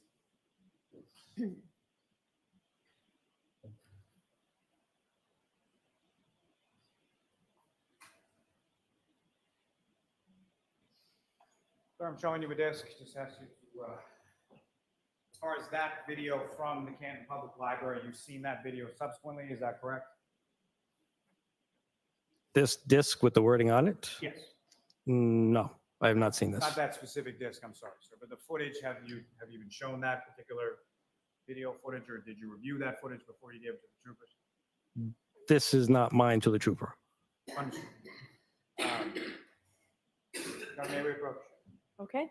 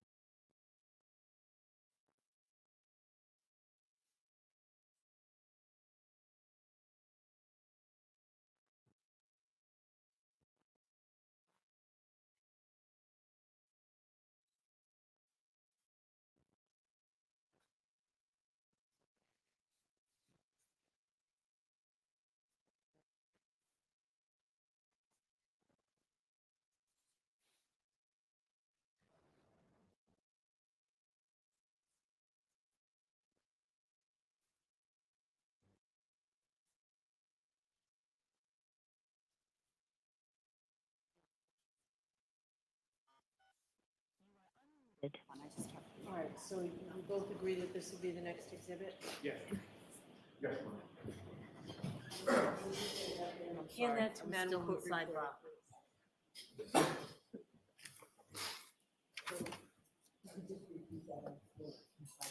Oh, sorry. All right, so the parties agree that this is the next exhibit, correct? Yes, sir. Yes, Your Honor. Thanks.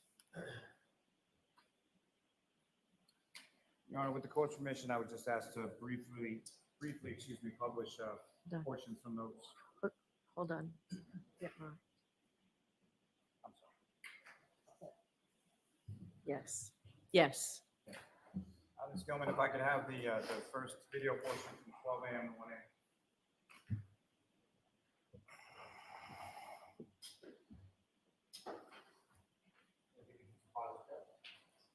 Mr. Jutus, from what's up on the screen, you recognize what's up on the screen? Yes, I do.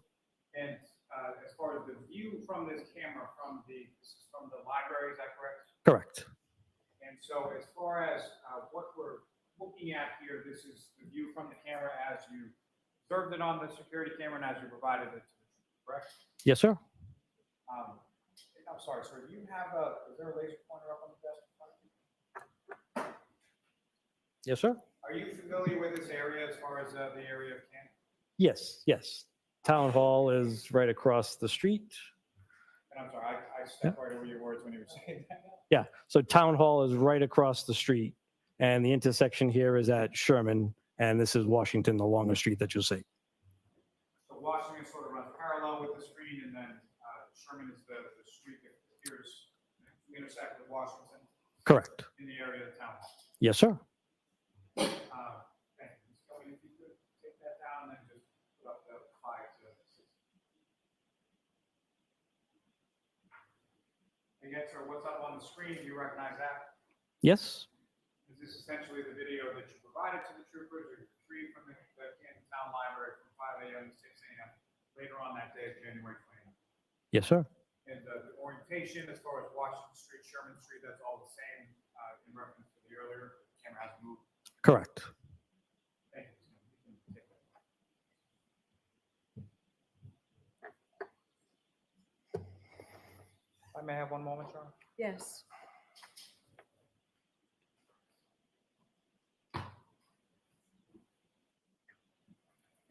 Thank you very much, sir. I have no further questions, Your Honor. Okay. Good afternoon, Mr. Jutus. Good afternoon, Attorney. So confirming the state police, when they contacted you, asked for 2 hours of video footage, right? Between 12 and 1 a.m. on January 29th and between 5 and 6 a.m. on January 29th, correct? Yes, sir. You pulled that video footage, or at least arranged for it to be pulled for the state police, correct? Yes. And I believe your testimony was that you checked the beginning time and the ending time to make sure that you had the right time periods for those 2 hours, correct? Yes. But you did not sit down and watch 1 hour of snow falling and or cars driving by the public library, correct? That is correct. Didn't I do did that not. for between 12 and 1 or between 5 and 6. Correct. I did not. And at the time that you provided the video footage to the state police, did you know whether or not there was any missing footage within those 2 hours? No, because again, I did not play every single second of the video. Understood. It's fair to say, and you're certain, that you did not cut out any of the video footage in those 2 time periods, correct?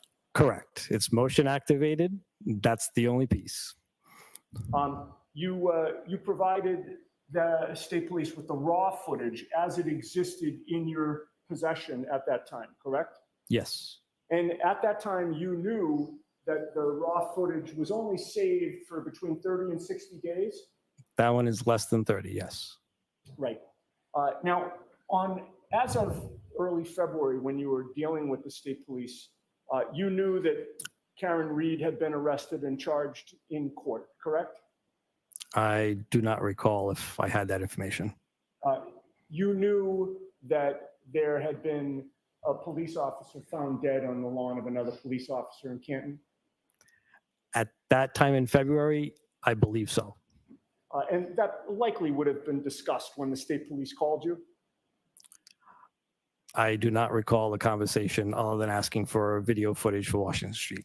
And I'm sorry, sir, if you could just keep if I can't hear you, I guarantee you that these last jurors can't hear you. Could you just repeat that last question? Yep. Again, when in the conversation with it, we had the dates and the timeframes, and anything else relative to it, I do not recall specifically with the conversation. So you don't have a memory of why you were being asked for this?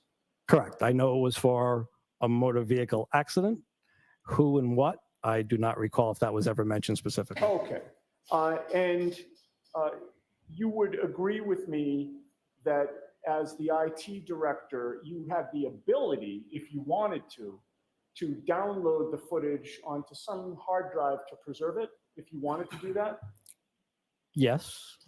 Did any state trooper ever ask you to download and preserve that footage so that it would exist longer than that 30 to 60 day period?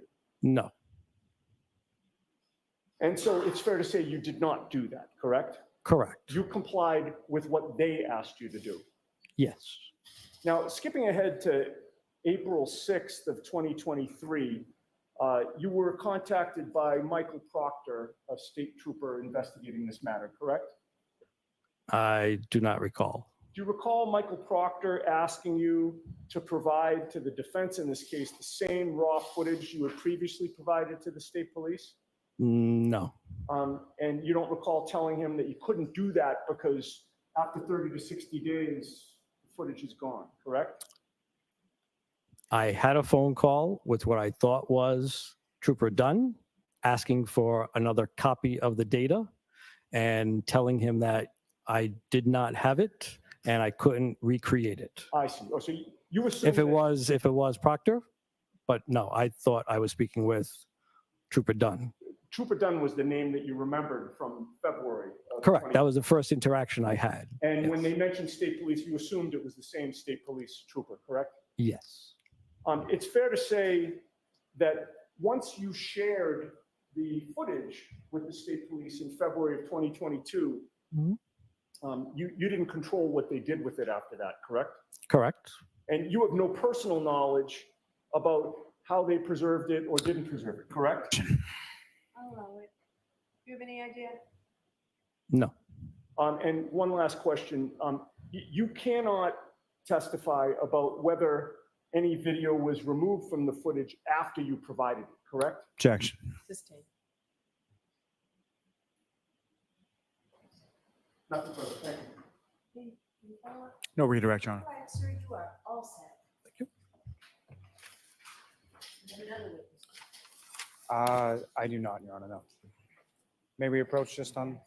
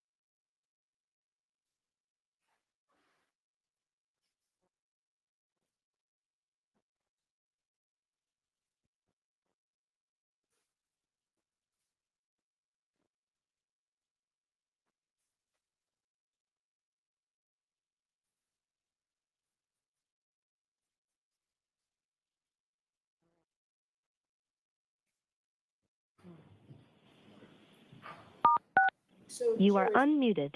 in fairness, I didn't tell the lawyers that I was hoping to go until 4:30 today.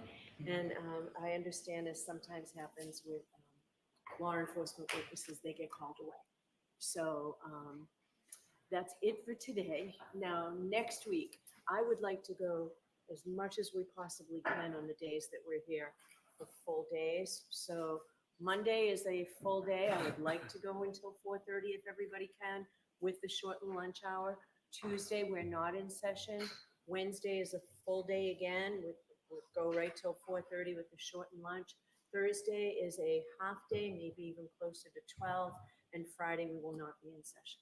So those are dates that we gave you before. So we will get as much done as we possibly can during that period of time. Okay, so those same cautions, please do not discuss this case with anyone. Don't do any independent research or investigation into this case. If you happen to see, hear, or read anything about this case, please disregard it. You've got a few days off. Just disregard this case. Don't think about it. Leave everything here and have a great few days. We'll see you next month. All rise for the court, please.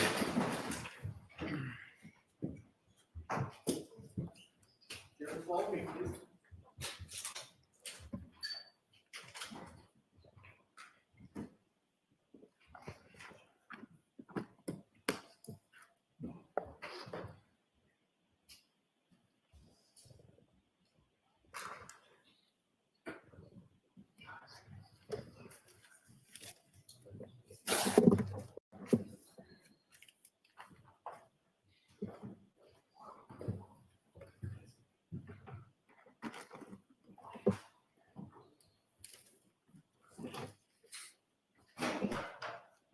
All right, and Thank you. Be for seated. Court remains in scheduling, session. I will actually see you over here for scheduling purposes.